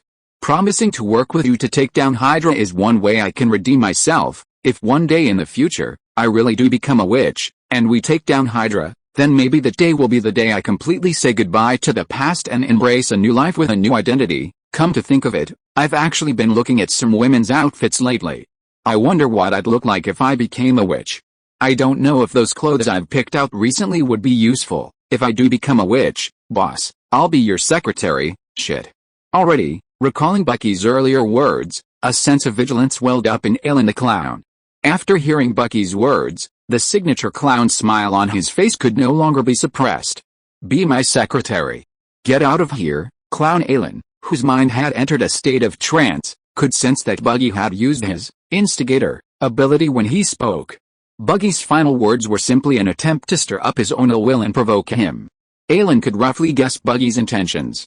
He simply wanted to use the instigator ability to stir up his emotions, intensify the conflict between him, and then beat him up to help him digest the potion. Bucky had actually used the instigator ability, which was supposed to provoke and incite others to commit murder against himself. Ailin was impressed by his ingenious idea of using it to incite others to beat him up. While he wasn't sure if it would actually work, The fact that Buggy had come up with this method was a testament to his abilities. Ailin didn't care about these clowns. If Buggy's strength could be improved sooner, he would have a capable subordinate sooner. As long as it wasn't too extreme, Clown Ailin didn't mind helping Buggy.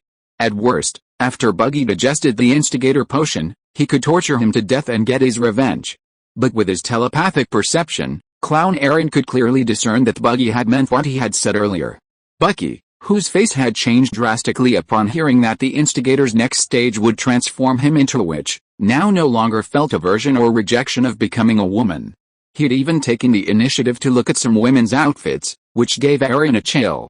He didn't know if it was the witch-level potion's subtle influence on their minds, or if it was Bucky's own psychology, twisted and twisted under Hydra's torture, that had begun to develop in a perverted direction. In short, Clown Ailin was feeling a bit overwhelmed. He waved his hands frantically, saying hastily, "No, I can't handle having a witch as my secretary. You're so busy trying to fleece me, you might as well continue to incite those hopeless gangsters in Hell's Kitchen to slaughter each other. A few less hopeless scumbags won't hurt us anyway, is that so?" Bucky, who hadn't received any feedback from the potion this time, glanced at his boss in the rearview mirror with some disappointment and let out an ambiguous sigh. What a pity. Recently, through the powerful mental power of his trance state, the clown Arlington had effortlessly hypnotized a group of elite members of Kingpin's underworld empire, transforming them into high-ranking cannon fodder for his own forces. However, as the Emperor of New York's underworld, Kingpin's underworld empire encompassed a vast number of individuals. Besides those who were chosen by Arlington for their exceptional abilities, among those, there are even more people whom the Joker, Aaron, despises, those who only know how to bully the weak and fear the strong, yet possess no real ability. And it's these very people, unchecked after Kingpin's death, who have gone completely wild. It's not just Hell's Kitchen. Crime has been skyrocketing across New York City these past few days. Gangsters, unchecked and eager to seize power, have been breaking into businesses and homes, stealing, vandalizing, and even engaging in occasional gunfights. Initially, it was just Kingpin's men, unchecked, committing crimes out of revenge. But soon, more and more gangsters and criminals, sensing the unrest, joined in the frenzy, causing chaos in New York City to rapidly escalate. For the past 2 days, after nightfall, robberies, rapes, and shootings have been in near constant occurrence on the streets of New York. Faced with this soaring crime rate and the rampant criminals, even the NYPD, with its entire force, seems powerless. After all, compared to the overwhelming number of criminals, the situation seems to be swarming. The New York Police Department was too short-staffed. Clown Ailin ignored the events in other areas. But in Hell's Kitchen, which he had already deemed his base, he wouldn't allow those worthless scum to continue wreaking havoc. So, over the past few days, while constantly using hypnosis to transform his subordinates, Ailin also released Bucky, who had been promoted to the rank of instigator. He was stirring up the greedy gang members, igniting their inner evil and forcing them to fight each other. This also helped Bucky further digest the instigator potion. But instigating ordinary gang members was far less thrilling than provoking a powerful figure like Ailin. This was why Bucky felt pity. Looking at Bucky's face filled with pity, worried that this mentally twisted individual would continue to focus on him, Ailin delivered a piece of extremely devastating news to Bucky, diverting his attention. "By the way, I just got some news. Your good friend Steve Rogers was dug out from under the Arctic ice not long ago. Most importantly, the captain doesn't seem to be dead after being frozen for 70 years. Chapter 192. Steve isn't dead. After a moment's pause, Bucky's pupils shrank sharply. The Joker's words were like a depth charge dropped into Bucky's heart, instantly sending shockwaves through him. Steve Rogers had once been Bucky's best friend, closest comrade, and one of the closest people in the world. However, during a mission, he was shot off a train during battle with the enemy and accidentally fell off a cliff in an ice valley. Bucky never saw his friend again. After that, he was picked up by Hydra in the Soviet Union and, under hypnosis, became their instrument of destruction. Steve, on the other hand, became the hero who saved the Federation. At the last moment, he single-handedly piloted an out-of-control plane, carrying the Tesseract, and vanished into the vast ocean. The two brothers parted forever. After awakening, Bucky had searched for traces of Steve Rogers and even secretly visited Captain America's museum. There, he saw the wax figure of his good brother, and even saw himself, Celebrated as a war hero, his deeds recorded in the museum. Bucky had thought he'd never see Steve again. He'd thought he had no family or friends left in this world. But today, he'd heard news about Steve from his boss. News that Steve was still alive. He took a deep breath. Bucky asked in a slightly trembling voice, "Is Steve really still alive?" Looking at Buddy, who was practically trembling with excitement, Clown Ailin grinned and said, "He's definitely alive, but his body has been frozen in the Arctic ice for 70 years. It's hard to say when he'll thaw and wake up. However, with Captain America's physique enhanced by the super soldier serum, and the current level of technology in the Federation, waking up shouldn't be difficult. Perhaps it won't be long before you can see your old friend." Yes, an old friend as young as you. Steve Rogers had been frozen for nearly 70 years, 70 years of freezing Steve's body and his age, and for the past few decades, except when awakened for missions, Bucky had been frozen mostly by Hydra using special equipment to prevent him from escaping control. It could be said that the experiences of these two good friends, in a sense, were similar.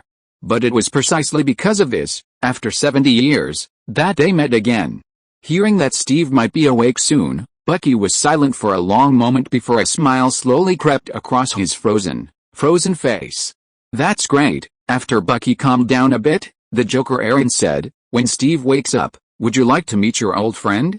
If necessary, I'll keep an eye out for news about him and arrange a meeting." Given Captain America's unique status, once he regained consciousness, it was clear he would be surrounded by a group of people, monitoring his every move. At that time, Bucky's chance to meet his old friend openly would be difficult. Bucky was silent for a moment, but to Ailin's surprise, he shook his head. "No, I don't plan to meet Steve for now. This body of his carried too much sin." Bucky no longer had the face to use it to meet his upright old friend. Let him consider himself dead. The thought came to him. Bucky suddenly had a thought. Perhaps, becoming a witch wouldn't be such a bad thing for me. At least, by then, after a complete transformation, he wouldn't be too insecure to even meet Steve. If he truly became a beautiful woman, as his boss had said, then teasing Steve would be quite interesting. Thinking of this, Bucky felt a flicker of anticipation for the first time about becoming a witch. Meanwhile, elsewhere, as the funeral concluded, the dense crowd gradually departed. After Pepper, Tony Stark, and the others departed, Natasha, wearing a black leather jacket that perfectly accentuated her graceful figure, placed a bouquet of white chrysanthemums in front of the flower-filled tombstone. Seeing Natasha, Ailin, who had been about to leave, had a flicker of his eyes, then stood there waiting. Sure enough, not long after, Natasha, who had paid her respects to the hip-life clown, slowly approached Ailin. Looking at Ailin standing there waiting, Natasha tilted her head and asked, "Are you waiting for me? Or did you predict that I would be here before I came?" "No." Ailin shook her head. "I just saw you in the crowd." "Really?" Natasha heard this and a smile suddenly broke out on her cold and beautiful face. "I thought you would say that you predicted that I would come to you, so you are waiting for me here specially." "Well, don't those of you who like fortune tellers particularly like such mysterious talk?" Ailin smiled and said, "A real fortune teller is not the kind of charlatan who is half knowledgeable or needs to use unclear words to pretend to be mysterious, and every time we do divination, we have to pay a certain price. I don't have that much energy to use divination to predict too many trivial matters in life. Besides, knowing too much is also very tiring." "Miss Natasha, knowing too much is also very tiring." Natasha raised an eyebrow at Ailin's double entendre, then gave him a deep look. He ignored the scrutiny in Natasha's eyes. Pulling out his phone to check the time, Ailin said to Natasha, "I have some things to attend to later. If Miss Natasha simply wants to pay her respects to the hero lying in the coffin and catch up with me, I'm afraid I'm not the right person to do so. Are you worried your girlfriend might get jealous?" Glancing in the direction of the Green Shade Cemetery exit, Natasha smiled and said, "Don't worry, it won't take you long. I'm here to bring you something." Natasha unzipped her leather jacket in front of Ailin. The moment the seal was released, Natasha's two weapons popped out from the half-open black leather jacket.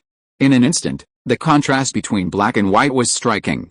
After releasing the leather jacket's seal, Natasha used two slender fingers painted with a bright red nail polish to remove a silver-white USB flash drive from her pair of weapons. Looking at the familiar USB flash drive, Ailin shook his head and laughed. "Isn't this the USB flash drive I gave Natasha last time? Good boy, it's back to its rightful owner now, right?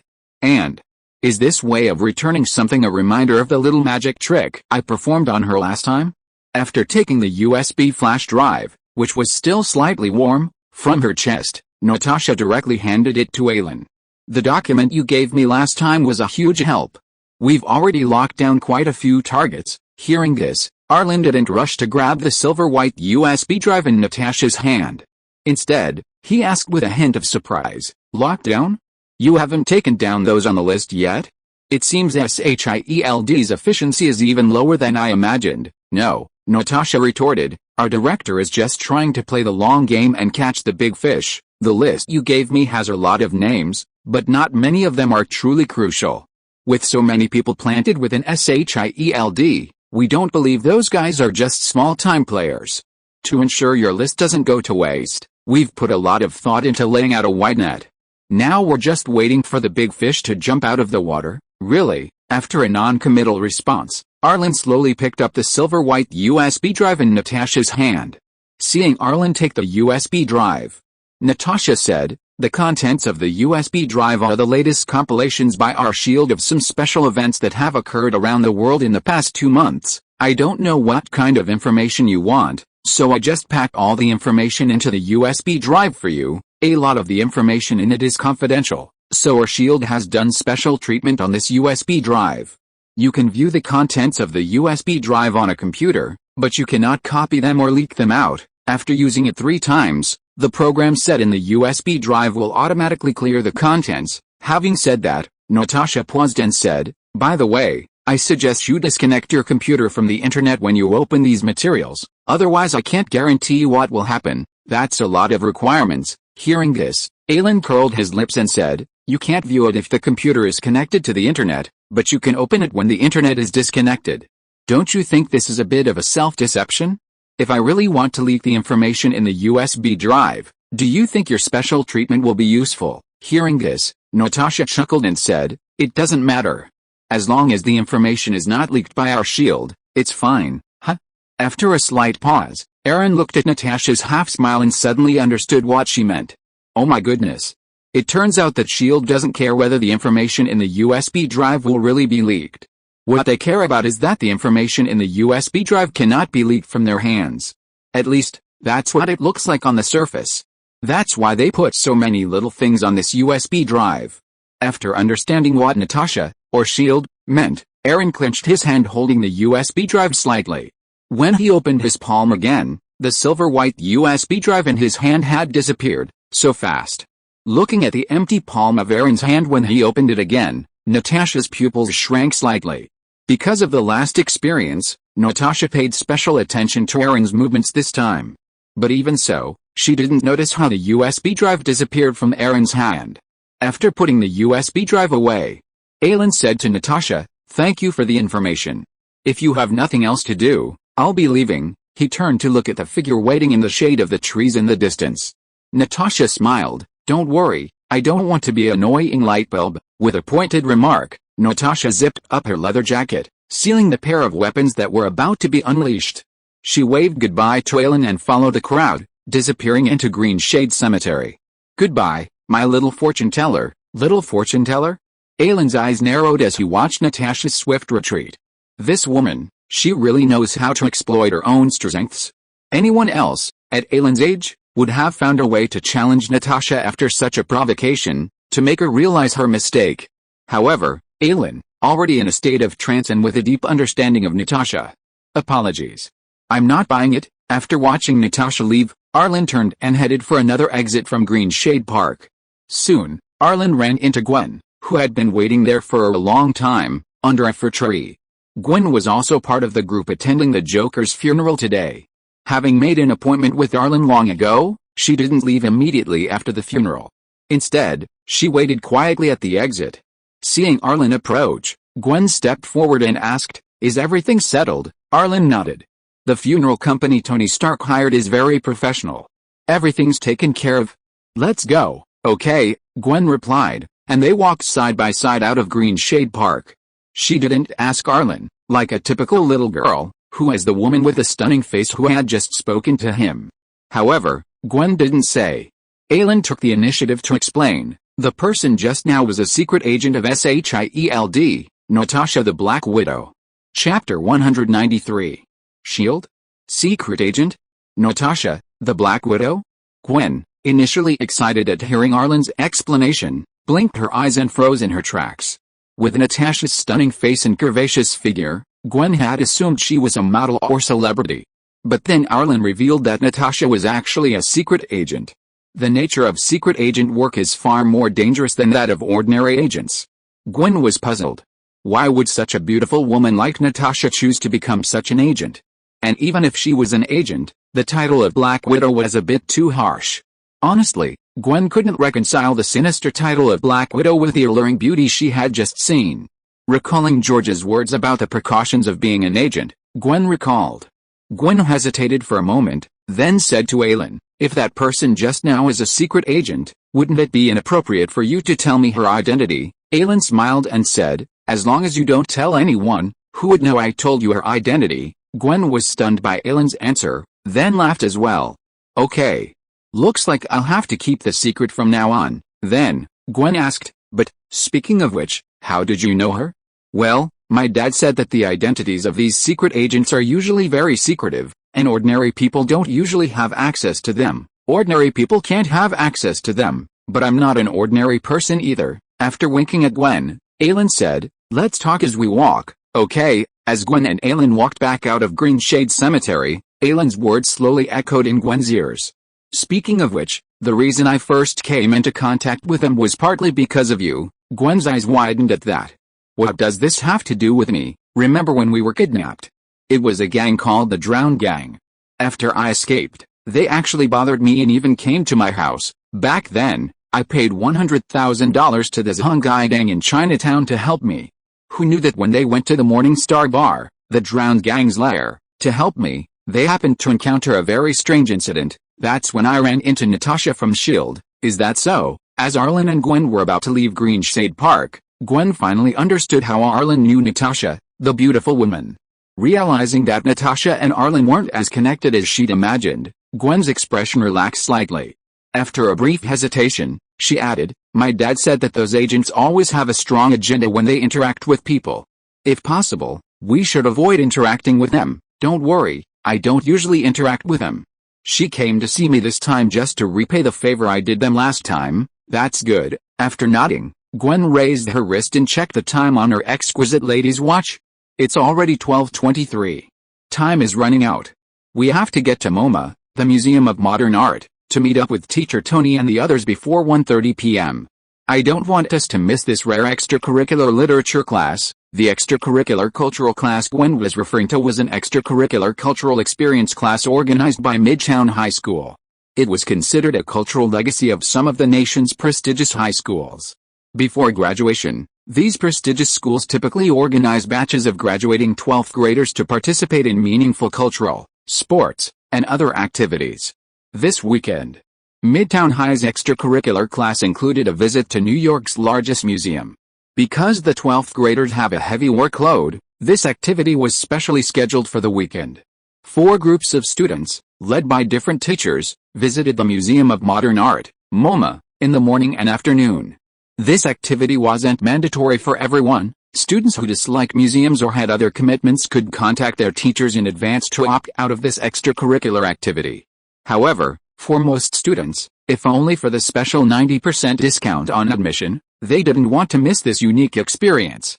Not to mention, visiting a museum with their classmates is inherently enjoyable. As a prestigious elite New York school, Midtown High School naturally offers some special perks when organizing student museum visits, and the 90% discount is one of those perks. Originally, Ailin had never been a fan of this kind of activity. Determined not to waste time, after the school announced the weekend's decision, Ailin contacted the teacher who made the announcement and requested a leave of absence from the museum trip. After all, Ailin was supposed to attend the Joker's alter ego's funeral that weekend. He had a legitimate reason, so why not invite her? But who knew that the student assistant in charge of counting the students in Aaron's class was Gwen?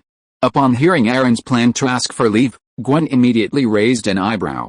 "You don't even want to participate in the school event you're responsible for, so do you still want me to be your dance partner next weekend?" Faced with Gwen's silent threat, Aaron could only rub his nose helplessly in compromise. However, after learning that Aaron would be attending the funeral of the Joker, the hero who saved half of Harlem, with Iron Man Tony Stark that weekend, Gwen went to the teacher in charge to explain the situation. Aaron's class's academic schedule was changed from morning to afternoon. Midtown High School's administration was unusually understanding of the legitimate reason for their students to attend the Joker's funeral with Iron Man Tony Stark. They readily agreed to Gwen's request. After obtaining the school's approval, Gwen had even made a special trip to Green Shaded Cemetery today, silently accompanying Ailin at the funeral from a distance. Facing Gwen's slight attempt to change the subject, Ailin smiled and said, "Don't worry. MoMA, the Museum of Modern Art, is on 53rd Street in Manhattan.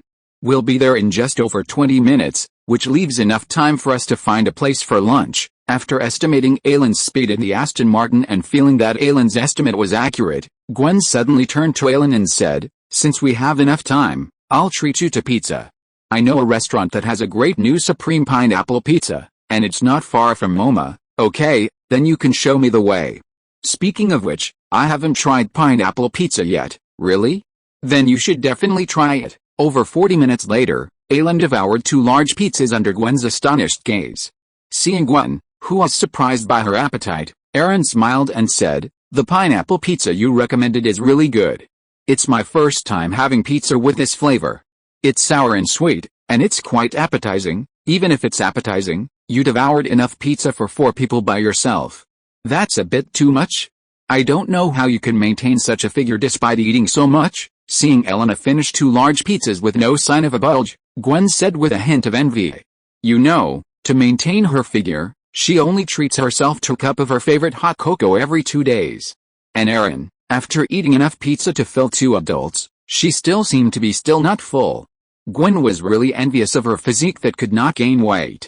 Seeing Gwen, who had only eaten 2 slices, leaving 2/3 of her pizza still empty, Ailin asked, "Aren't you going to eat these?" Gwen gave Ailin a resentful look and said, "I originally ordered pizza for the 2 of us, but you ordered 2 and finished them both." Seeing that Ailin didn't seem full yet, Gwen simply pushed her own pizza, which she had only eaten 2 slices of, in front of Ailin and said, "If you're still not full, why don't you finish these 2? Then I won't hold you back." When they left the pizzeria, it was almost 1:20 p.m. Fortunately, it wasn't far from the Museum of Modern Art, MoMA. 7 minutes later, Ailin and Gwen, barely meeting up outside MoMA, met up with their team leader, Tony and his team. Outside the museum, the students of Central City High, who had been gathered together, chattering about something, fell silent for a moment upon seeing Ailin and Gwen arrive together. Mr. Tony, a gentle young teacher, led the Central City High team this time. He gave Ailin a meaningful smile, as the 2 arrived almost on time, and then handed them a special discounted ticket. Then, flipping through the roster and seeing that all the students under his charge had arrived, Tony clapped his hands again. Seeing all the students turn their gazes in his direction, Tony announced loudly, "Before entering the museum, let's review the museum's rules. 1. Visit in an orderly manner, no running or making noises. 2. Listen quietly to the explanations, no loud noises. 3. No touching, drawing, or damaging exhibits. 4. No flash photography." As the students read out the rules, Tony nodded with satisfaction. Then, with a wave of his hand, he led the crowd into New York's renowned Museum of Modern Art. The Museum of Modern Art is one of the world's most renowned art museums. It comprises 6 floors of interconnected exhibition halls. The main hall, approximately 34 meters high, features a predominantly white interior, allowing the museum to fully showcase its collection. Famous paintings from around the world hang in the soaring second-floor lobby. Leading the group, Tony faithfully fulfilled his duties as a teacher, using his eloquence to introduce the students to some of the museum's most famous masterpieces. As for the lesser-known ones, Teacher Tony could only offer an apology. After all, the Museum of Modern Art in New York boasts a staggering 150,000 exhibits. Not only him, but even the museum staff couldn't possibly remember them all. The painting you're looking at now is the masterpiece of the renowned painter Claude Monet, Water Lilies. Teacher Tony's explanation was quite lively. A group gathered around him, listening to his explanation of the museum's artworks. However, many students were dazzled by the sheer number of exhibits, unconsciously gravitating towards their favorites. And that's when Gwen and the other student council members stepped in. To prevent them from getting lost in this vast museum, each student council member, following a pre-assigned list, kept a close eye on any students who were about to fall behind. As Gwen began to get busy, Ailin, who had agreed to visit the Museum of Modern Art only to avoid embarrassing her, suddenly developed a strange expression. "I was just thinking of killing time here, but I didn't expect to find such an unexpected reward." With a fingertip tapping the corner of his eye, he silently activated his clairvoyance. Suddenly, the colors before Ailin's eyes darkened. The once spacious and bright museum seemed shrouded in a shadow, a terrifying, oppressive feeling. The paintings on the walls, from various locations, seemed imbued with an inexplicable, eerie aura. The portraits seemed to come alive, silently gazing at the stranger who had suddenly intruded into their world with eerie gazes. The long, gray corridor seemed to stretch 1,000 times longer, seemingly with no end in sight. Chapter 194, A Brief Journey Through the Museum. Interesting, the moment his clairvoyance opened, Ailin's spirit was pulled and lifted by an inexplicable force into another dimension. A bizarre, twisted space. Here, the New York Museum of Modern Art, which in the outside world was only the size of a building, seemed to have expanded 1,000-fold, becoming a vast palace. Here, Ailin sensed a variety of auras. Some were as tiny as floating, while others were like the stars in the sky, emitting an immense, yet ethereal aura. Among these vast auras, some were extremely evil, filled with corruption and loss of control. Even with Ailin's current strength, the sensation sent a chill down his spine. And beside that sinister, corrupted aura, there was another aura as majestic and vast as the blazing sun. Ailin perceived this sun-like aura as even more terrifying and dangerous than the evil, corrupted aura. The mere perception of that aura made Ailin's spirit feel as if it were being incinerated, and a burning pain surged through him. And this wasn't even the most dangerous aura Ailin had sensed. Quickly retracting his outstretched senses, Ailin glanced fearfully at the depths of the corridor, shrouded in a gray fog. What the hell is hidden deep within this museum? Why does it give me such a dangerous feeling? Although he hadn't seen it with his own eyes, the fact that it could give Ailin such a sense of danger from such a distance was enough to make him feel so. Needless to say, Ailin knew clearly that what lay hidden within the museum was far more terrifying than he had imagined. Stirred by the auras deep within the museum, and realizing that the water within it was even deeper than he had imagined, Ailin immediately abandoned his plans to explore further. A magician doesn't perform unprepared performances. Before fully understanding this museum, located in the spirit world, Ailin didn't intend to take any unnecessary risks, knowing it was incredibly dangerous. However, with so many terrifying things, how had it survived so peacefully until now, allowing thousands of people to visit Ailin? Wait? Ordinary people. As he thought of this, Ailin suddenly recalled how, before he'd activated his clairvoyance, this museum had given him a somewhat eerie feeling, but not a dangerous one. All the danger came from his astral body being suddenly lifted into this unknown dimension after he activated his clairvoyance. Realizing a crucial point, Ailin quickly restrained his spiritual energy. But just as he was about to shut down his clairvoyance, a dim beam of light suddenly illuminated from behind him, followed by a voice tinged with tired surprise. "Hey, who are you? How did you get in here?" Not good. Ailin's heart sank the moment he heard the voice. But before he could completely shut down his clairvoyance, a thin figure in a night security uniform, flashlight in hand, appeared before Ailin. The figure before Ailin wasn't some grotesque monster, but a middle-aged man who looked a little tired. He didn't exude any strange aura. He seemed like a truly ordinary person. But the moment this seemingly ordinary man appeared, the eyes on the walls around Ailin, once fixed on him, all silently shifted their gazes. As Ailin studied the mysterious man in the night security uniform, holding a flashlight, the thin figure also took in Ailin's features. It's a handsome young man. After taking in Ailin's features, the figure, who looked no different from a security guard, suddenly swept the dim beam of his flashlight across the nearby wall, illuminating a large oriental ink painting. "Hey, did you guys drag this handsome young man in here again? Seriously, even if you can't help but crave men, you can't drag ordinary people in here. Isn't that just adding to my workload? Ahem. If you really need a man, you can come to me. I'm much more durable than these inexperienced boys." Without waiting for the man in the security uniform to finish his words, he turned and said, "Isn't this just adding to my workload? Ahem. If you really need a man, you can come to me. I'm much more durable than these inexperienced young boys." Tisk. A collective chorus of disdain erupted from the numerous portraits lining the museum's walls.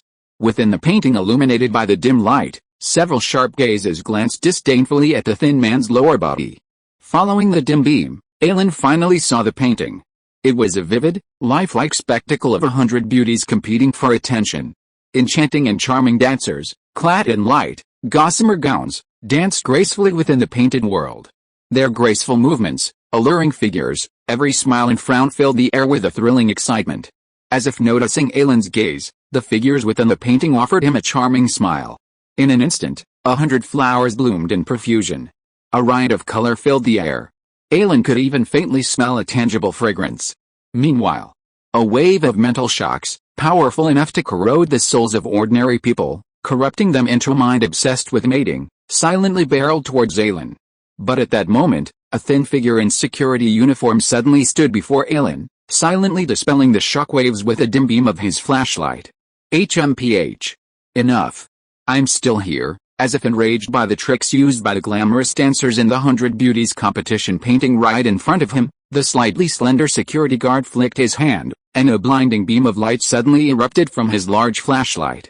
Unlike the dim beam before, this glaring ray swiftly transformed the alluring and charming women in the 100 Beauties competition painting into a pile of rotting bones.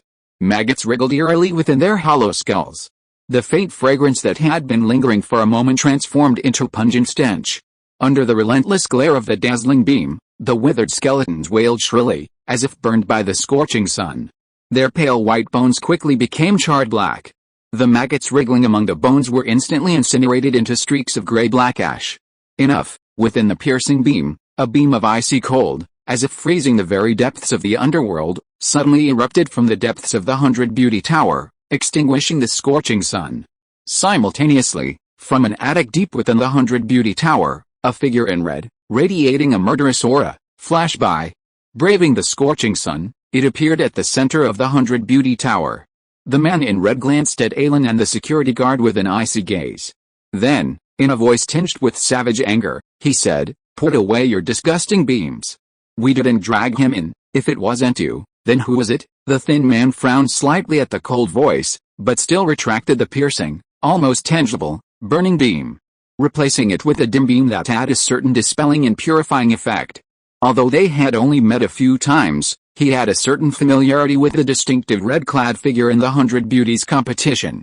Given the red-clad figure's pride, she disdained to lie. This meant that the handsome young man behind him wasn't someone the 100 Beauties competition had desired a man and brought in. But, if that wasn't the case, then who had brought that little fellow in? While there were many strange paintings in the gallery, few possessed the ability to pull people from the real world into this special dimension. Even the big guys deep within the museum possessed few such remarkable abilities. Otherwise, they would have long since broken through the library's seal and stormed the main world. The woman in red in the painting of 100 Beauties didn't answer the emaciated man's question. The instant the dazzling beam of light faded, her figure vanished in a flash, reappearing in the attic deep within. Seeing this, the thin man, though bored, didn't get angry. Shaking his head and sighing, he muttered to himself, "Forget it, let's send this little guy back first. Otherwise, if he stays here too long and is eroded by the underworld's aura, he'll develop impotence at such a young age. That's not good, staying here for too long will cause impotence." Ailin, who had overheard this, recalled the disdainful glances directed at the thin man's lower body in the portrait. Combining this with the pale, tired eyes and emaciated figure of the man before him, he seemed to understand something. "Hey, damn it, what's that look in your eyes?" The security guard's face darkened, seemingly irritated by Ailin's subtle gaze and the look of sudden realization. He glared at Ailin fiercely. He couldn't help but think, if I'd known this guy was so rude, I should have let him suffer at the hands of those ruthless female demons before rescuing him. HMPH. With a cold snort, Stiller, the museum's night watchman, feeling the little creature before him was anything but adorable, decided to quickly send it back to the real world and forget about it. But just then, Ailin suddenly spoke up. "You stood in front of me just now to save me, didn't you? Even if you hadn't, I wouldn't have been in any trouble, but thank you anyway, so, here you go, Mr. Impotent Security Guard," Ailin said, snapping his fingers. A sun talisman, engraved with a sun image appeared in Ailin's hand, which he slapped into Stiller's. "Speaking of which, this Blazing Sun Talisman was a green item that Ailin had won in a lottery. Drawing it with the power of the Blazing Sun, it possesses the ability to exorcise evil and subdue spirits. Unleashing the Blazing Sun power all at once can also inflict significant damage to spirits. However, these functions somewhat overlap with those of the Angel Scepter. Furthermore, even if the Blazing Sun power stored in the Blazing Sun Talisman were unleashed all at once, the power would be significantly weaker than that of the Angel Scepter, which could produce the same effect. Therefore, Ailin had never considered using it since winning it in the lottery. If it weren't for the series of troubles he had encountered recently and the need to ward off evil, Ailin wouldn't have thought of carrying it with him. After defeating the evil spirit, Ailin once again gained the favor of the world's destiny. This immediately rendered the Blazing Sun Talisman useless.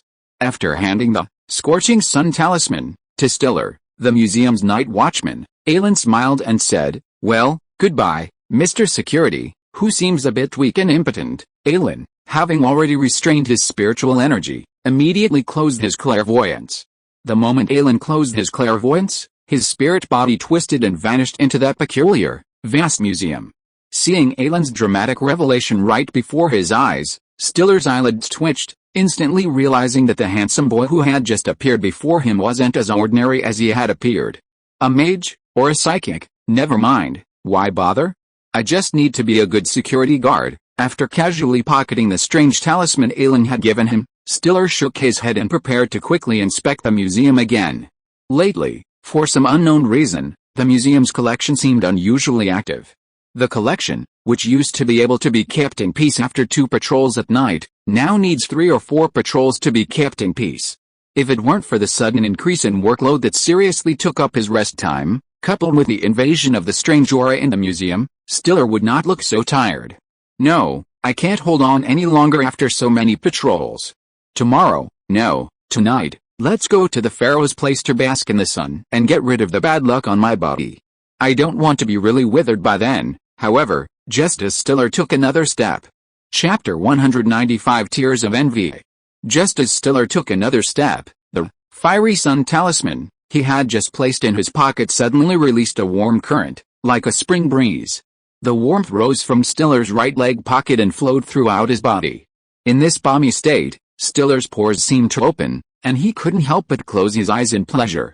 Driven by this warm current, wisps of gray-black smoke seeped out of Stiller's pores. After the gray-black smoke was expelled from his body, Stiller's complexion visibly improved.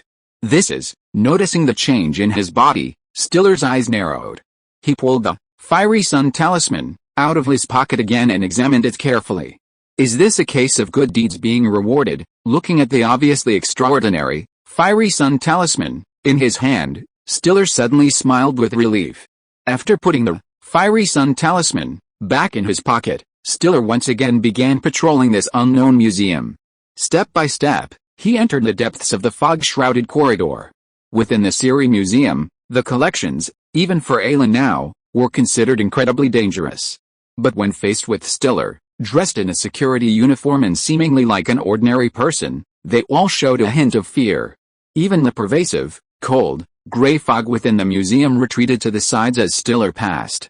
However, a closer look revealed that, whether it was Stiller or the pervasive, cold, gray fog, their true fear wasn't Stiller, but his seemingly ordinary security uniform.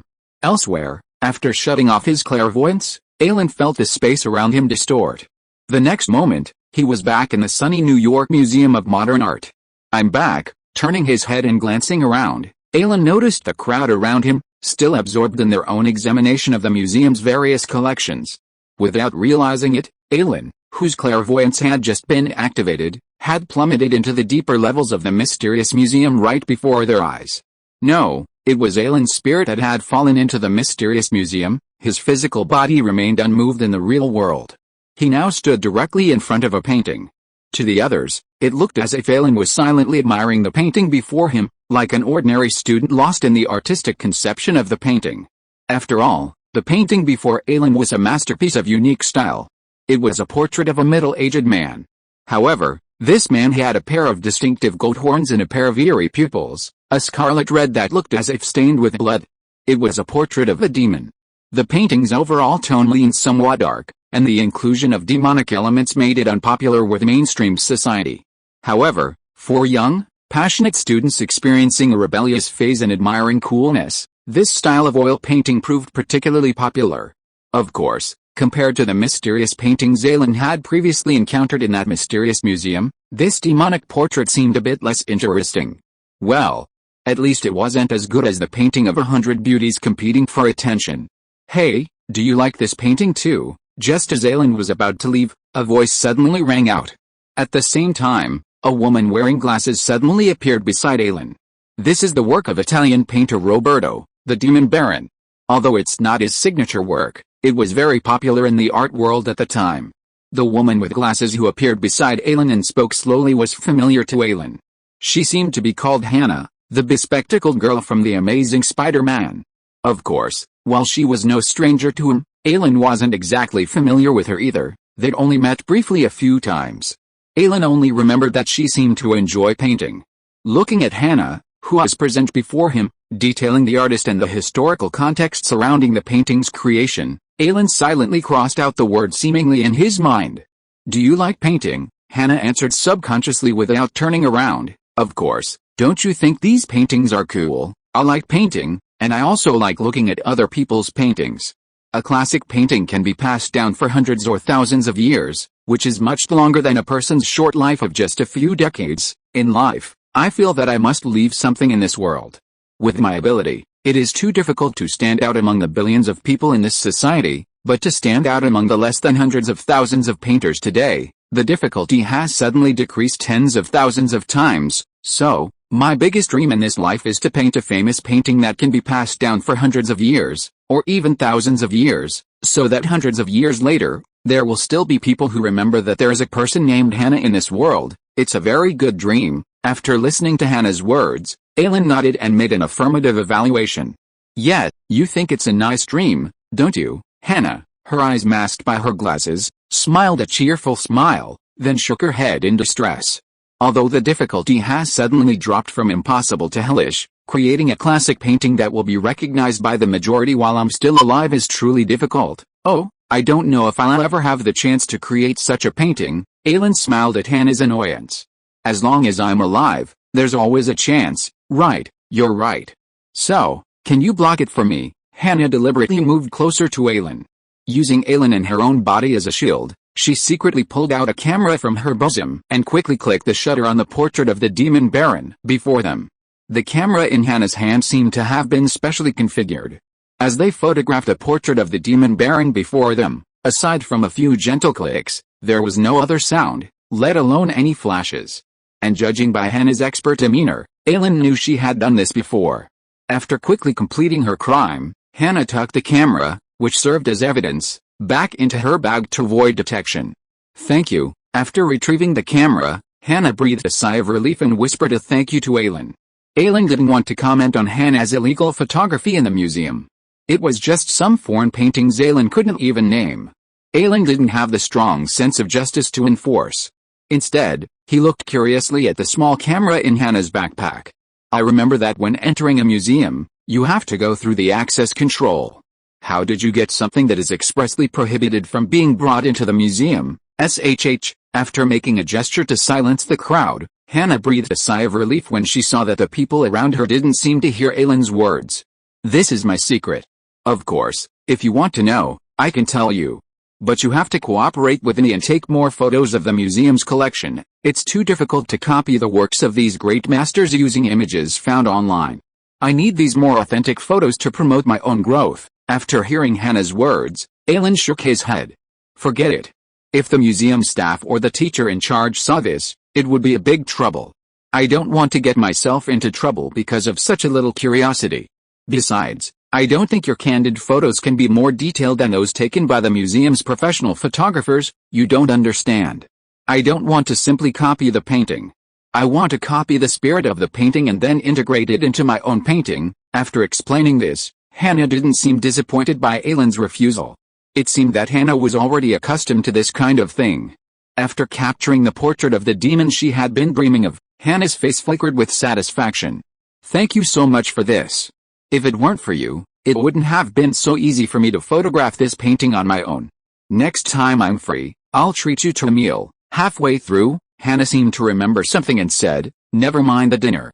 I don't want to provoke your family's wrath." After rejecting her previous thought, Hannah said, "How about this? Once I've successfully copied this painting, I'll give you my best drawing as payment for your help." "The best drawing?" Ailin smiled sincerely. "Then I'll wait until your masterpiece is finished." Seeing Ailin's sincere smile, Hannah, standing by, felt a touch of recognition. "Then it's a deal," she said, extending her slender hand and high-fiving Ailin. After a moment's pause, Ailin extended his right hand, high-fiving him as well. The sound of Ailin and Hannah high-fiving wasn't loud, but the crisp sound still caught the attention of quite a few people. Among them was Gwen, who was not far away, and Doug Wang, a chubby little boy who was mingling with a few Chinese girls, trying to make his presence felt, hoping for an invitation to the winter prom. Watching Ailin chatting and laughing with Hannah, even engaging in physical contact, Doug swallowed subconsciously. "Ailin, this guy is too brave, being intimate with another girl in front of Miss Gwen. What's the difference between that and having sex with her in front of Miss Gwen? Isn't he afraid that Miss Gwen will break his third leg?" Doug clearly remembered that Ailin had arrived with Miss Gwen outside the museum earlier. They were even wearing the same color. If there wasn't some trick going on, Doug would have written his last name backwards from now on. But watching Ailin chatting and laughing with Hannah, he wondered. Doug, the chubby boy, immediately felt a surge of genuine envy. Hannah might be a bit of a loner at school and didn't particularly enjoy dressing up, but there weren't many blind people at Midtown High, and her delicate features, hidden behind her glasses, still attracted quite a bit of attention. Hannah had always been a regular on the storied list of beautiful girls at Midtown High. She'd just arrived with Goddess Gwen, and now she was chatting and laughing with a beauty like Hannah. And then there was Hillary, who had previously invited Aaron to the winter prom. It hadn't been that long. Aaron, previously even more invisible than he, was now embroiled in the affairs of so many beautiful women at school. Meanwhile, Doug was still struggling to find a partner who'd agree to the winter prom, even going to such lengths that he felt so humbled. Thinking of this, Doug silently shed tears of envy. After high-fiving Aaron, he saw how much attention he'd attracted. Even Aaron's rumored girlfriend, Gwen, had cast her gaze upon him. Even Hannah, a bit uneasy despite her usual inclinations, felt a little uneasy. She'd given the painting to Aaron and high-fived him solely because Aaron's sincerity had made her feel respected, not because of any real connection between them. Of course, Hannah didn't deny that Aaron possessed a certain charisma that captivated her. Otherwise, even if Aaron shared her interests, she wouldn't have approached him. After nodding and greeting Aaron, Hannah quickly left his presence, as if fleeing a crime scene. As Hannah left, Gwen gave Aaron a deep look before resuming her duties.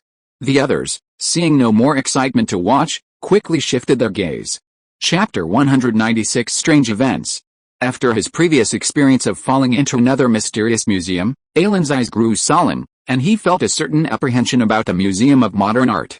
To avoid triggering the museum's strange changes and putting himself in unknown danger, Ailin suppressed his curiosity for the remainder of his visit, locking all his spiritual energy within himself. He also quietly arranged several escape routes within the museum. After this, Ailin, feeling somewhat relaxed, gave up his plans to go his own way and joined the group, quietly touring this historic museum. As Tony explained, the Museum of Modern Art in New York was founded in the summer of 1929. However, between 1929 and 1939, the Museum of Modern Art moved its location at least 3 times, finally settling on its current location in 1939. Of course, over the past 60 or 70 years, the Museum of Modern Art has undergone renovations and expansions numerous times. Perhaps this is why the sunny Modern Art Museum in the outer world looks so different from the mysterious, time-worn museum in the inner world. Wait, could it be that the museum in the inner world is the original Modern Art Museum?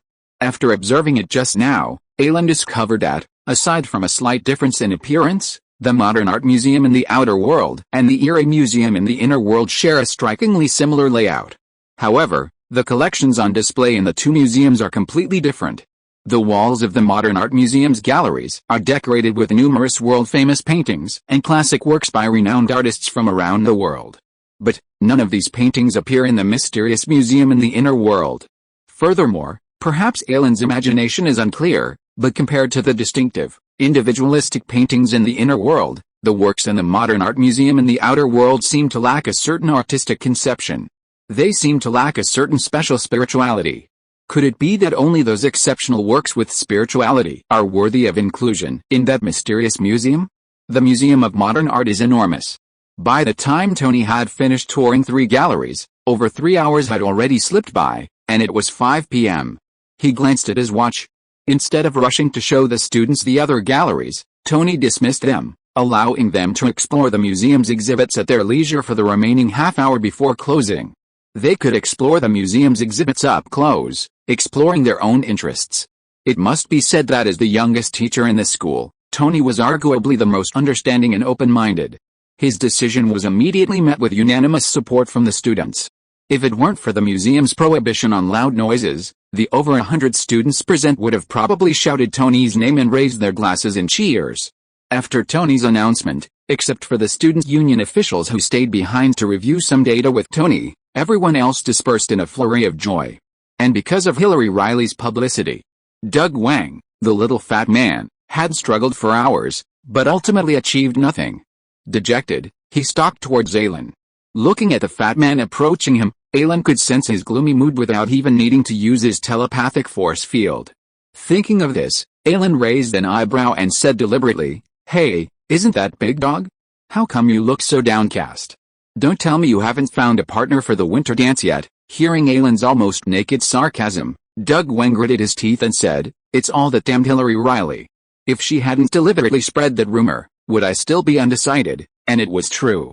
Seeing the gloomy expression on the little fat man's face, Ailin suppressed his inner smile and said, "The person who tied the bell must untie it. I think if you want to resolve this matter once and for all, you can go talk to Hillary. No, I won't bow to that hateful woman." After saying this with unusual determination, the little fat man looked at Ailin and suddenly changed the subject to Ailin. "Aaron, you were so brave just now. You kissed and smooched with other girls in front of Miss Gwen. Aren't you afraid that Goddess Gwen will break your third leg?" Aaron rolled his eyes when he heard that. "When did I kiss and smooch with other girls? You're still denying it? I saw you and Hannah like that just now. Tell me the truth, when did you hook up with Hannah again?" "Stop, Hannah and I are not even friends. I just did her a favor, and then she planned to give me a painting as a reward, and we made a high five to make a promise." "How come you made it a hookup? Haha, Hannah wouldn't give you a painting as an ordinary friend." Fatty Doug sneered and said, "Don't say these things to me. Go explain to Goddess Gwen and see if she believes what you say." "Of course I do." Just as Fatty Doug was staring at Aaron and sneering, a sweet voice suddenly sounded behind him. The little fat boy turned around and immediately saw Gwen standing behind him, beaming. Looking at Gwen, Doug, recalling what he had just heard, suddenly had a look on his face as if he had seen a ghost. Then, stunned, he turned to look at Aaron. His incredulous eyes seemed to say to Aaron, "Damn it, you even believe that? How much of a drug have you fed the goddess?" Ignoring the fat boy's stunned look, Aaron looked at Gwen and said, "Are you done with the student union? It's just extracurricular cultural classes. There's not much for the student union to do. Besides taking roll call, we just need to help teacher Tony maintain order. I've already done everything I need to do. Since everything's fine, let's go. Mrs. Ailin just called to tell me she's prepared dinner for tonight and is expecting us." Hearing her mother call Aaron again, Gwen hesitated for a moment, but finally nodded. After seeing this, Ailin said goodbye to Doug, the chubby kid standing nearby, and left the museum with Gwen. Watching Ailin and the goddess leave together, the lonely chubby kid opened his mouth in despair and muttered, "Damn it. This isn't fair." After returning to the Aston Martin, Gwen turned sideways, looked at Aaron at the car, blinked her eyes, and asked, "Can you tell me what you did for Hannah?" "As far as I know, although Hannah likes to paint, she's never given her paintings to anyone." "I thought you weren't curious." Aaron shook his head with a hint of amusement at Gwen's expression. "It's nothing, really. I just helped her cover up when she secretly took a photo of a portrait in the museum. She said that pictures found online lack soul, and only photos taken by yourself are authentic. Maybe that's why she wanted to give me a painting." "I see." After listening to Aaron attentively, Gwen nodded thoughtfully. Not long after leaving the Museum of Modern Art in New York, Aaron drove at high speed. Gwen arrived at her home. "Get out of the car." After closing the car door, Gwen checked the time and said to Ailin, "It's a few minutes faster than last time. It seems your driving is getting better and better. Maybe I can't wait to try Mrs. Ailin's delicious cooking." "Okay, I'll tell Mom for you." With a smile, Gwen and Ailin walked back to Gwen's house. After Ailin's last treatment, Helen's injuries had completely healed. After another checkup and confirmation that she was fine, Helen, already tired of hospital life, asked George to help her with the discharge procedures. Over the past few days, with her family by her side, Helen has been doing some rehabilitation exercises and is now able to walk normally. Mrs. Helen's first act after her recovery was to invite Ailin home for dinner. "Gwen, Ailin, you're back." Mrs. Helen opened the door and saw Gwen, dressed in a simple black dress, and Ailin, dressed in a sharp black suit, standing behind her. Her eyes suddenly lit up. These two little ones, what a perfect match. "Don't stand by the door. Dinner's almost ready. Come on in." "Yes, Mom." "Excuse me, Mrs. Helen." After welcoming Ailin in, Helen hugged Gwen and Ailin in turn, whispering in Arlen's ear, "Don't be too sad, Ailin. He's a hero, I know." Mrs. Helen, releasing Ailin, Mrs. Helen immediately invited Gwen and Ailin to take a seat. Food is one of the best ways to forget pain, and Mrs. Helen seemed to have that in mind today. At first, Ailin thought this dinner at Stacy's was a celebration of Mrs. Helen's recovery, but with a concern of Stacy and her family, Ailin quickly understood who the real star of the party was. Seeing the concern on Mrs. Helen's face, Ailin was touched, yet a sense of helplessness welled up in his heart. "Well, I really don't feel bad." Chinatown. Back home. After physically disconnecting his computer from the internet, Ailin unplugged the network cable. He then took the silver USB drive he'd retrieved from Natasha and inserted it into his computer. Ding! A small program popped up on Ailin's computer, checking the computer's operating environment. After detecting no signs of internet access, a black eagle surrounded by a ring suddenly appeared in the center of Ailin's computer. This was the SYNOPSIS logo. He clicked on it, and a folder named Top Secret Files popped up on Ailin's computer. Clicking on this folder, Ailin was greeted by rows of densely packed folder labels. Each file had a unique name, followed by a star symbol, ranging from 1 to 9 stars. Are these the special events SYLD has encountered in the past few months? The unique names on the folders quickly gave Ailin a clear idea. Each folder on the silver USB drive represented a unique event. The stars on the back of the folders probably represent the difficulty of these events, or perhaps their level of confidentiality within SYLD.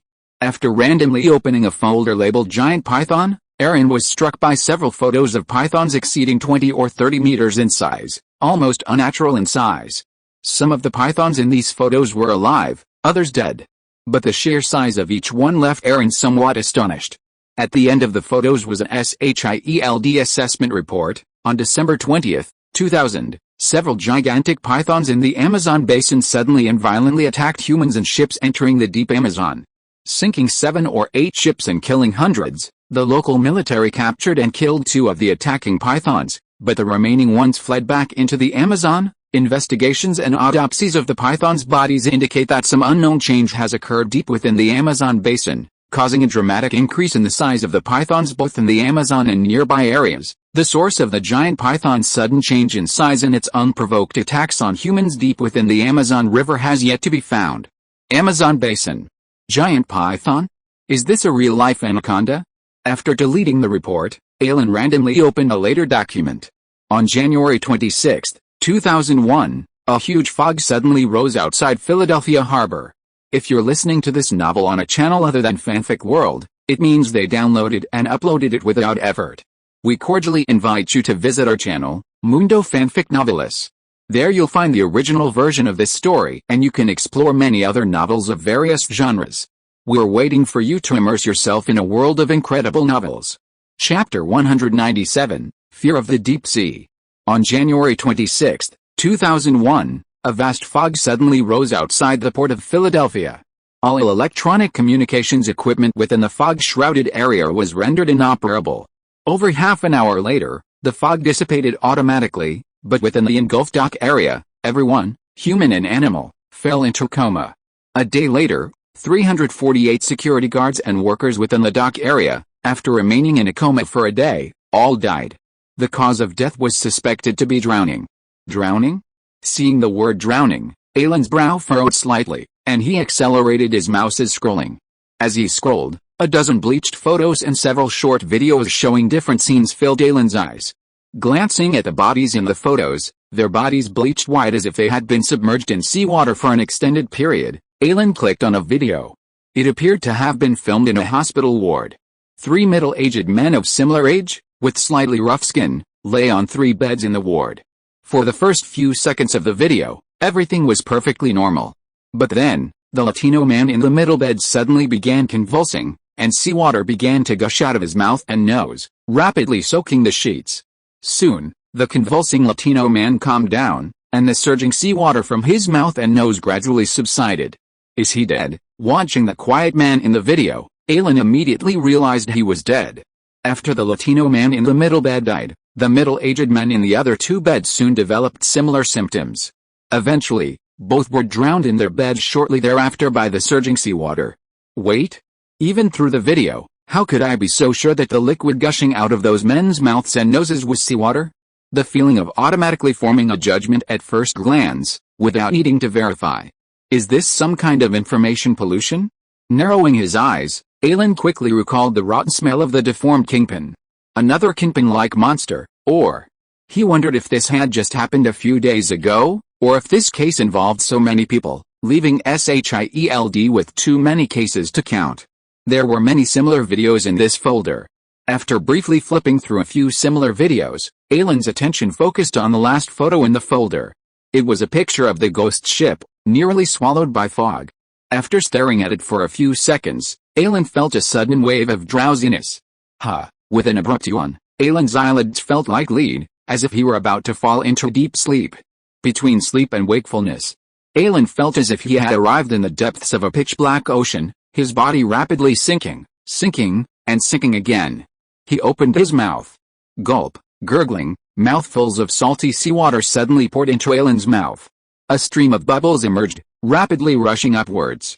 At the same time, from all sides, a surge of almost endless pressure quickly fell upon Ailin.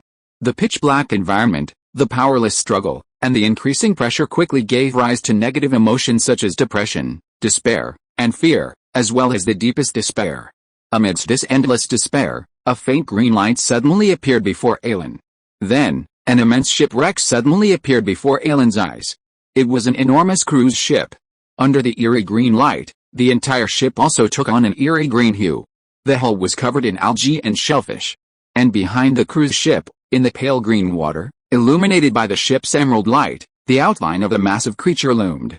As Ailin stared at the creature, the behemoth behind the sunken ship seemed to notice Ailin's gaze. The next moment, a massive octopus-like tentacle suddenly emerged from the pale green water behind the shipwreck, stirring the water and rapidly charging towards Ailin. What is this? As the giant tentacle approached, Ailin suddenly realized that the disc-shaped objects on its tentacles were not octopus suction cups, but giant eyeballs. As Ailin's eyes caught sight of those giant eyeballs, the hundreds of strange eyeballs on the octopus's tentacles also locked onto Ailin. The moment those hundreds of giant eyeballs locked onto Ailin, a chilling feeling washed over Ailin. I see you, a faint whisper echoed in Ailin's heart as the massive creature behind the sunken ship, seemingly slow yet incredibly swift, emerged from the shadows behind the shipwreck.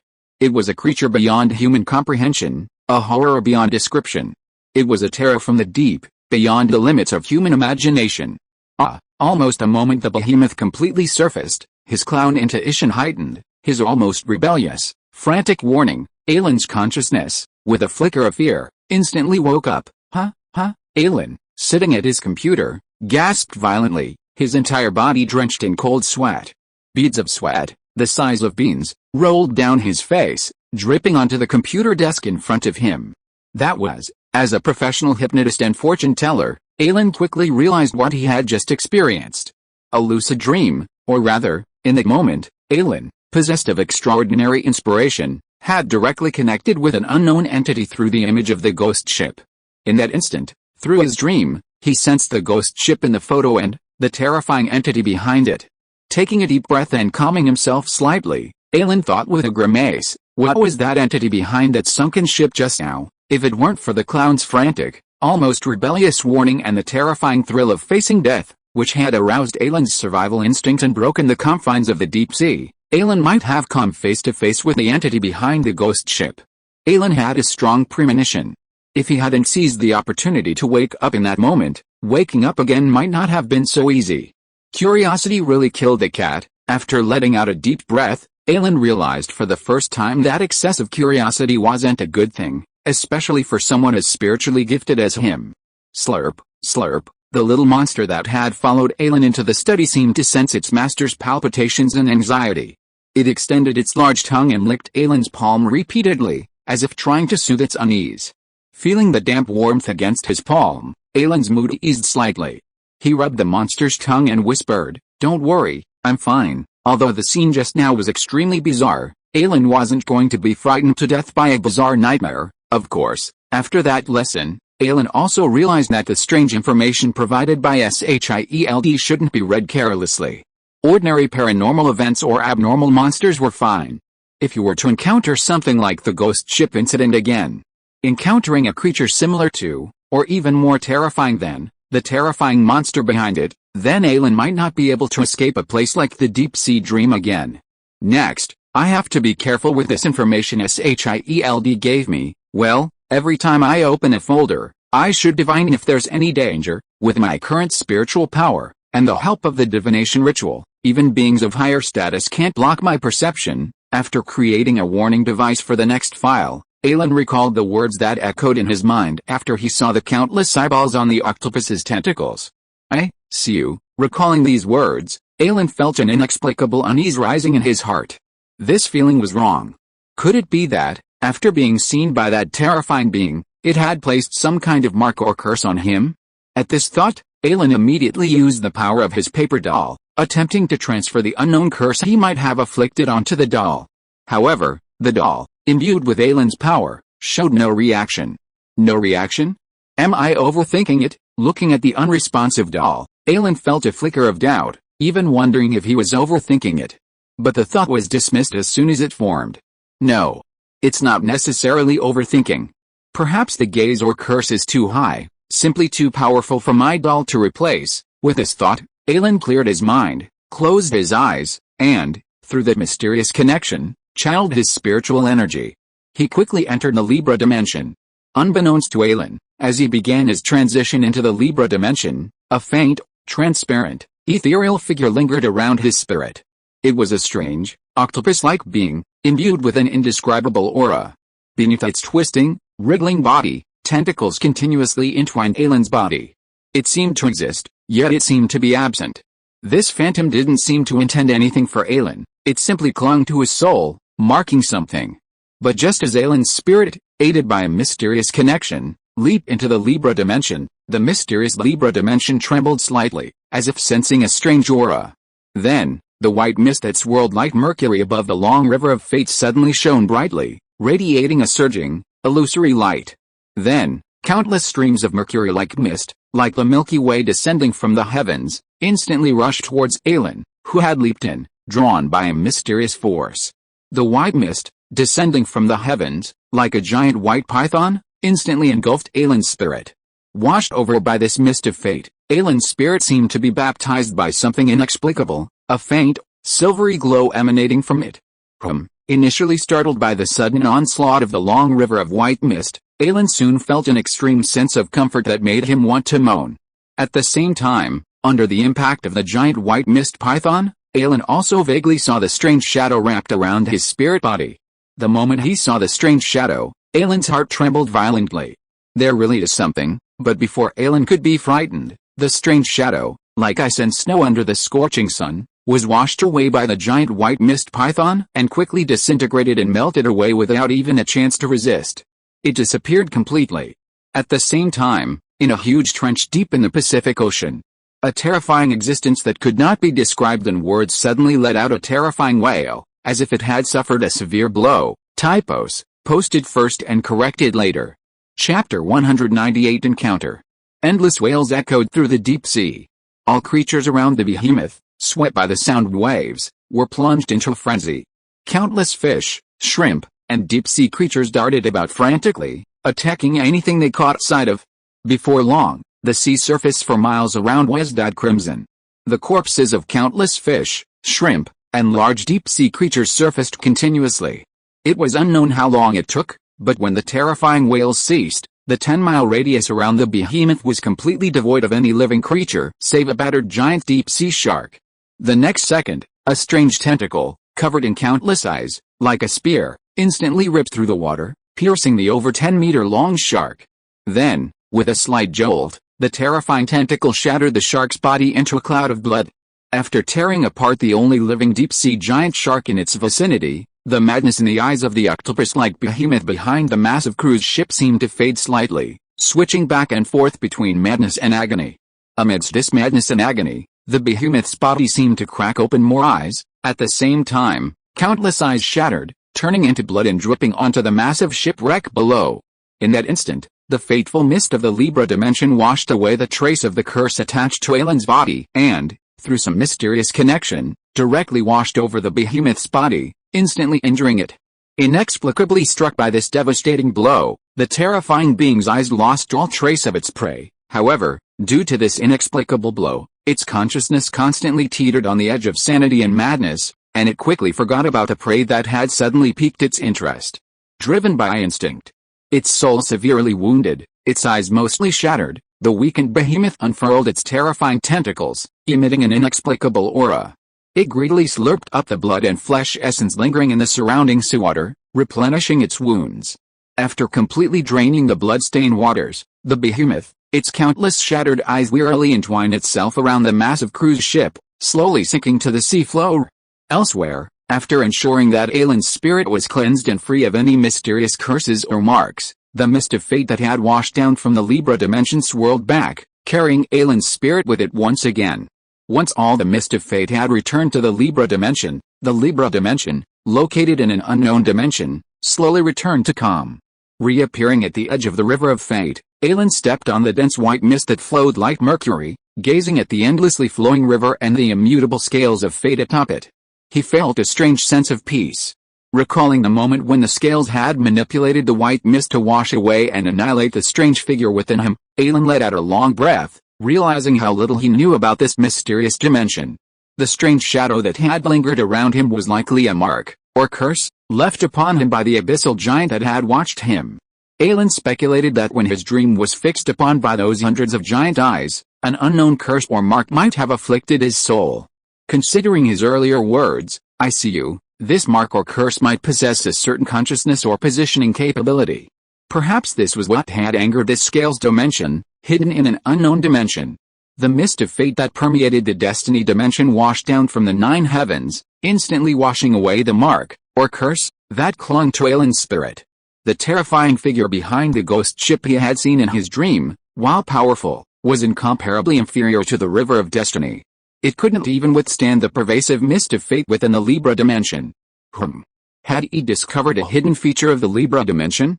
If he were ever cursed or marked by some terrifying entity, could he use this feature to wash away the mark or curse? It seemed he should visit the Libra dimension more often, whether for no reason or not.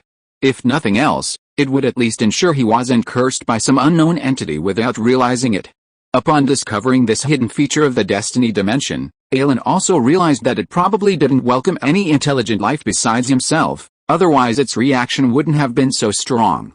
As for himself, it must be because of the scales of fate that the Libra dimension was treating him differently. With this thought, Ailin once again gazed at the eternal scales of fate that stood above the Silver River. After spending nearly an hour in the scales dimension, Ailin returned to reality.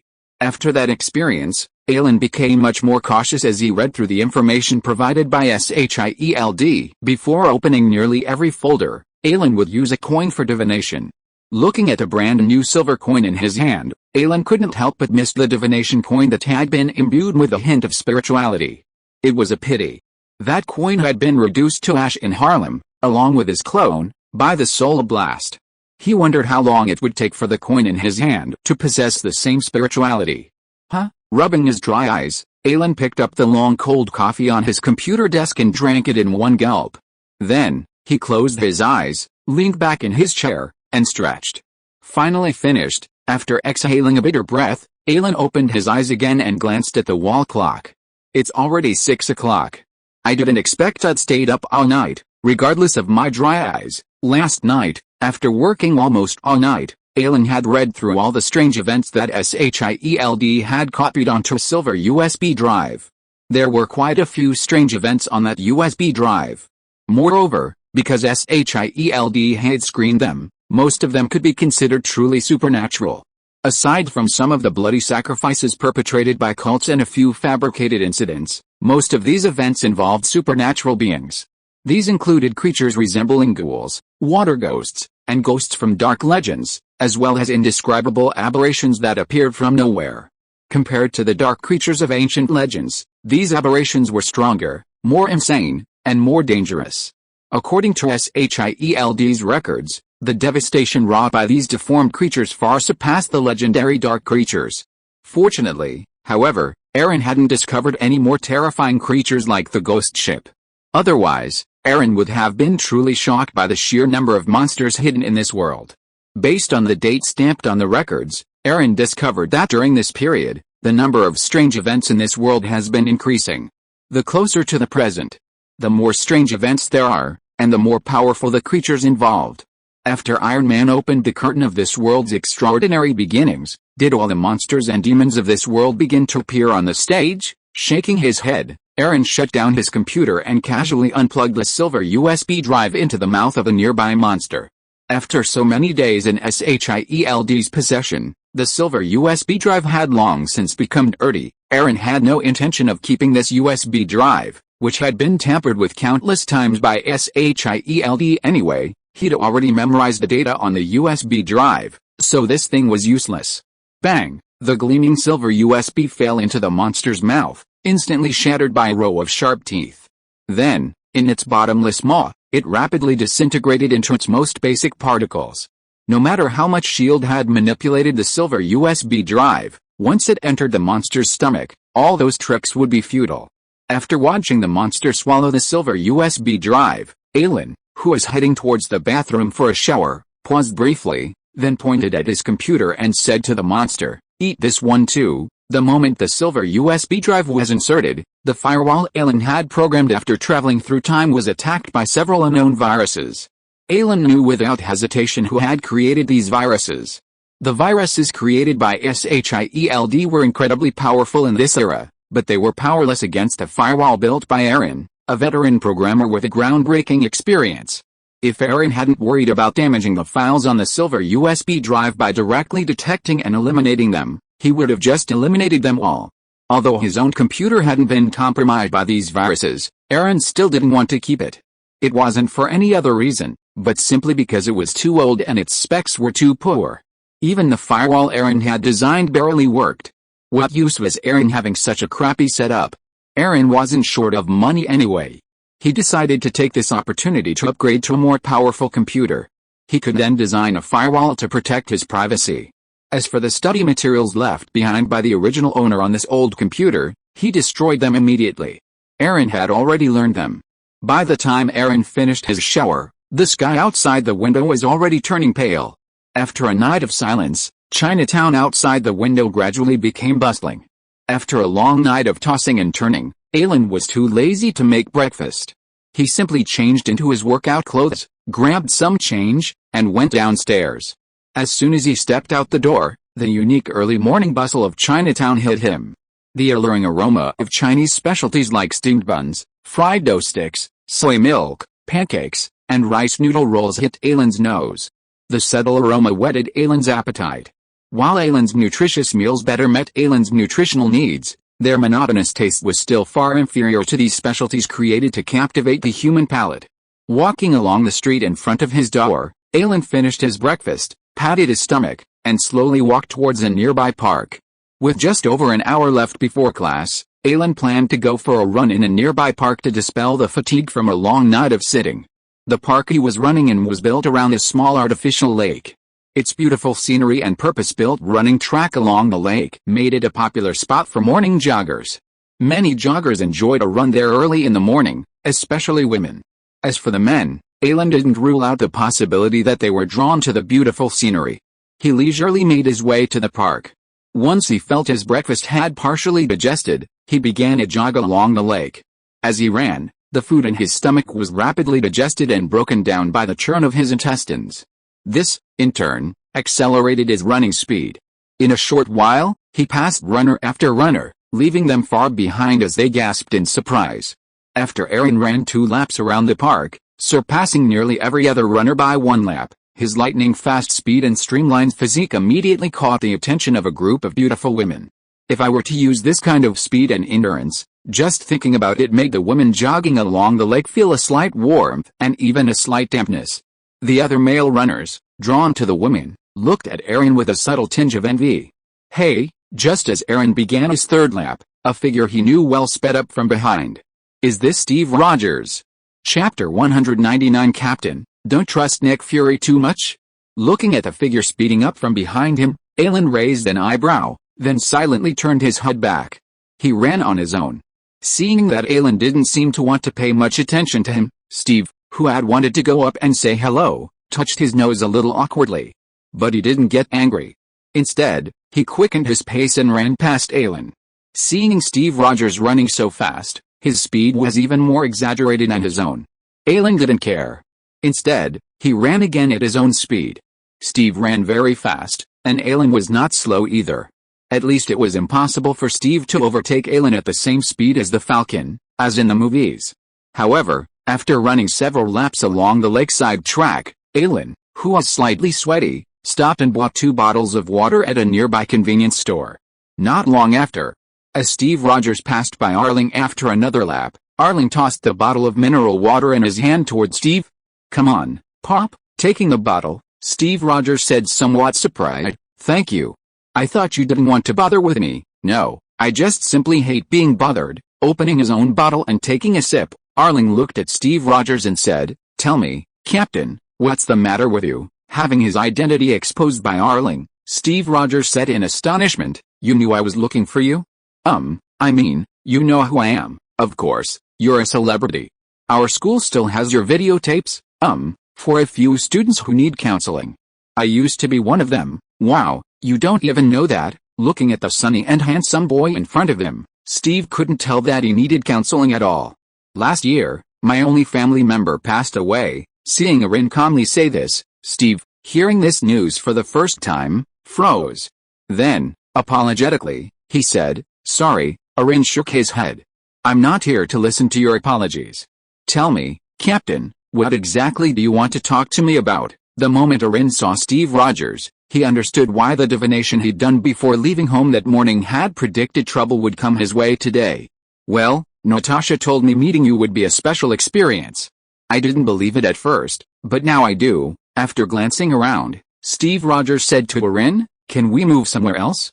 There are some things we can't say here. No, this is more convenient. Ailin snapped his fingers. With a snap, an invisible wave of energy quickly spread outward. And then, as Steve Rogers stared in disbelief, the crowd surrounding them each walked away. A 20-meter diameter clearing opened up around the bench where Ailin sat. Witnessing this incredible scene, Steve said to Ailin, wow, is this a superpower? This world isn't just about super soldier serum and people with superpowers. Ailin shook his head and said, it's just a little magic trick. Really? Steve said, his disbelief evident.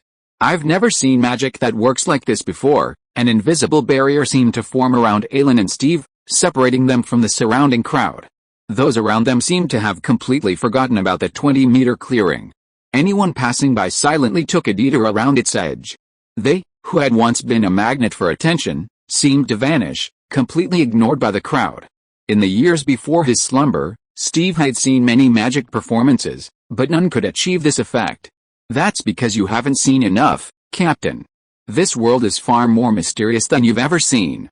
If you've been watching the news lately, you'd know that a seraph emerged from mythology not long ago, ending the disaster in Harlem. Compared to that seraph, my little magic trick is nothing. Having said that, Ailin, not wanting to continue the conversation, dropped the subject and silently looked at Steve.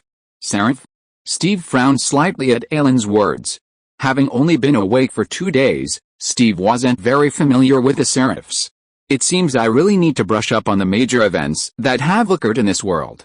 However, Steve soon let go of that slight thought.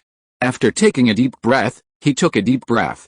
Steve Rogers whispered to Ailin, last night, Nick Fury designed a trap to capture some Hydra spies in SHIELD, but Hydra's infiltration of SHIELD is deeper than we thought. Last night, the plan was leaked and many people died, But we, except for some minions, did not capture any important Hydra figures. Really? Ailin nodded and said lightly, but what does this have to do with you looking for me? Of course it is related. The Hydra members on the previous list all died in the battle last night. Speaking of Hydra, Steve, who looked much more solemn, said solemnly, I heard from Fury that the original Hydra list was provided by you, so I came here this time to ask, in addition to the people on the previous list, do you know the identities of other Hydra members? Are they all dead? Ailin shook his head and said, it seems that Nick Fury is more cruel than I thought. What do you mean? Steve frowned slightly. Captain, don't trust Nick Fury too much? Director Fury isn't as simple as you think. I had Natasha give him that list a week ago. With his skills, he's probably already thoroughly investigated those people. Whether they were dead or alive is probably no longer important. Even the failure of your operation last night might have been orchestrated by Nick Fury himself. His goal was to use those deaths to lower Hydra's guard so he could strike them with the right moment, so, don't let him use you as a pawn. While Ailin's words were his own speculation, he felt the truth was probably not far off. Although SHIELD had long been infiltrated by Hydra, becoming SHIELD, Nick Fury wasn't as simple as he appeared. With his own warning, he became more vigilant, and with the hidden tactics he had been using, Ailin believed his claim that he had discovered Alexander Pierce, the Hydra leader who had been corrupting SHIELD. The death of all the Hydra members on the list he had provided might have been a tactic used by Nick Fury to paralyze him. Ailin, now possessing a powerful telepathic force, spoke with such force that Steve Rogers frowned unconsciously. After all, he and Nick Fury had only met a few times, and their relationship was far from as familiar as he had imagined. Ailin's words sowed a seed of doubt between him and Nick Fury. There was a long silence. Steve Rogers raised his head again and said, I'll personally verify what you said. If it's true, I won't let Nick Fury go. The agents who died last night weren't just pawns. However, if possible, I still hope you can tell me about the Hydra members you know. Believe me, no one knows the dangers of Hydra better than I do. Interesting. In Ailin's mental field, he could clearly sense that Steve meant what he had just said, including the part about not letting Nick Fury go. Should I say, he truly lives up to his title of captain? How naive. But honestly, Ailin was inexplicably looking forward to the scene when Steve and Nick Fury fell out. Although his mind was filled with thoughts, Ailin's face showed no sign of it. After feigning hesitation, Ailin whispered in Steve's ear, if you insist, then investigate Senator Stern. By the way, since you once provided me with psychological counseling, I'll give you a friendly reminder, check your house carefully when you get home. If I'm not mistaken, Nick Fury's personality suggests he's installed quite a few gadgets. Ailin pulled his phone from his pocket and checked the time. Well, it's getting late. I need to get back to school. With that, Ailin snapped his fingers again. He unsheathed the reality mirror he had set up to block the view of the surrounding crowd. Then, joining the crowd, he jogged back in the direction he had come from. Steve Rogers was left standing there, stunned. It had to be said that Steve Rogers, with his tall, handsome appearance, was the ideal type for many women. Shortly after Ailin removed the shielding mirror, several women who had long had their eyes on Steve boldly approached. Hey, handsome, are you here for a run too? Wanna join us? As they spoke, captivated by Steve's muscular build, they couldn't help but extend their claws to his chest, abdominal muscles, and pert butt. A bachelor who had been single for 70 years had never experienced anything like this. Steve Rogers, still absorbed in Ailin's words, was caught off guard by the women's bold actions. Terrified, he fled. After running out of the park, a sleek sports car, which had been waiting by the roadside, opened its doors. Quickly climbing in and closing the door, shielding himself from the women's intense gazes, Steve let out a long sigh of relief.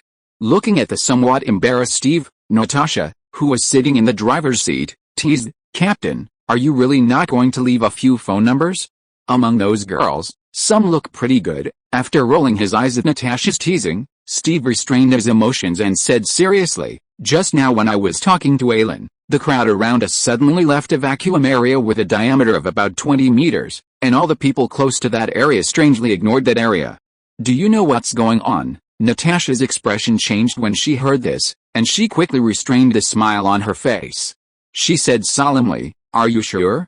Captain, I didn't notice anything unusual just now. Obviously, Before she finished speaking, Natasha's face changed again. She closed her eyes, frowned and thought carefully for a long time, and then she opened her eyes again with a grim expression. Steve, standing nearby, noticed Natasha's grim expression and instinctively asked, "What's wrong? I seem to have lost track of you guys a while ago.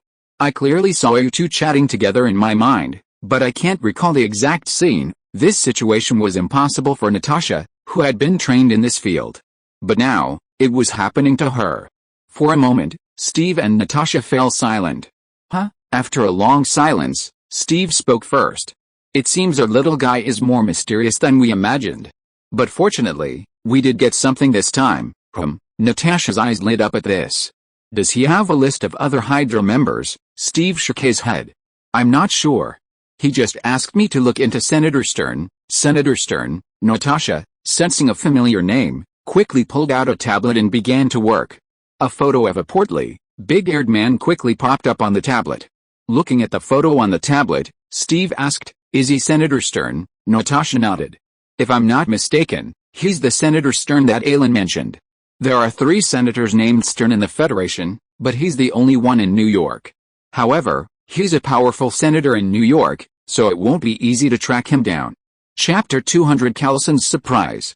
"Can't we investigate?" Steve frowned slightly. Natasha smiled faintly. "Of course not, it'll just be a little more troublesome, but compared to our previous blind pursuit, I think investigating a councilman will be much easier. At least we have a target, and it looks like Councilman Stern might even be a big fish in Hydra." Steve nodded. If Stern is indeed a Hydra member, then as a New York City councilman, his position within the organization must be high. This is good news for both Steve and SHIELD. Let's go back and report this to Director Fury. I don't have the authority to investigate a New York City councilman. I need Director Fury's approval for something like this. With that, Natasha started the car. Boom. With a roar of the accelerator, the SHIELD registered sports car roared away. Natasha, driving, didn't notice the subtle ripple in Steve Rogers' eyes the moment she mentioned Nick Fury. A few hours later, inside the Triskelium building of SHIELD in Washington, D.C., Natasha led Steve Rogers to Nick Fury's office. Knock, knock, knock. Hearing the knock on the door, Nick Fury, who was flipping through a report, frowned and said, "Come in." Only after Natasha led Steve into Nick Fury's office did Nick Fury close the file with a slight headache. Looking up again, Nick Fury looked at Steve Rogers, who had arrived with Natasha, a smile spreading across his dark face. "Director," Natasha said, then deliberately glanced outside the office. Noticing Natasha's gesture, Nick Fury calmly pressed a green button under his desk. The moment Nick Fury pressed the green button, the lights in his specially constructed office dimmed. As the blinds automatically descended, blocking the view inside and outside the office, a jamming device within Nick Fury's desk silently began to work. 3 seconds later, Nick Fury said calmly to the 2 people in front of him, "Okay, we can talk now. I've activated the jammer. No one can hear what we're saying from now on." Natasha nodded, then looked at Steve Rogers behind her and said, "Captain, you should do the talking. You're the one who got the information." Glancing at Natasha, Steve didn't refuse and turned directly to Nick Fury. "I just went to see that little guy you were talking about. He's really special." After briefly describing his meeting with Darling, Steve continued, "Before he left, he told me to investigate Senator Stern, considering the videotapes I'd taken as psychological counseling for him." Steve didn't hide or revise the details of his meeting with Darling. He only slightly omitted Arling's final reminder. He attributed the reason Arling had given him the name Senator Stern to the counseling he had provided him with the videotapes. "I didn't expect that the things you took pictures of, Captain, would have this function." After teasing Captain America, Nick Fury said seriously, "Senator Stern is a powerful congressman from New York. He has considerable influence even in Congress. If he is also a member of Hydra, then many things make sense." After pondering for a while, Nick Fury said to Natasha, "Captain's identity is too obvious. The task of investigating Senator Stern will be temporarily handed over to you, Agent Romanoff." Natasha nodded after hearing this. "Leave it to me. But I need you to give me an authorization so that I can retrieve all the information related to Senator Stern in the database." "Okay," Nick Fury responded and said. "I will give you my temporary authorization later, allowing you to retrieve all the information you need. But this matter must be kept secret. If Senator Stern is really a member of Hydra, He will not let us get hold of him so easily, don't worry. Director, I have never failed in my mission against such people. Recalling Natasha's impeccable mission record, Nick Fury nodded. Then he looked at Steve again and said, Hydra isn't something that can be dealt with overnight. Captain, you've only just woken up, so you should focus on recovery for the time being. Well, I think you could get out more often and get exposed to modern society. By the way, I've arranged for a teacher downstairs for you. She'll teach you how to use modern electronics to help you more quickly understand and integrate into this world. More quickly understand and integrate into this world? Steve didn't refuse Nick Fury's offer of help. Instead, he said earnestly, Thank you. Nick Fury raised his arm, checked his watch, and said, I had an appointment with her at 1 p.m. It's already 12:18 p.m. Captain, you can go downstairs and have some lunch, then meet her in the training room on the 4th floor. She should be in room 408. Steve was stunned for a moment, then glanced at Nick Fury and Natasha, who stood motionless beside him, realizing they were trying to avoid him. Steve nodded and said okay, then walked towards Nick Fury's office door. After Steve left, Nick Fury closed the office door again and asked Natasha, just now, the captain said that when he was talking to that little guy, the other party performed an incredible magic trick, isolating them from the surrounding people. You were there, tell me what you saw. I didn't see anything. Natasha recalled the previous scene and said with a somewhat grim expression, in fact, if the captain hadn't reminded me afterwards, I wouldn't have realized what happened during that time. It felt like someone blocked and modified my memory of that period. Listening to Natasha's description, Nick Fury's face couldn't help but become solemn. After a long pause, he spoke, It seems this little guy's abilities are far more complex than he lets on. Natasha, do you think we could possibly recruit him? Natasha glanced at Nick Fury strangely and said, It wouldn't be that easy to recruit him. I remember you saying he seemed quite wealthy, didn't you?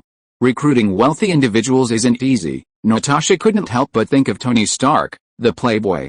During her time undercover at Stark Industries, she'd gotten to know the playboy thoroughly. If it weren't for the incident in Harlem, which accidentally exposed her, she might still be being harassed by him. Natasha's reminder reminded Nick Fury of the long string of numbers in the asset column of Arin's latest valuation document on his computer. Osborne Corporation and a significant amount of Stark Industries stock had made Arin a newly minted billionaire in the Federation, rapidly advancing toward $1 trillion. If Arin hadn't been so low-key, and if this year's Forbes rankings hadn't been released yet, Arin would have become the darling of the news media, following Tony Stark. Not to mention the others. Even Nick Fury's heart skipped a beat when he saw that long string of numbers. Arin already had such a fortune at this age, and with those unique abilities, how could he have joined SYNOPSIS and accepted its constraints? Thinking of this, Nick Fury sighed softly. And, for some reason, Nick Fury suddenly recalled the 2 SYLD agents who had disappeared from Arin's house. If Arin had possessed such abilities back then, could their disappearance have been related to him? Thinking of this, Nick Fury's eyes suddenly became uncertain. Forget it, let's increase surveillance on him first. When there's a chance, I'll go and get in touch with that little guy myself. If they could get him into SYLD, that would be great. If not. After seeing Natasha off, Nick Fury's office, which had barely been quiet for a few minutes, welcomed another visitor. Director, looking at Coulson, who had reappeared before him, Nick Fury took a special look at his left arm, which was covered in a glove, completely concealing the skin beneath the glove and suit. Then he asked, How is your recovery? Are you used to using this new arm? Not bad. I have to say that things made by Tony Stark himself are really amazing. This arm is much more flexible than ordinary prostheses. And I have tested it. This metal arm and the gadgets installed in it have directly raised my combat effectiveness and life-saving ability to another level. If I fight with that guy Clinton, Hawkeye, again, I will not lose this time. However, the only drawback of this arm is that it is too hard. It makes me feel uncomfortable when I sleep at night. Nick Fury on the side rolled his eyes when he heard this. Just be content. How many people have wanted Tony Stark to make an arm like this in recent times, but have been turned down? This time you can be said to have a blessing in disguise. After chatting for a while, Nick Fury immediately got back to the point, saying, I should have given you some extra time to rest, but as you know, with the recent global incidents, SYLD is severely understaffed. So, Director, you don't have to say it. I understand. The moment Nick Fury summoned Coulson back to headquarters, he realized the rest he'd earned by sacrificing an arm, it was gone. So, after Nick Fury's deft preparations, Coulson, already aware of something, took the initiative and said, "Tell me, what's the mission this time?" Nick Fury, interrupted, showed no sign of displeasure. Instead, he smiled and handed Coulson a pre-prepared document. It was a mission brief. Upon opening the document, Coulson immediately understood what his mission was. Nick Fury spoke up. "Late last night, an unusual atmospheric phenomenon occurred near the small town of Perns, New Mexico. Satellite surveillance captured an unidentified object falling from the sky, emitting an extremely strong energy reaction. I need you to investigate what exactly caused that massive energy reaction." He glanced at Coulson and said, "Clinton will be assisting you on this mission. If you're not afraid of a beating, I think you could schedule a fight with him." Upon hearing that Clinton would be accompanying him, Coulson, who had just been clamoring for a fight with Clinton and had regained his composure, rolled his eyes. Just talk. Who really wants to pick a fight with that pervert Clinton? After turning the page, Coulson immediately frowned and said, "Is Clinton going to? Is this mission so troublesome?" Nick Fury shook his head. "I just want to add an insurance. I don't want to see any parts of your body missing again." After shaking his head and sighing, Nick Fury said again, "By the way, there was news from New Mexico this morning that someone found a meteorite crater near the town of Perns. You can go there first when you get there." Meteorite crater, combined with what Nick Fury said just now, the unidentified object falling from the sky photographed by the satellite. Coulson nodded. "I see, I'll leave right away, go." When Coulson turned around and was about to open the door of Nick Fury's office, Nick Fury, standing behind Coulson, suddenly spoke up. "Oh, I forgot to mention that I've already applied for a level 1 workers' injury benefit for your arm. The money should be deposited into your account soon.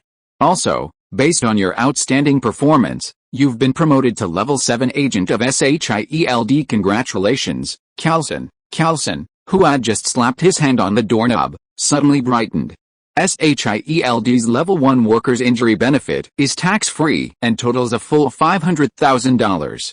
Such a large sum of money was no small feat for Coulson. Adding to this the increased authority, it was a double blessing for him today. End of this chapter. Thank you very much for reaching the end. Don't forget to like. Looking for more exclusive content and immediate access? Subscribe to our Patreon. Remember, every like, subscription, or donation encourages us to continue. Thanks to everyone. See you in the next video.